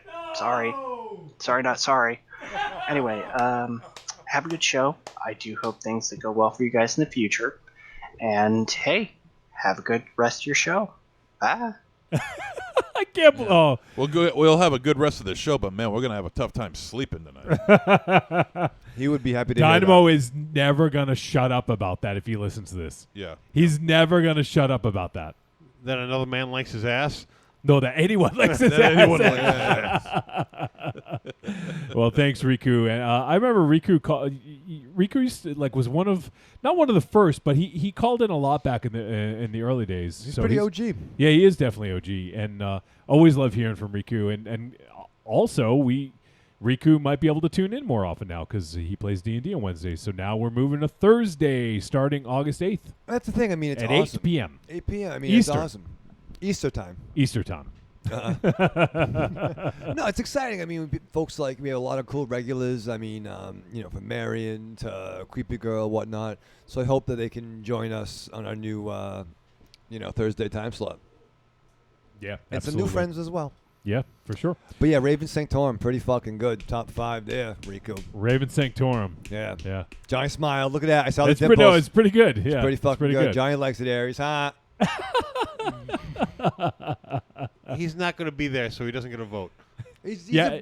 Oh, wow. Well, I was going to say, how do we actually decide how we're going to vote? Do you get to pick, or do we do for a popular I get vote? to pick. Where is the pick? I tell you what, a little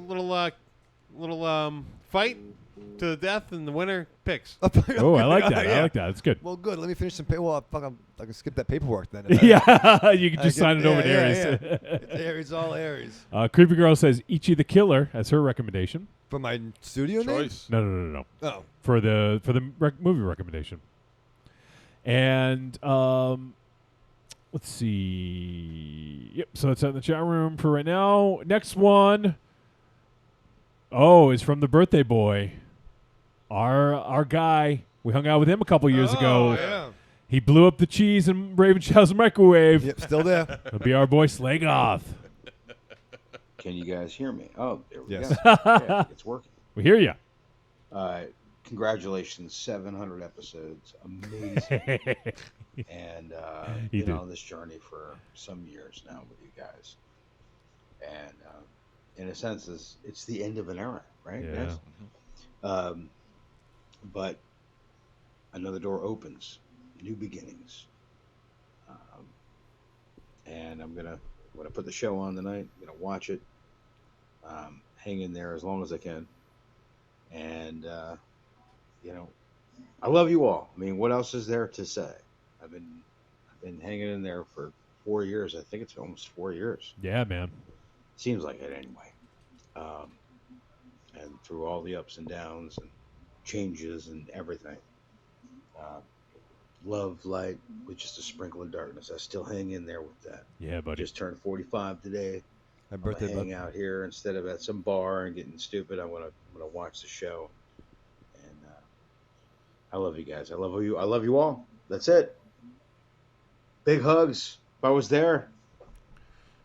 Cheers. Hugs and kisses, baby. And smooches. Yeah, smooches on pooches. All right, Slagoth. Thanks, man. It's All always a right. fucking pleasure to hear from you, buddy. Yeah. And yeah, talking about the history of the show, we had things. It was funny. Things changed. I think the first time we had Derek Rook in studio here, I don't know what it was. People love Rook obviously because he's a great dude. Oh yeah.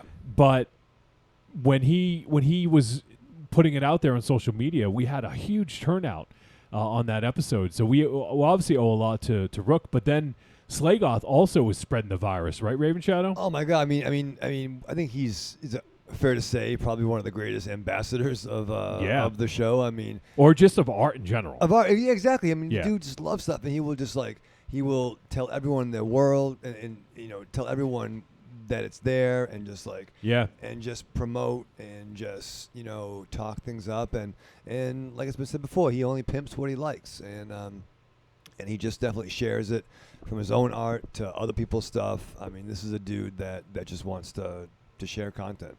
Yeah, You and know? we really appreciate it, Slagoth, and so he got here from Rook, and then he got Corny and Dane. Dainanda, and then that just started to kind of that stone kept rolling, and we had a bunch more people. So that was definitely a nice turning point. And for Jeremy McFarlane, you know. Jeremy McFarlane, yeah. Like, so, you can trace. You could do like the 6 degrees right from that that episode of that Rook was on. So, but no, Slegoth's been a great friend to the show, and we appreciate hearing from him on such a cool show. Yeah, and great friend in real life too. So thank you, brother. That too, yeah, absolutely. True. All right, we got 17,000 more. no, we're getting there at the end. He actually just sent this in because it looks like it didn't send the first time. But now we're going to hear from Carlito. Carl! Hey, Trick or Treat Radio, it's Carlitos. Happy Super 7-year anniversary. Super Saiyan. Woo! Woo! Yeah, I'm in this room by myself, but I'm cheering you guys on. Woo, party! Woo! Anyway, there's that, and congratulations to you, Johnny Wolfenstein, on your new chapter of your life. I hope it all goes well. Thanks, man. And yeah, but anyway, I actually wanted to talk about the movie Dudes. Yeah. That you guys reviewed last week. And I'd like to tell you a little story how I came across this particular copy that I actually have of the movie that I had for a few years now. Unfortunately, I haven't watched it yet, but after the review, I'm going to watch it very soon, definitely this weekend. But how I came across this copy and what makes this particular copy special, every year there's a horror convention that comes in Sacramento called Sinister Creature Con, and that I go to. I don't try to go every year; it just happen to just end up going, depending who is there. But of course, I like to while there, I like to scan the vendor's movies, his inventory that he's selling. A lot of rarities and out of print films that you can't find that may be in a bit of the gray area, if you know what I mean. But anyway, I was scanning his inventory and came across a copy of Dudes, and I was like, Dudes? What's this? What's that? That looks like John Cryer and that Roebuck guy. Yeah. And I already had a couple of copies. I think I bought Demon Warp that same day along with this film. So I was like looking at it, and I noticed that there's an autograph on the cover, and it says "Rock on and God bless," and it's right on top of Daniel Roebuck's picture on the cover of the film. So I was talking to the vendor, and he's like, "Yeah, whenever Daniel Roebuck's in one of these conventions I go to, he just comes over and he scans my inventory. He picks out a movie he was in and picks it up, signs it, and slips it back in. And then he's on his way, and then he's on his merry way." And I'm like, "Oh, really?" I was like, okay. And the cool part on the vendor's part, he was still selling the copy of Dudes for the same price as everything else, which was just $10. So for the price of every other movie that I bought over there, I came home with my very own copy of autographed copy of Dudes. And just now I just noticed that he signed in the front and the back. There's a picture of him in the back with John Cryer, in between John Cryer and Flea there. And yeah, and that's it. That's how I came across it. So definitely going to watch it this weekend because you guys made it sound really, really good. And that's it. That's pretty much all I got, really, other than the congratulations and the on both the new job opportunity and the 7-year anniversary. And that's it. Oh, and as far as my naming the studio at the Raven Chateau, which you guys are asking for, I do like the Raven Chateau. I think that should be what it should be, but I like acronyms, so I think, how about the Rams Retreat? RAMZ Retreat. And that just stands for Raven Shadow, Ares, and Monster Zero. So that sounds cool. I don't know. It's maybe it's stupid, maybe it's cool, maybe you guys like it. I don't know. I'm sure somebody else has a better idea. Like Evil Corny's suggestion last week. So I like yours. you guys have a good one, and good luck to you again, Johnny Wolfenstein. And hope you guys continue on as long as you can, because I'm starting to list you guys again. I had enough of the Mexican music every day, man. Mexican music is fine, but the same 4 songs every single day. It finally got to me. I was like, you know what? I'm just gonna play what I hear. So far, nobody seems to bother. So far, it doesn't seem to bother anybody. So anyway, you guys have a good one. Bye. Well, Aries perked up when he heard his name, so that was exciting. Well, with that kind of thinking, you might as well name it Mars. Monster, Aries, Raven Shadow, Zero. Oh man! I like what Carlito said, and thank you, dude. Just the Raven Chateau. No. I like that's The Rams Retreat. Yeah, I like acronyms. You should smile, but no. If you check out dudes, though, seriously, you should definitely call and leave a review. Yeah, let us know what you think, especially since he's had it for this while. A signed copy from Daniel Roebuck. That's fun. So thank you, Carlitos, and I'm glad you're able to get that in on time under the wire, and glad we could play it. Now, let's see. We got a few more. Let's quickly get to these last ones here. I don't know who this is from. It's anonymous. Hey guys, it's Rocky. Hey! Happy 7-year anniversary and shit, man. Congratulations. And so long to Castle Wolfenstein. Listen, I know you guys wanted us to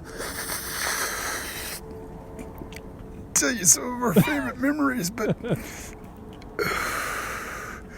I don't remember.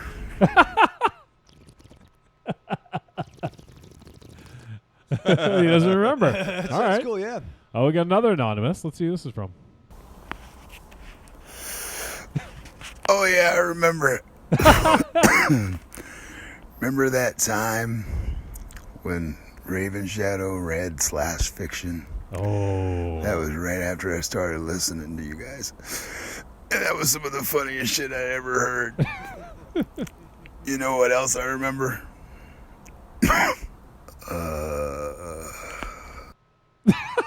Do you remember /fiction? Raven I Shadow? remember, yeah. That was Were you exciting. going to bring that back, maybe? I think so. I like reading some erotica out loud. Oh boy. I don't know if you want to do it with these guys in the room at your house. I'm gonna get a little excited. All right, we'll get another anonymous. Oh, yeah. That time, the Southern Revenger just, completely... Oh, yeah. destroyed a city, and some robots emasculated and had their way with Raven Shadow. And, that was not good. Dynamo. And, you know what else I remember? You guys remember that, right? Yeah. I don't remember it. Well, you think you remember something else? I don't know what I remember. All right, let's see.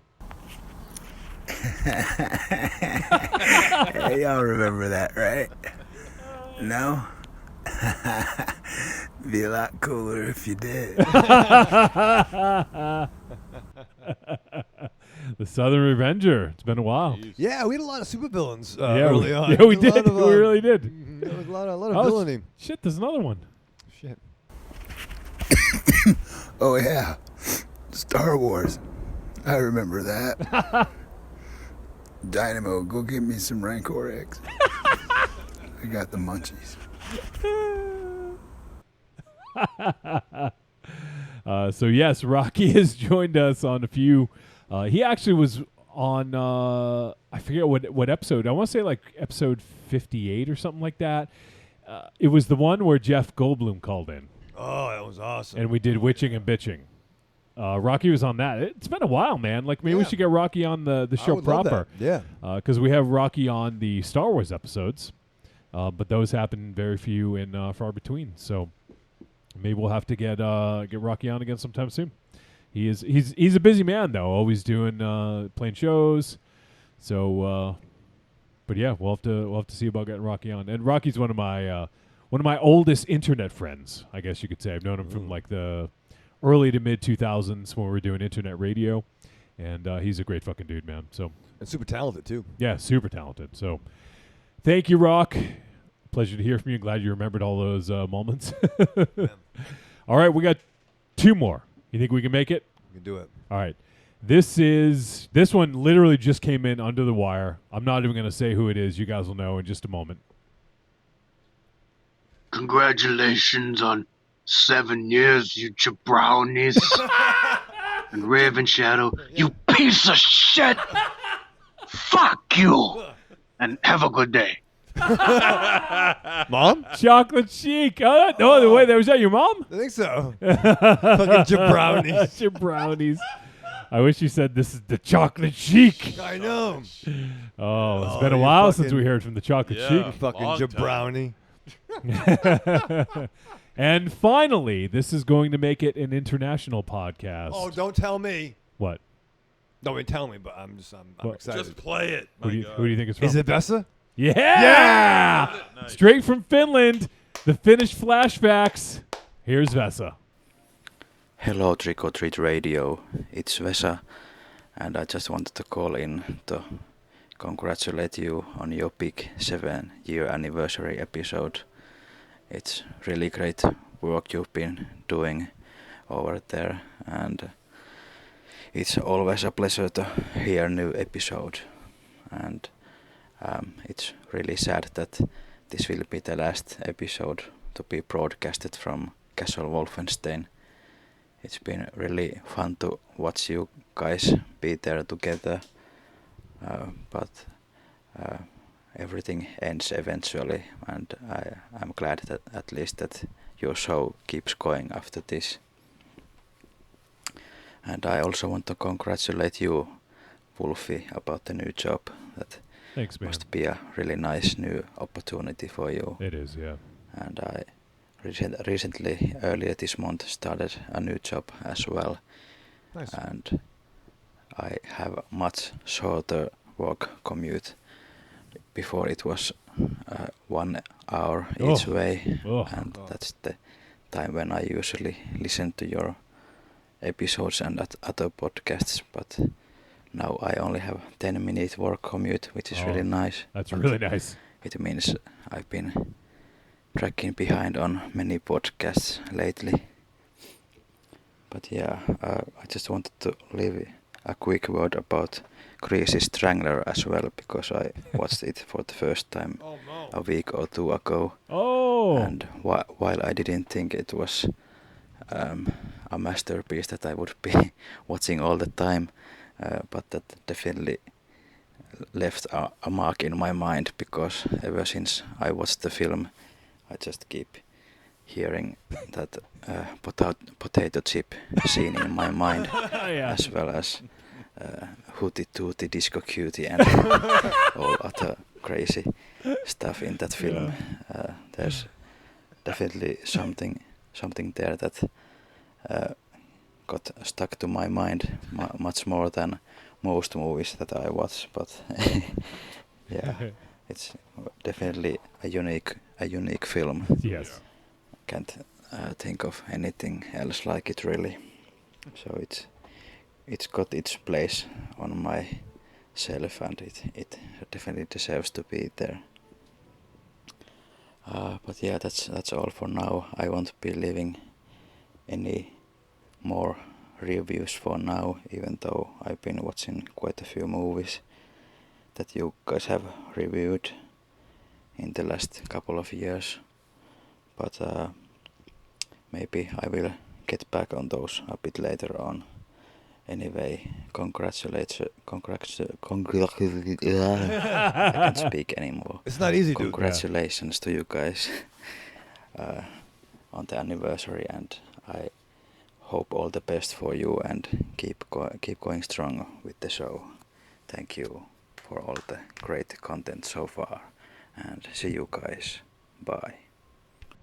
Awesome. That dude's the best. Yeah, thank you, Vesa. And anytime you want to call in a film review, please. It doesn't have to be one we did recently, but if you ever want to give your thoughts, like Greasy Strangler, that's one that like we're going to be talking about for a while. Like all those fucking quotes, Hootie Tootie Disco Cutie. It's bullshit a hell artist. It's a hell of a lot better than Tutti fucking Fruity. That's Yeah. for damn sure. No, that's I'm a very sick of hearing that shit. It's a highly quotable movie. Oh, yeah. Yeah, like I'm glad you. Well, you didn't love it, but glad you saw it because it's a movie you need to experience. That's for sure. So, I loved it. Well, guys, we did it. Yep. We got through the voicemail. This is it. That is it. So, well, also in the chat room, let me check real quick. And Riku said, "Got to get back to D&D." So thank you, ma'am. Jeremy McFarland says, "I'm out, brothers. Love you guys. Night, my brothers. Thank you, Wolfie, for the shout out, my friend. You got it, ma'am. Good luck with the new podcasting endeavor. I wish you nothing but the best, and hopefully we'll get to hang out with him again sometime soon in the near future." But well, I think that's gonna do it, guys. It's fucking 1:15 a.m. I have to be up in well, not quite as early as some of you guys, but for me early. So tomorrow is the Packers arrive, not your friend Brett Favre. Yeah. But the people packing, and then the movers come the next day. So it's going to be a whirlwind few days for me, and I might not be on on much of anything. So speed. Well, no, I mean I might actually need that. Actually, Yeah, okay, so it helps, Johnny. Reverend Scott says, "Congrats and peace and love, guys." Thank you, Reverend Scott. And he was listening to hear his voice message, see how we reacted. Yeah. But we actually played it earlier when Bill was on. So, And let me just drop one small thing Yeah. on Reverend Scott here. Oh. Because we talked about it, and remember how I found out about the... Oh, yeah. I want to bring this up Go ahead, since he's here. Yeah. Reverend Scott, we have a history that lasts a hell of a lot longer than you might realize. He probably knows. I don't know, but I was flipping through YouTube, and I remember that I was doing a dance with Camille Keaton and Barbara Magnolfi several years ago from Rock and Shock. Well, it wasn't up until just recently, and I've watched it regularly, on occasion, I should say. He said, but, "Uh-oh." But it just so happened, like about maybe 2 months ago, I actually finally took a look at who recorded that video, and it turns out that it was you. So that was before we even met Reverend Scott. Yeah, so I've had a history with Reverend Scott long before anybody knew. He says, "Oh yeah, I didn't realize that was you in the video." Yeah, that was me. Yeah, MZ dancing with Camille Keaton and who else again? Barbara Magnolfi. Barbara Magnolfi, yeah.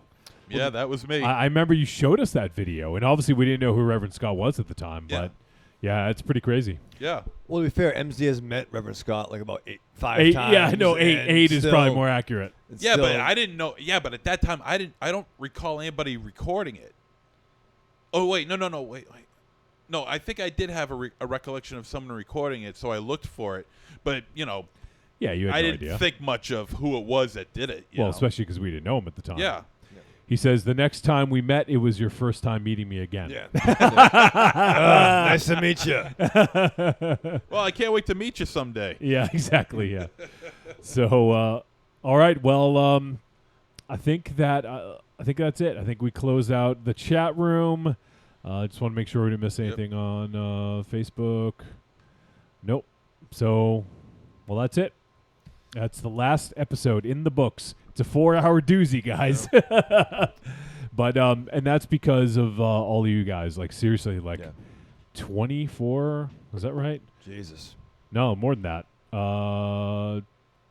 28 voicemails. 5 of them were for Rocky. So so 24 different people. But that's I don't know. That's amazing. Yeah. That's amazing. And I didn't even anticipate we'd have that kind of outcome, but I appreciate it, guys. Final words for Castle Wolfenstein. We'll go around the room, say goodbyes if you guys have any final words.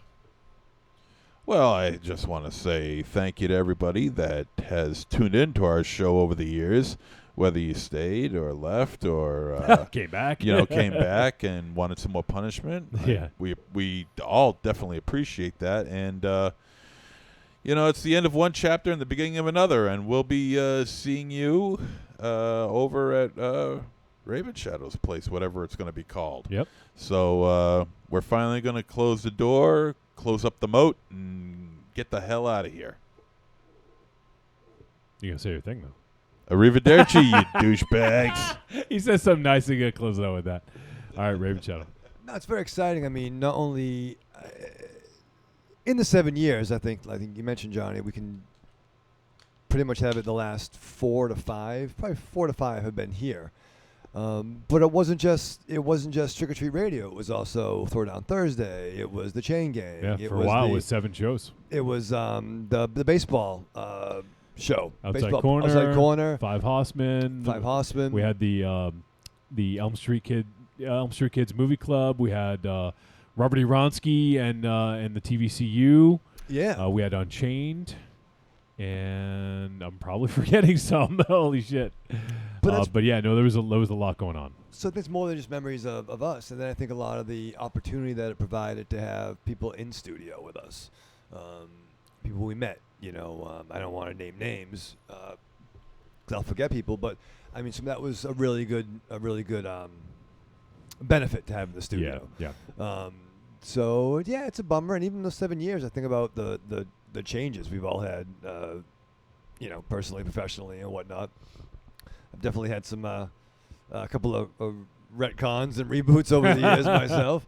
But no, it's been very exciting. And I think I'm going to miss the shit out of you. I'm going to speak for everyone too, right? We're all going to miss Johnny. Tell me no. Oh, yeah. Tell me no. Tell me no. Yeah. You know what? Tell It's me weird. how you I really forgot feel. all about the fact that he was leaving. Good. You gotta remember real fucking quick on August 8th. It'll be fucking painfully clear. No, but I think we can all agree that it's very exciting. And we'll miss you, Johnny, and we love you. And if things don't go well, you can come back. That's true. Mm-hmm. I'll have to pay back all that relocation money, though. Oh, it sucks. Yeah, Oh, boy. Wait for the statute of limitations to run out. But no. Big ups to yourself on your new adventure. Thanks, man. Yeah, we'll go from there. And so many memories. But I think, the near death of Monster Zero is pretty much the one that will be the never forgotten. Left an indelible mark on him and all of us. Yeah.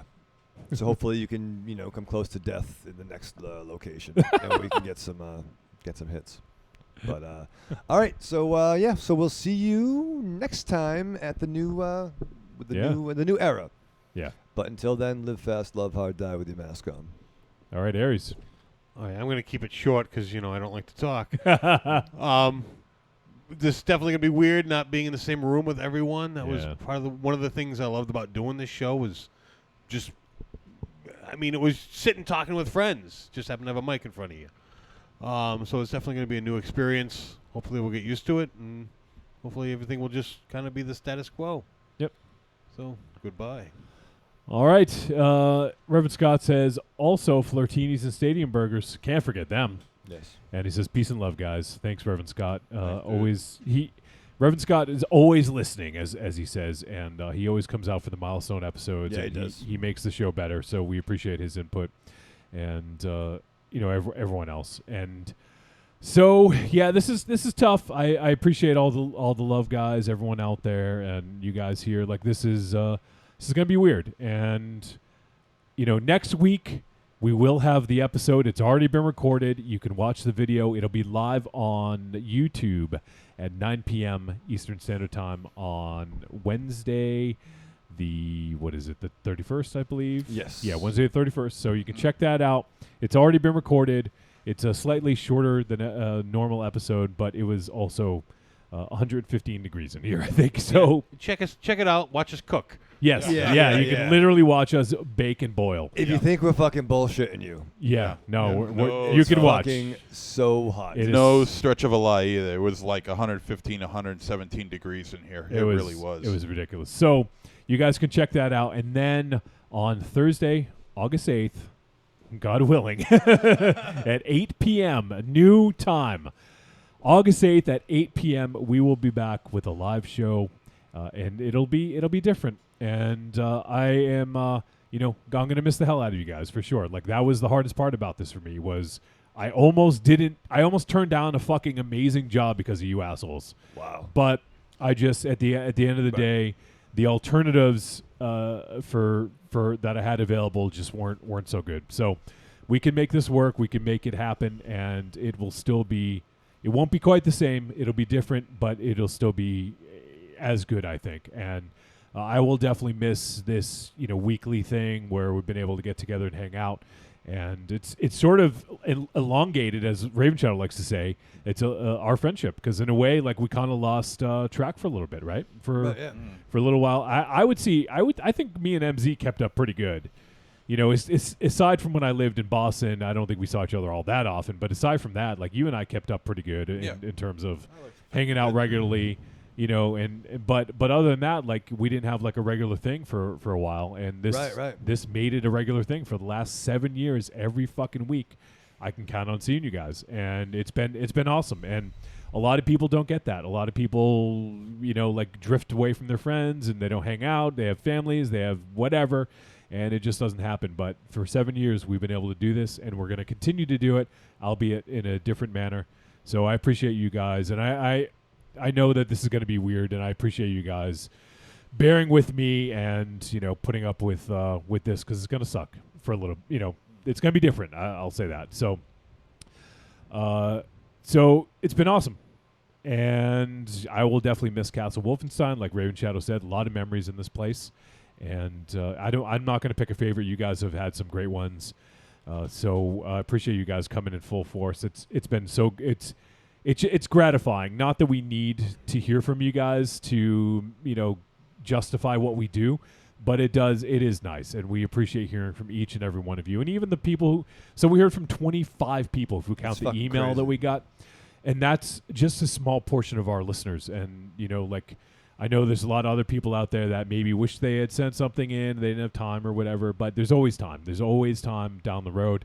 We'd love to hear from you guys. We love playing your voicemails, and we just love hearing from you, and we love being friends with you all. So you guys make this all, honestly, like, we may not want to keep doing it if it wasn't for you guys and tuning in and giving us all the great messages and the feedback and everything. So thank you so much, and thank you everyone for turning out like huge for this episode.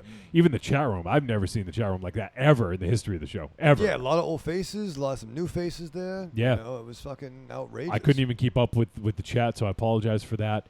But yeah, that's it. So this is the end of an era. 2 weeks starts a brand new era, but we'll be back. We'll be here. We're not going far. It'll be different, but we'll be here. So for everyone here, thank you guys for the last 7 years. Thank you, listeners, for the last 7 years. And I don't know if we got another 7 in us, but we got more. We're not done yet. So yeah, I mean, I wanted to do 365, like, from the So hey. So now, if you want to listen to Trick or Treat Radio, you have one episode a fucking day for a year. So don't say we never gave you anything. Now I want to go 10 years. Let's go at least a decade. And yeah, exactly. All right. Calm down there, Raven Shadow. Right, slow it down. But big thanks to all of our guests. Bill by Force for hanging out. I love catching up with that dude. Jim Smith for hanging out and giving us a little catch up on him being out on the West Coast. And also for Mars for coming in. So, I felt for an end of an era, it was kind of a nice thing. We're hoping to get Tiny in as well, but he's in Tennessee on vacation. So perfect. It wasn't meant to happen, but we're able to get most of the regulars at one point in time on the show. So, well, that's it. So, for the last time here at Castle Wolfenstein, thank you for tuning in, everyone, and we'll see you guys soon.